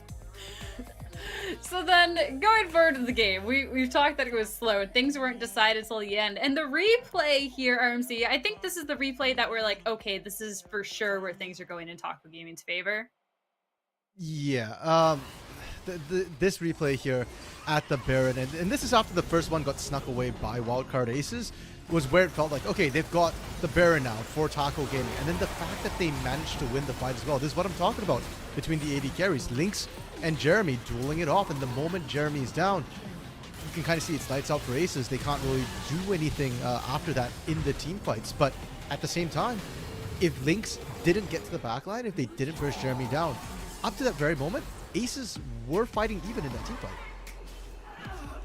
Yeah, definitely. So, at the end of it, the graft, I didn't even have to ask. Thank you so much. I want you to look over this and see if there's anything that kind of pinpoints as like this is miraculous, or this is a problem area that needs to be changed in game 2, especially coming up from Wildcard Aces, Solaria. It felt like such an even game the whole way through. I don't think a whole lot needs to be changed as far as draft-wise or what they're playing for. I think they did exceptional given that the early game didn't go so well. I think they did perfectly fine. RMC, what about yourself? Because I'm looking mostly at like the goal difference over time here, and just that, it might have been a slow lead, but it was a consistent lead that Taco Gaming was building up here. Surely Wildcard Aces, there's something has to change in the second game to not get 2-0 in this series, right? Yeah, I mean, like Solaria says, there's nothing glaringly wrong about the way Wildcard Aces played anything, which is why we're struggling to say, okay, just change this and you're good to go. I think everything's fine, but the fact that it was around that 10-minute mark where things started to go a little haywire, I think speaks to two things. One, the skilling starting to come through from that Zeri, and the secondly, it's that Kennen pick for Cozy and Taco Gaming. They didn't really let the Kennen lane too much into the Camille here. They were rotating that Kennen to the team fights, and Taco Gaming started winning team fights at that point. So for Wildcard Aces here, maybe just be a bit more aware about it, try and avoid those team fights around the Kennen, be a bit more conscious of that at that point. But nothing big really needs to change. If they want to run the same draft back, that's fine. Ideally, you take the Zeri yourself or ban away the Zeri, because it's just looking right now that AD carry difference between the champions, it's shining through, it's showing through a little bit too much there. Kind of like that one little thing that's kind of piquing your interest there, that, this can't quite happen. I'll have to see, though, once it gets to the draft, how things are going to shake out and the adjustments made with the casters. But before we throw it over to them, we actually have an interview with Jeremy from Wildcard Aces to talk to him a little bit before the match. All right, everyone, welcome back. I am Izzy, and I'm joined today by Wildcard Aces ADC Jeremy, ahead of their quarterfinal match against Taco Gaming. Jeremy, how are you? I'm good. How are you? I am well. Last night I spoke to Rapid after your guys' win against the Maryville Saints, and he was feeling really, really good, on top of the world. How did winning that series feel for you? It felt pretty normal, I guess. I don't know. I thought that we were gonna win. I thought that just going into that, we got a pretty, we got a super good what's it called? A qualifier run, I guess. So yeah, I thought that we were gonna. I thought it was gonna be pretty easy, I guess. Yeah. Well, you guys did 2-0 them, so there's definitely some truth in that statement. Now, last circuit qualifier, though, you guys didn't make it out of the OQ portion, and this time around, you guys are headed into the quarterfinals. So, what has been the driving force, or what do you think has been the driving force behind your team's success this go round? I think going out of that qualifier, we lost our top laner and then we lost our support, and then our support came back. So I think the biggest drive, I guess, was our support and our jungler kind of being able to synergize together again, and then having a top laner that plays carry champions like the Camille, the Aatrox, stuff like that. It's helped us a lot just through bot lane then, because if we don't necessarily do the best, then we have another source to rely on that can help us carry. So I think our jungler and support synergy, as well as our top lane, has assisted me and Toasty really well in carrying games. Yeah, and what do you think you have improved on as well between the last two? I think being more of a team player. I think that I try to help my jungler out as much as possible now, and try not to force plays around where my jungler isn't, and I'll usually just try to make sure that I'm playing more for everybody else and try not to just grief the games by greedy calls. Yep, for sure. And we have to address the fact that it is in fact a Tuesday. You guys are facing off against Taco Gaming. It is Taco Tuesday. Do you feel any pressure going into this match? No, not really. No, No, that's good. Before I let you go, is there anyone you'd like to shout out ahead of your match today? Just my team, coaches, everybody that's been working super hard. Happy to be in the situation that we're in and happy to go into the quarterfinals. Yeah, absolutely. I can totally understand that. Thank you so much for joining me today, Jeremy, and best of luck in your match against Taco Gaming. Thank you. Well, we're definitely in the quarterfinals, Rudu. The question is, can Wildcard Aces make it out? Because Taco are up a game, and right now they're looking pretty good. Wildcard Aces did have some moments though, and now that they are on the other side of the rift, I wonder if they're going to be able to take a few more of those power picks for themselves. They're certainly going to have to try here. I mean, they've got to obviously have more than just a couple aces up their sleeve here to maybe take a win in this game. Taco Gaming are obviously coming into this one undefeated in any form of series. Anything you'd like to comment? I just like, that was good. That was good. Thank you. A little bit more. You gotta let them slide. They may be annoying, but when they're good, you gotta. Yeah. My favorite part was looking over at you, and I saw you just like you had a little smile. You were just, you knew. I know what I did. Yeah, exactly. I hope these guys know what they're doing. The Vizzeri ban, there we go, is what I was worried They do know about. what they're doing. I didn't know if that was going to be taken away or not. Now we have to quickly address that Taco Gaming did in fact win the first game, so we'll hopefully get that overlay fixed ASAP. In terms of where the one actually is supposed to be. But first game was a Taco Gaming win off the back of Lynx and Zeri, and then obviously Trickster and Doxer having a marvelous performance in their Ari Hecarim. Yeah, that Ari Hecarim combination was destructive, and interestingly enough, also not banned away. So I know that we've got the Jinx here, but Ari is a pretty good blind pick, and if they really wanted to, I honestly can't think of a more strange duo that I'd be okay with being locked in at this point. However, the likelihood is that we get the Aphelios that you alluded to way earlier locked in for Lynx, because we know that this guy is insane at Aphelios. Yeah, one of the only ADCs that I know that will willingly take this side of the trade. So for example, they're on blue side, they will first pick the Aphelios in patches gone by instead of the Jinx, which is obviously something we don't frequently see.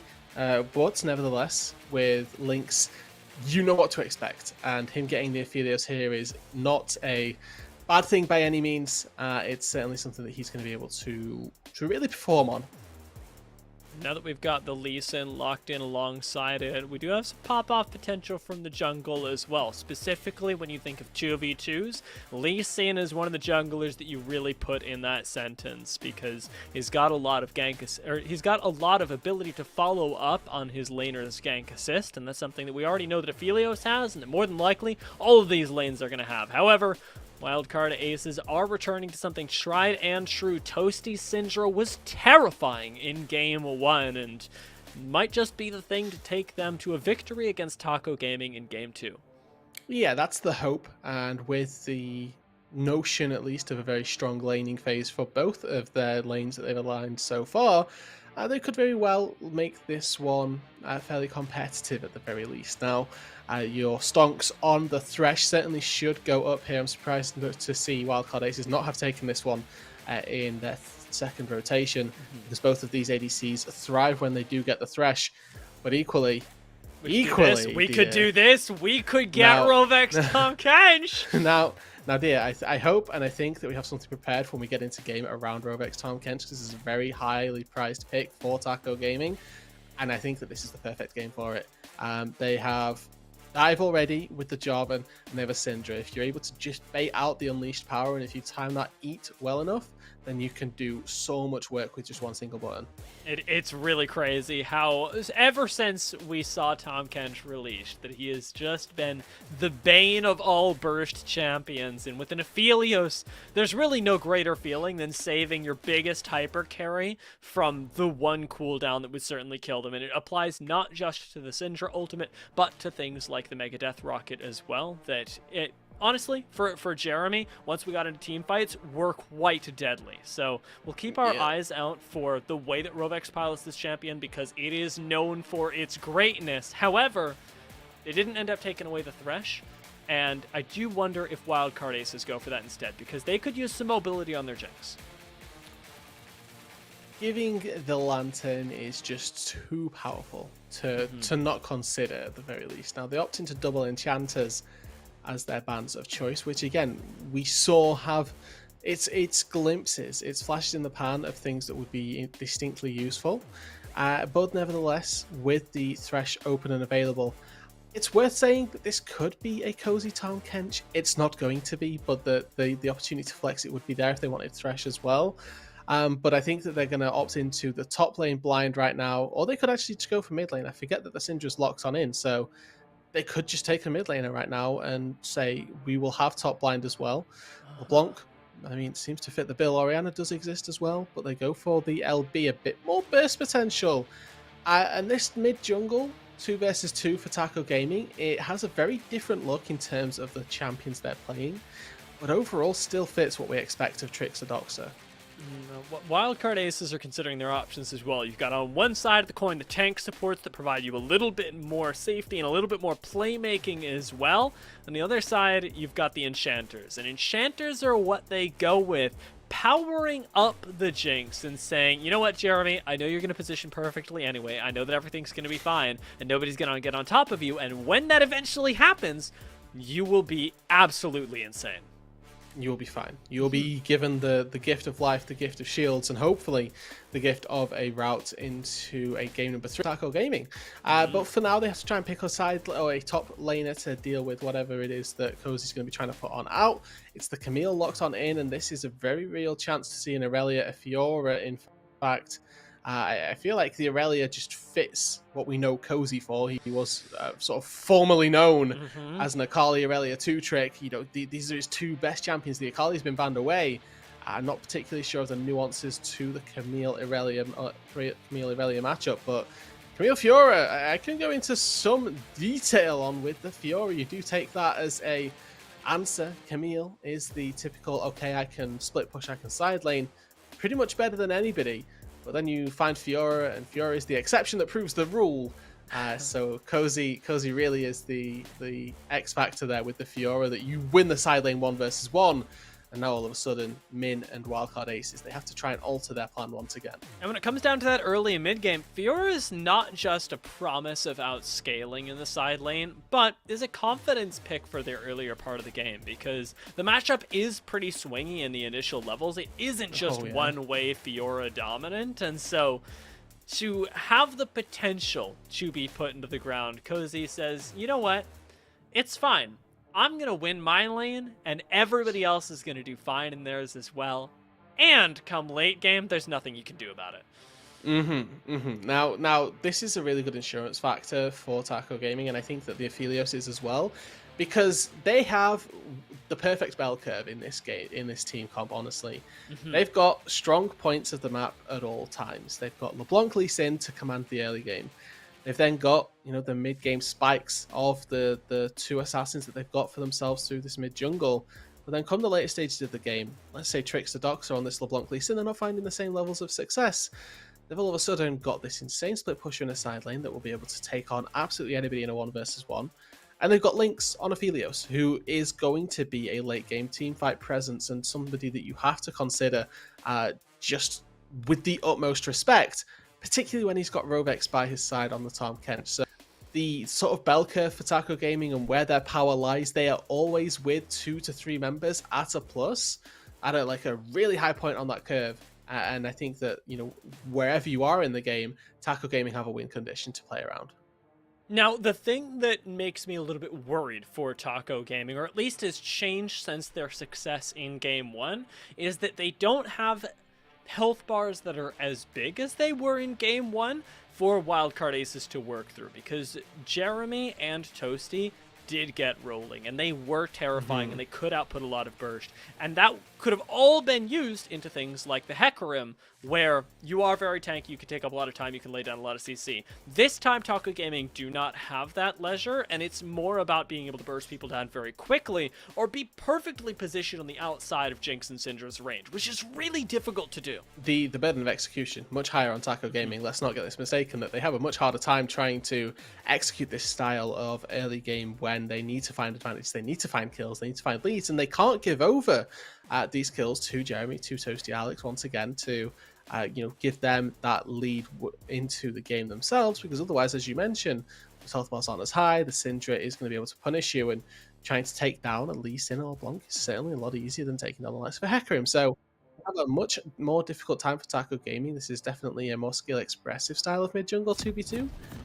But I think it's one that they should be up to the challenge of. The Lee Sin for Trickster has been a pick of his for a fairly long time at this point.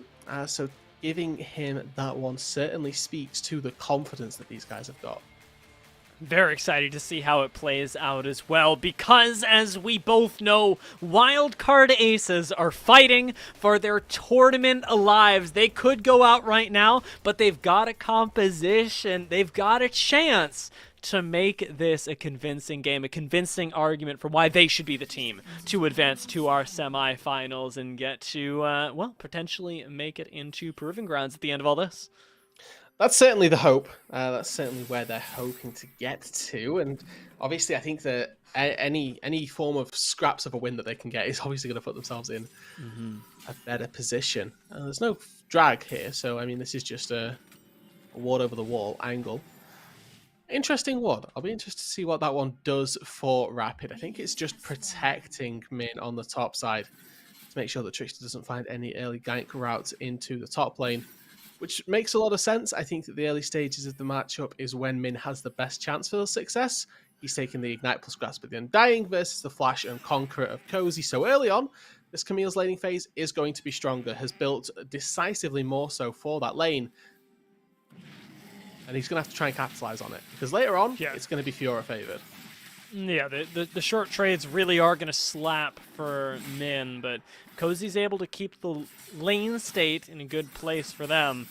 Might be able to run something like Min down. That Ignite really going to be getting a lot of value when Cozy hits level 6 as well, if that healing field does end up getting popped. But the further nuances of this matchup will be explored later on, because for right now, the early game definitely belonging a lot more to things like the mid lane, and even right now in the bot lane, where Lynx and Rovex aren't exactly going to have a great time against the range of Karma Jinx. No, you're expecting this Karma to really punish the melee support early doors, and Jinx as well, just versus the Aphelios, does have a better time in the laning phase in terms of getting that push.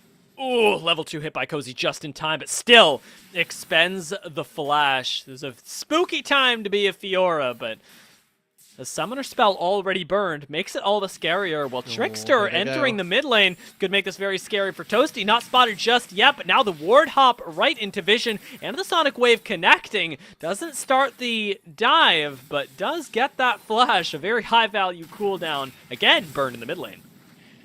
And now there's a large window where Toasty can be collapsed on once again. If that wave gets pushed too far forward, he's going to be taking a very scary trip out into the lane. You can see Toasty calling for the gank. Oh no, as soon as he jumps forward, Dux has already taken so much of his health. However, right, Clone actually gets picked here. Doxa flashes over the wall, has the corrupting pot ticking away, but takes that one last auto. And again, Toasty's able to secure with the autos, and this time with the help of his jungler, pretty big advantage. Up towards the top side though, action's not done just yet. Min, having pushed up pretty significantly, is getting jumped on by Trickster. Does have the ability to get away, but turns and fights instead. Yeah, I mean, quite rightly. There's just a really big HP differential right there, and he's got every right to try and take the fight back. And defending his top lane as well.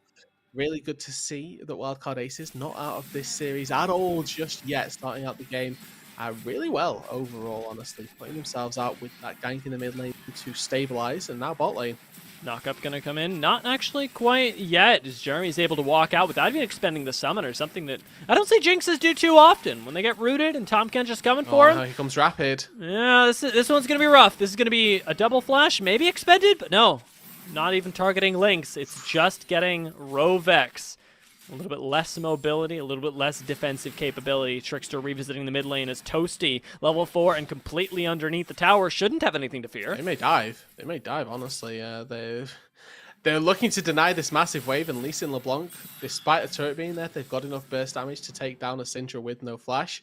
I really like the early itemization from Toasty, though. Just any scrap of safety, even if it is just this null magic mantle, is going to be enough. It is going to be that difference maker potentially between going down and staying alive. So keeping the durability more so in his favor. And now Cozy up in the top lane has really bullied Min on out.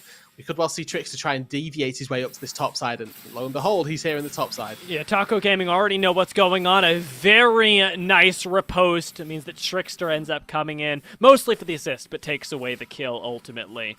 As a very, very dead Min now has to struggle for answers later on. Doxa getting focused down again, though, and another auto from Toasty going to land. Corrupting pot, barely keeping Doxa alive, but this LeBlanc is on the ropes.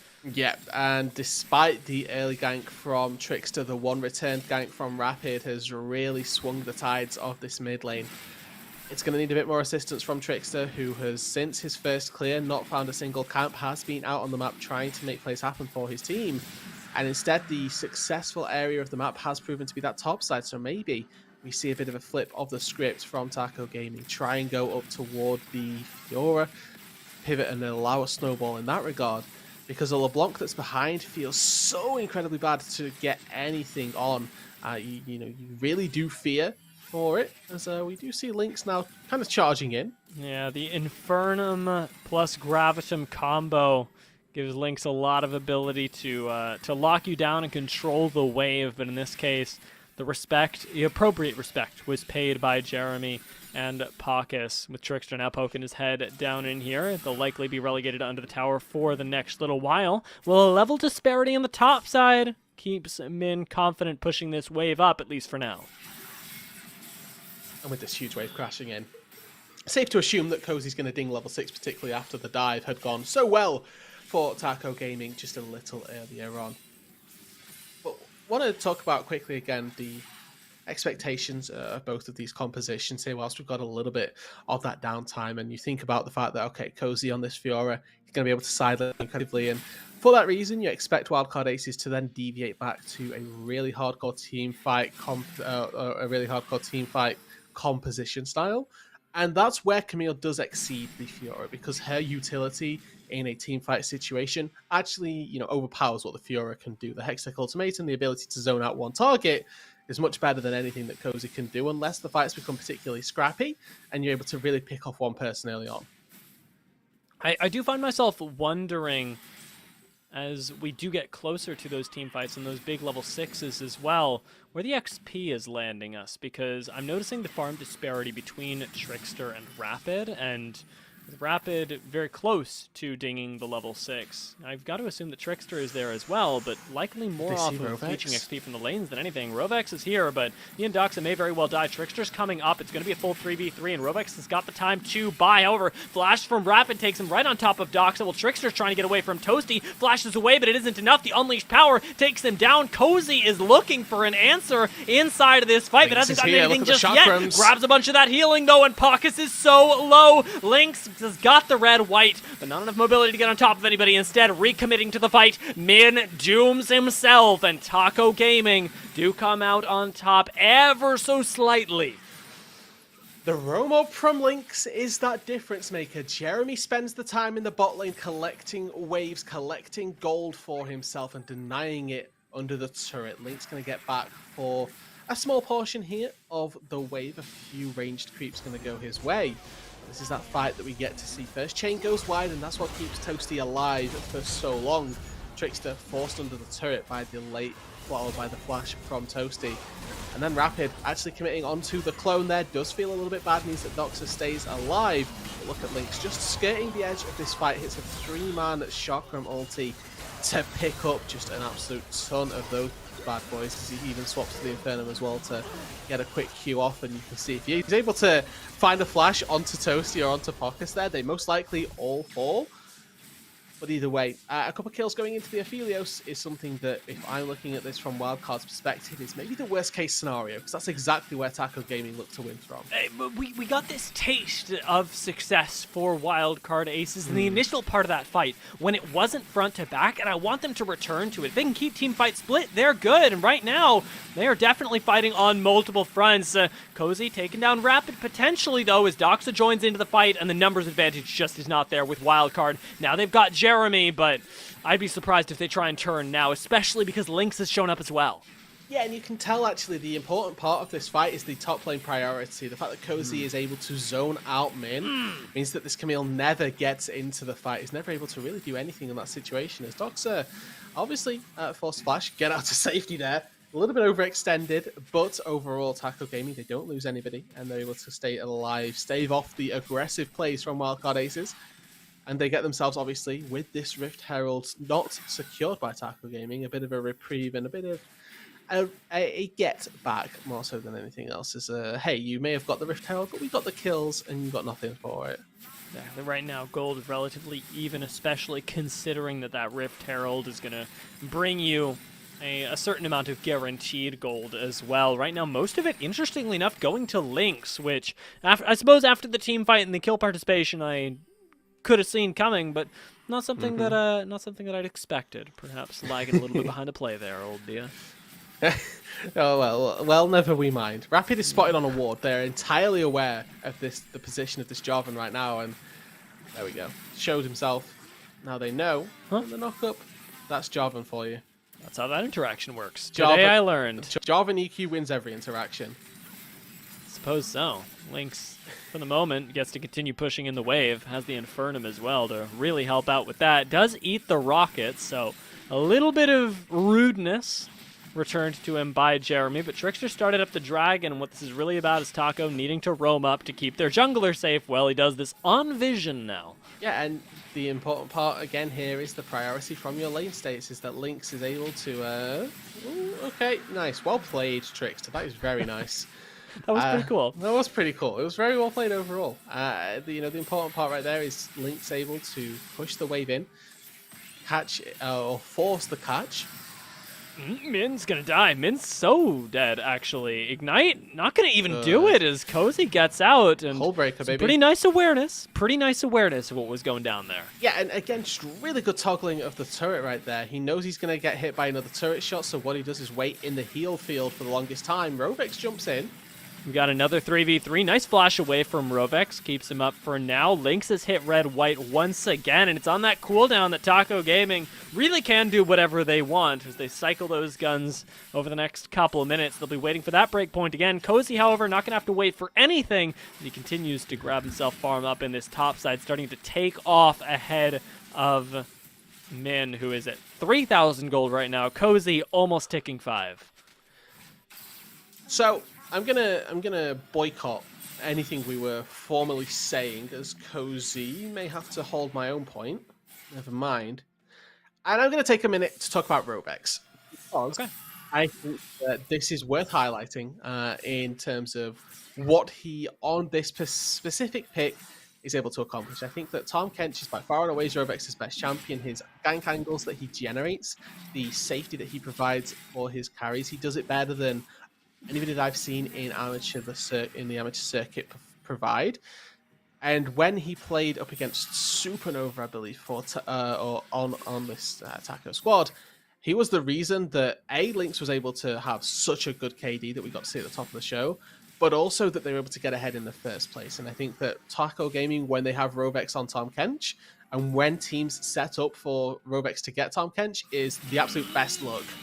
Lynx. Okay, if Lynx 1v2s this, they win the game right now. Lynx not going to be able to 1v2 this, but he does do a lot of damage. There's a level of Aphelios play that you got to go. You know what? Nice. Doxa wants to clean up the kill, but isn't going to quite be able to. And ultimately, good play from Wildcard. It is. They catch on the reset. The redeploy from Lynx, unfortunately, are well maintained in terms of that timer, and now he's going to miss this wave under the turret. And it gives Jeremy this opportunity to now catch right back on up. It means that this is, again, effectively double reset from Lynx in a time when he got no gold back, but Pokus could be in trouble himself.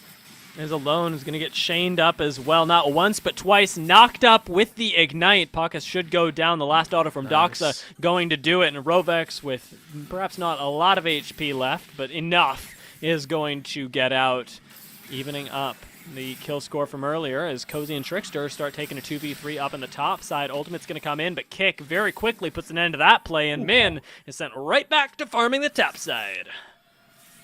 I love these topside matchups between Fiora, Camille, Lee Sin, because every cooldown has a different interaction with another. For example, the Fiora into Camille matchup, you never want to issue the Grand Challenge onto the Camille if she's got hookshot, because Camille just hookshots away and then all of a sudden you've wasted your ulti.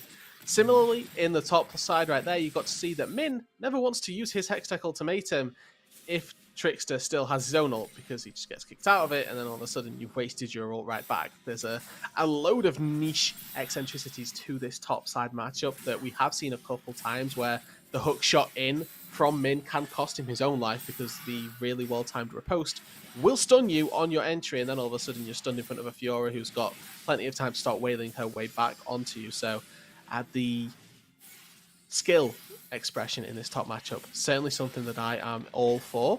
And Cozy, with this lead that he was able to generate off the back of a first gank from Trickster, has certainly put him in a good spot. And it's always what you want to see as a jungler, is you give just the slightest bit of resources, like that one gank, and all of a sudden the enemy top is 0-3. Hullbreaker and the Sheen as well, decimating towers if Min tries to farm up elsewhere, because the reality is that only Min at this point can really answer the Fiora. There's a chance that Toasty can catch a few waves, but with the Rift Herald down now, you've got to worry about Trickster as well, showing up in really any lane that he wants to cause chaos in, and then turning it into even more gold. Ooh, took a mighty trade right there, and he may well yet pay the price for it. Rapid's here, spotted on the ping. He's dead. Now Dox is dead. Really well there played. We go. Toasty's pretty cracked, by the way. I want to throw that out there. I know that last series we had the moment where we were like, oh, Doc's a diff, because the Ahri was really good. Toasty is like the gem of wildcard aces recently. That guy is looking different on Syndra. he's looking alternative. That's what we say. It's good. It's just really good. I agree. I think that coming into the series, we had high expectations for Doxa plus Trickster, and there was always going to be an element of can Toasty and Rapid match up to that, and I think that unequivocally Toasty had done. I think that Rapid as well, with the, albeit 4 out of 4 kill participation, maybe not the highest total number, the percentage is still exactly there, knows where he needs to be, and is still collecting on his opportunities around the map. Yeah, it is really impressive the way this has gone on to sort of advance the Toasty story. I want to check in how much gold he's got at this point, second most in the game, and for somebody that really entered the scene a little under a year ago now, in 2021, on the Wildcard roster as a sub. Then went to Wildcard developmental. I mean, you can tell that development is starting to pay off in a really big way, and this is not the end. I want to see how much more work he can put in this game. Already 3-0, Luden's in his pocket. Min, however, not going to be dancing with Cozy and Trickster today. We talked about that Fiora Lee Sin already, as you highlighted the intricacies between their cooldowns. The intricacies right now a little bit lost on Min, as he just knows he loses that matchup right now. Yeah, and the job is done as well, but Lynx could well go for the fight here. Lynx could kill Jeremy right now. He could even kill Rapid as a excellently timed Swallow ends up saving the AD carry. Lynx gets to laser through, and a teleport as well from Min. Just enters into an Aphelios with a bunch of chakrams that you do not want to be fighting. Trickster gets to follow up the fight, and Doxa's right on top of Pokus as well to take down the support once again. Well, what am I telling you? Rovex's timing on these Tom Kenchis are just exquisite. He's able to take out Lynx from danger, pops him right back down with a massive shield, and all of a sudden Taco Gaming destroy on all fronts. They're able to get a bot tier 2, a mid tier 1 plus 2 kills on top of it.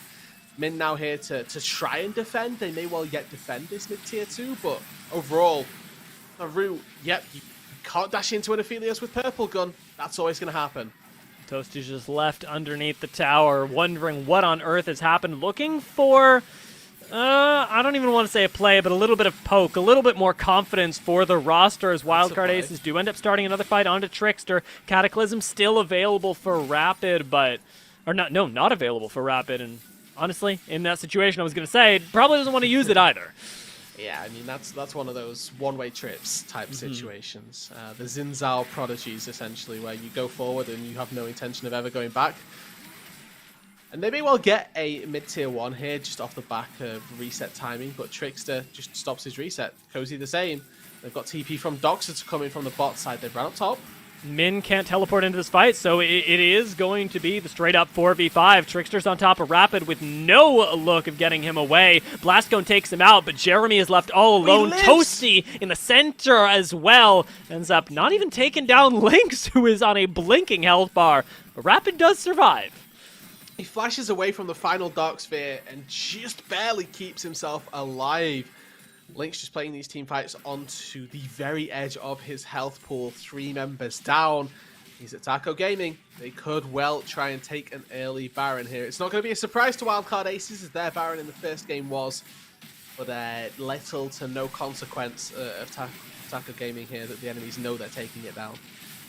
This is unstoppable and inevitable, which I suppose do mean the same thing. But for Wildcard, one thing that they've got to know is that while the Baron is going to be really difficult to play against, they're not done just yet. We've already seen Wildcard Aces claw their way back from gold leads like this and be able to half them in less than 2 minutes. If they can do something like that in these fights, they may well be able to still be able to party in the early game with Jeremy. But holy moly, taking a look at this fight again, it's tough. It really is, and you can sort of get the gist as to quite why Wildcard are struggling here, because they expend everything onto Lynx, and he still survives. They give their best efforts as well to trying to get away, and they just can't quite manage it. And I think to your point though about there's always this chance that the Wildcard Aces can come back, and I really want to emphasize that, because they have got a really good late game team fighting team. We talked about this early on, that they've got a solid front line. If Min and Rapid can play spoiler and keep these champions a little bit isolated, they're going to be absolutely fine. The issue right now is that they're not taking those team fights, and in fact, Taco Gaming are just knocking on the door, and unfortunately, nobody's home. And even more so than last game, it needs to start with a pick. It needs to start with an immense amount of burst. And this time, Taco have the compositional answer to burst in Rovex. There's not a whole lot of counterplay to Wildcard trying desperately to burst down Lynx.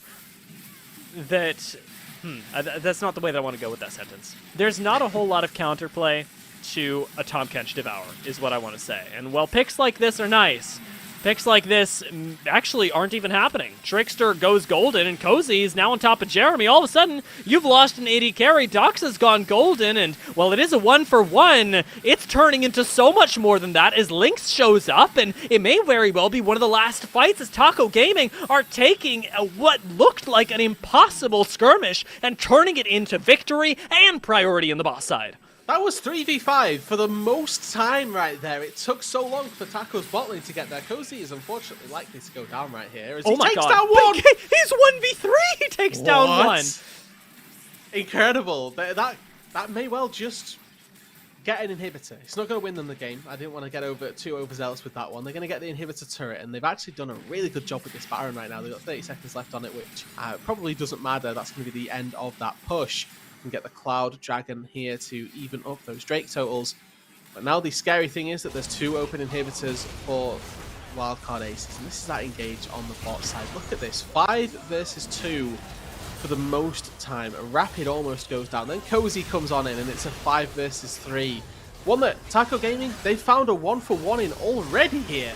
And then Lynx shows up. He's just absolutely untouched throughout the entirety of this fight. Nobody can even think to step up to the Aphelios, and it's just a wipe. Cozy goes forward here, maybe a little too overzealously trying to stop those backs, but ultimately does it and gets himself a kill as well. As if the Devour weren't enough, 2 different excellently timed stopwatches just buy so much time for Cozy to show up, for Lynx and Rovex to make it in, and Jeremy, fortunate enough to claim a topside tower, is continuing to get the ball rolling on this Jinx. Only half an item behind the Aphelios at this point. The Dream is still alive, but it's now made even more difficult by an inhibitor in the mid lane, I suppose, going down soon. If just one minion, there we go, can take the last auto. I really think that Wildcard Aces are playing this from behind incredibly well. They're trying to collect gold onto Jeremy when they can. They've lost a mid inhibitor for it, but at that point that was somewhat inevitable. They have 5 people here to defend against this bot side inhibitor push, and okay, Doxa goes forward, gets a nice chunk onto Focus, but you can see that expending a little bit of time to get gold onto Jeremy is their best way back into this game. If this Jinx can get fed, she can carry team fights. It's just very hard. Fight gets taken here already. A lot of burst comes down onto Lynx, but the Devour is just in time. The Moonlight Vigil comes back with the Infernum blowing up too as Doxa does the rest to pick up the kill. Again on sub 100 HP. Lynx is still alive, but Wildcard playing exceptionally well. As you noted earlier, only lose 1 to defend their base, albeit they lose the inhibitor, but they're alive and they're still in this game.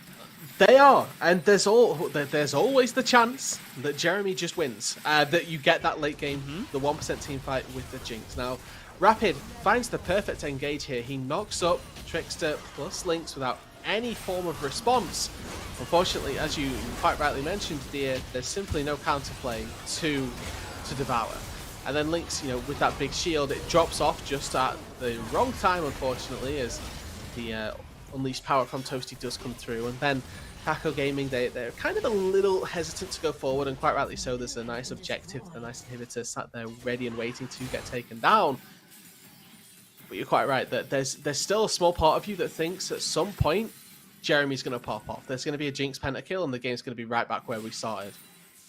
And we got to watch Toasty as well, who has been, even with Devour being used, still almost killing Lynx in not 1 but 2 fights now. That happens once and the fight changes entirely. At that point, a single kill, especially with the way that the Mega Death Rockets have been going recently, gets Jeremy excited because he's likely got kill participation, and from that point, you just win, win, win. It is all a wild card fight. Now the thing they've got to worry about is what we talked about at the start of the game, but that hasn't been relevant almost this entire time. We're approaching 30 minutes. We're approaching the time when you can't leave Fiora alone anymore, especially not with 2 inhibitors down. And a hull breaker to boot as well. It does mean that this Baron is such a tantalizing prospect for Taco Gaming. Oh no, Jeremy. Heel burned. Good traps. Bacchus maybe getting engaged on as well. Rapid's waiting on his own engage. We got Toasty in the back line alongside Jeremy. No kills have gone down just yet, but as Lynx collects one, Rovex is still alive. Jeremy needs to get excited, but as he does, Lynx flashes on top of him with the red-white popping off on the Aphelios, collecting a triple kill. And with Cozy taking down Min in the base, Trickster doesn't even need to kill Rapid because Taco Gaming are going to be setting themselves to the semifinals. A teleport to finish this off, but Taco Gaming are doing it for the ace, for the flare, and for that extra little bit of a win, as semifinals are what they're going to. Coming from Group D at the top of it, it's a dominating performance from this squad. Remain undefeated in their series scores so far, yet to drop one, and they head into the semi-finals now off the back of a 2-0 and going up against an Immortals AoE squad who have also looked the part. So that is an exciting prospect as well for next week. God, that was so good. God, Rudy. Such a good game. Oh, that was such an exciting series. I mean, I know that Wildcard Aces didn't get a game, but man, were they so close. They're an exciting team.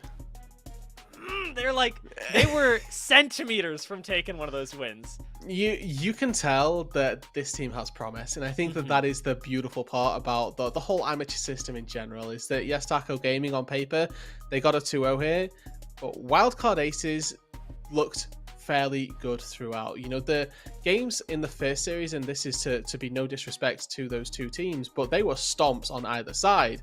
Taco Gaming had to work for these wins. And that's the amazing thing, is that, like you talk about, as contrasted with the first series where you demonstrate that you know how to take control of an early game or even a mid game and snowball that into victory, these two teams, and especially Wildcard Aces, demonstrated that even in the worst of conditions, they will not lose control, and that they do have these avenues back into the game that we could clearly identify. Even at their lowest in that game, Wildcard Aces were still funneling immense amounts of gold into Jeremy, and despite the fact that they were losing fight after fight, not able to get everything they wanted, there was relative item parity between he and Lynx. There was, and I think that this is a good point to bring up and say that Taco Gaming still played that incredibly well. Lynx is insane on Aphelios. Borderline ban worthy at certain points. You just think, can we give this guy Aphelios, because he's really, really good at his champion, and I think that giving that one over is something that teams may well need to consider.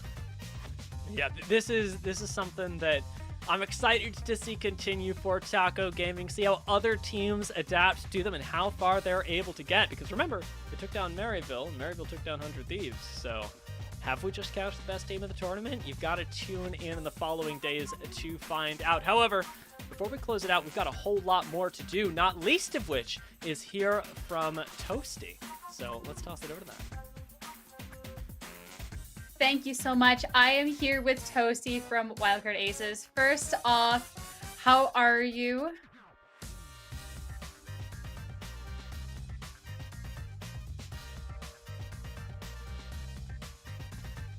Oh, I think we're getting a little mic check from production that everyone on the stream can hear you all right. I'm hearing you. I don't think the stream folk can quite yet. All right.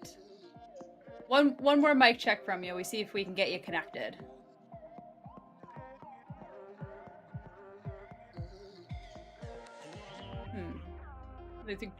Nothing quite yet. We're gonna send to a quick break because I want to hear what Toasty has said. Quick break, and we'll be right back.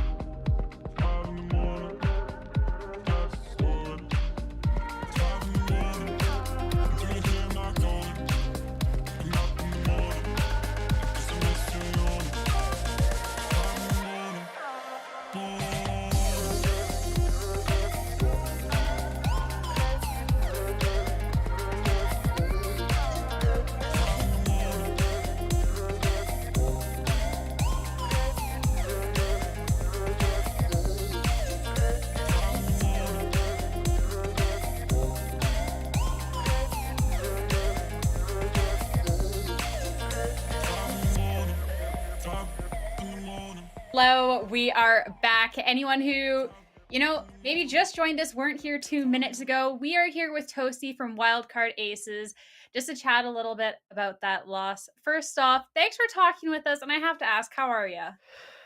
I'm good. I'm just a little bit sad. Kind of wish I could have played better, or like we got a bit further in the tournament. But yeah, I'm good overall. I mean, congratulations still for making it this far. I know there's always that wish and that desire to go further, but making it into the playoffs, that's definitely great in the first place. And as a team, did y'all think that you'd make it into the playoffs?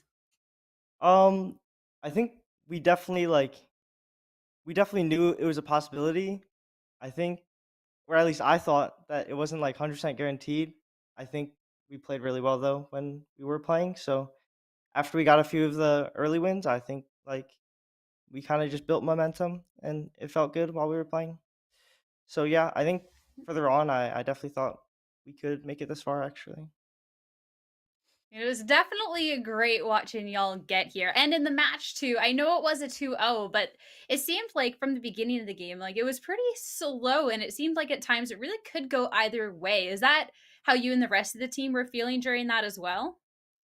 Yeah, I felt like there were a lot of points in both games where we definitely could have won, or like it was definitely even. I was feeling good early game along with my team. I think we had high hopes, but uh, unfortunately we came up short. I mean, is there then something that y'all have learned, or either as a team or just as yourself, a takeaway, something to improve going forward? Because I'm hoping this is obviously not the last that we're going to see of you, right? Yeah, this definitely isn't the last you're gonna see of us. Um, I think we learned a lot, gameplay wise, communication wise, and like kind of like building up resistance to like pressure situations. I think it was a really good experience for everybody on our team, and we're gonna come back next OQ stronger, or maybe even PG, depending on I guess the next games. I think I'm not sure how it is.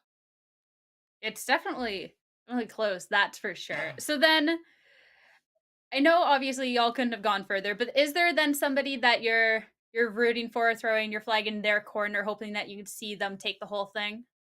Um, I'm not too sure actually. Maybe Maryville is kind of like really cool to see them beat 100 Thieves. So Yeah. if they could ride the momentum and win it all, that'd be really cool to watch. No, I love the underdog story that they have going on over there. So I'm with you on that. Before I let you go though, I will give the stage to you for any shout outs, any parting words before we say goodbye. Yeah, I'd like to, I guess, shout out my teammates. They played well. I'd like to shout out my coaches, everyone who cheered for me or my team. I'd like to shout out my fans, like two of them, two fans, which is my coaches. But yeah, that's pretty much it. All right, I want a little love in the chat. There's more than 2 fans out there. Y'all did fantastic. We're glad to have seen you, and I can't wait to see what you and the rest of the team do in the future. So thanks again. We are going to be throwing to a short break before our next interview, so don't go too far. We're going to be right back. All right, thanks. Bye bye.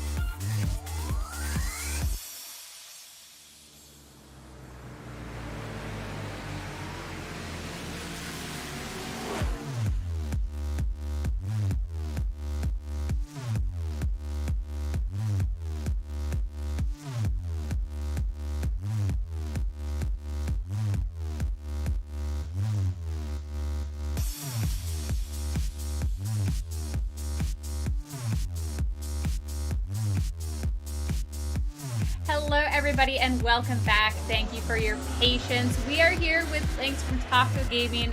First off, how are you? Pretty good, pretty good. Excited about the win. Yeah, that was an awesome win too. We were kind of split on the desk on how it was gonna go, but taking a 2-0 victory. Did y'all go into the match expecting that, or? Yeah, I think we should have been the favorite to win for sure. We were pretty confident going into the game. We didn't have the greatest prep, because I kind of thought we would win, but they were not bad. The confidence, I like it. It definitely seemed, the matches were slow, and there were some times where like, oh, it could go either way, but y'all seem to just have like a slow but steady lead until something broke out. At any point during the games were y'all worried, or is like, nope, this is just part of the plan? Personally, I wasn't really too worried, because if the game's even, I trust my teammates to make the right calls, and we'll eventually win.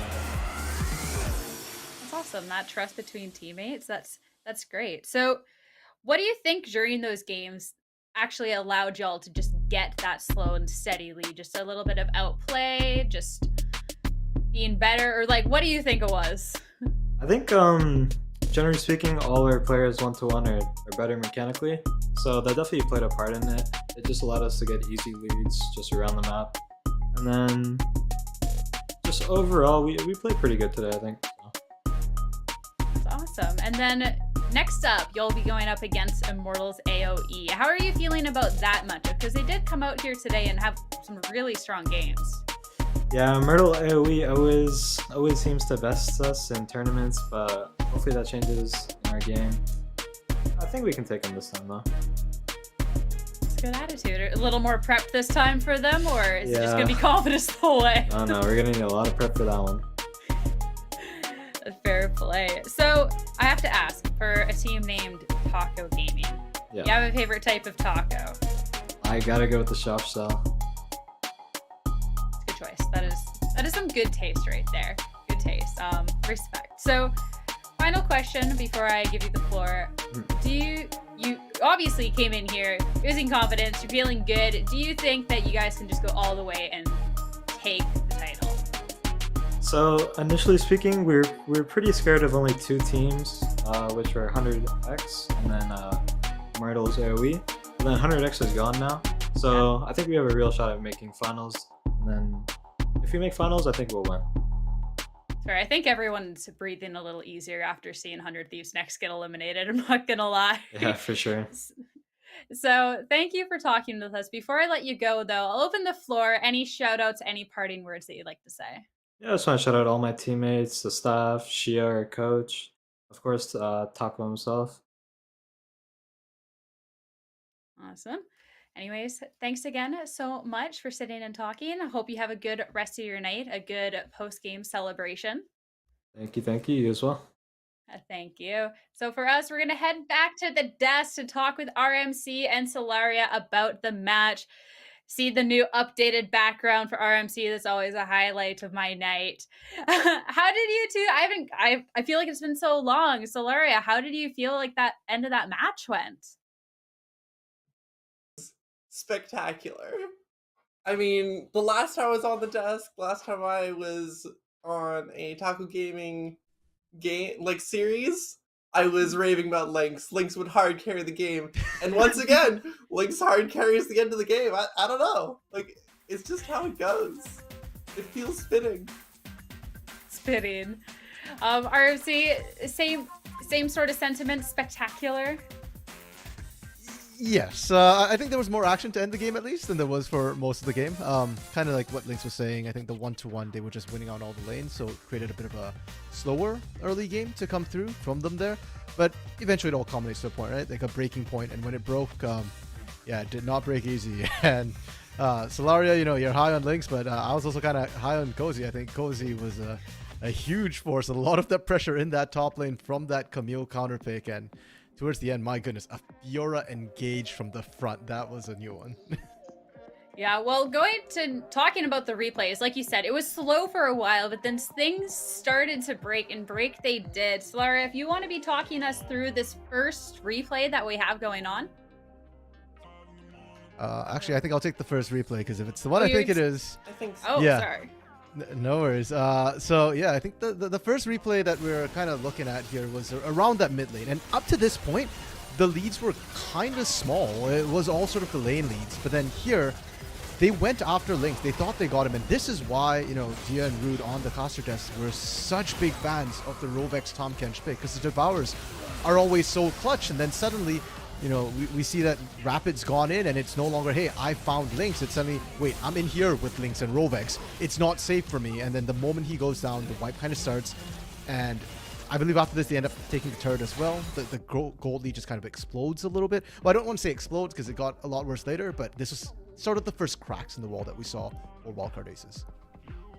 Yeah, and after that crack, Taco Gaming, they started to seem more confident. They started flexing a little bit. I think flexing their muscles is a great way to describe this next replay that we have coming up as well.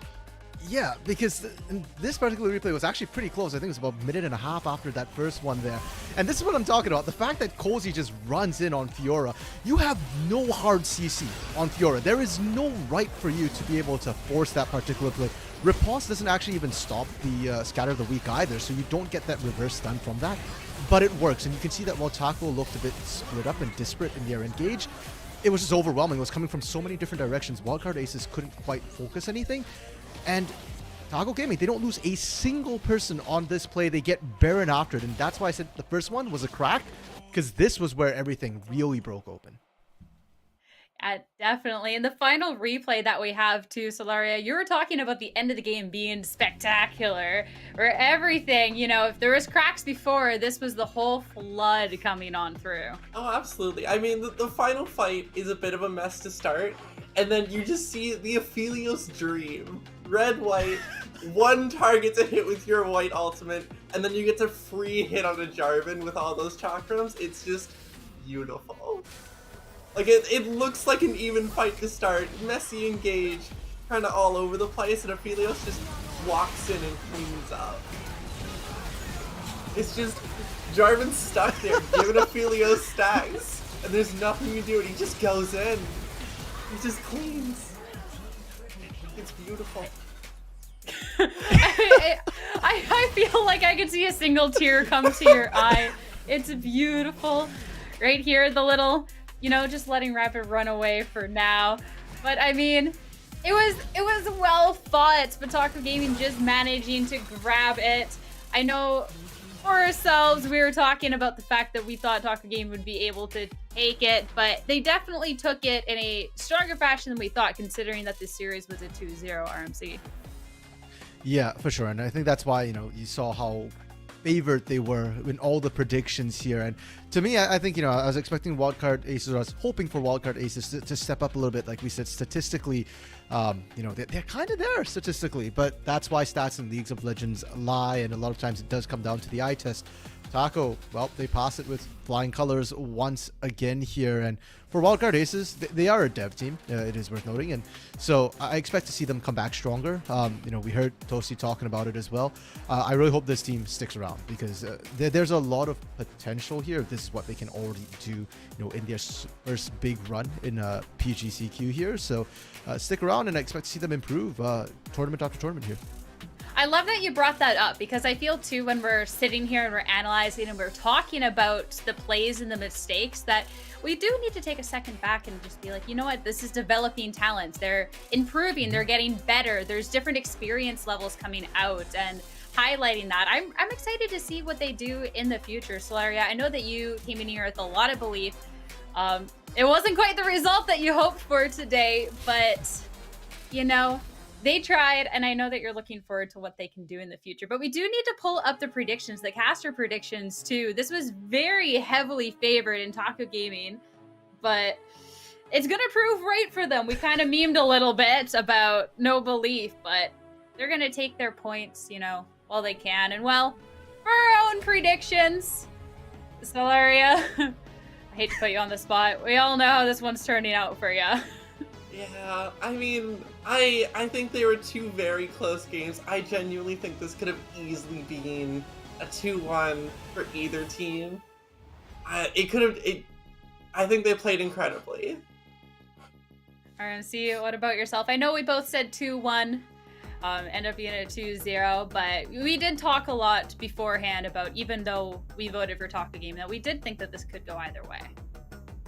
Yeah, and I've had some wrong predictions on the desk. Last night particularly stood out, but this one's the one I probably feel that I messed up the most on.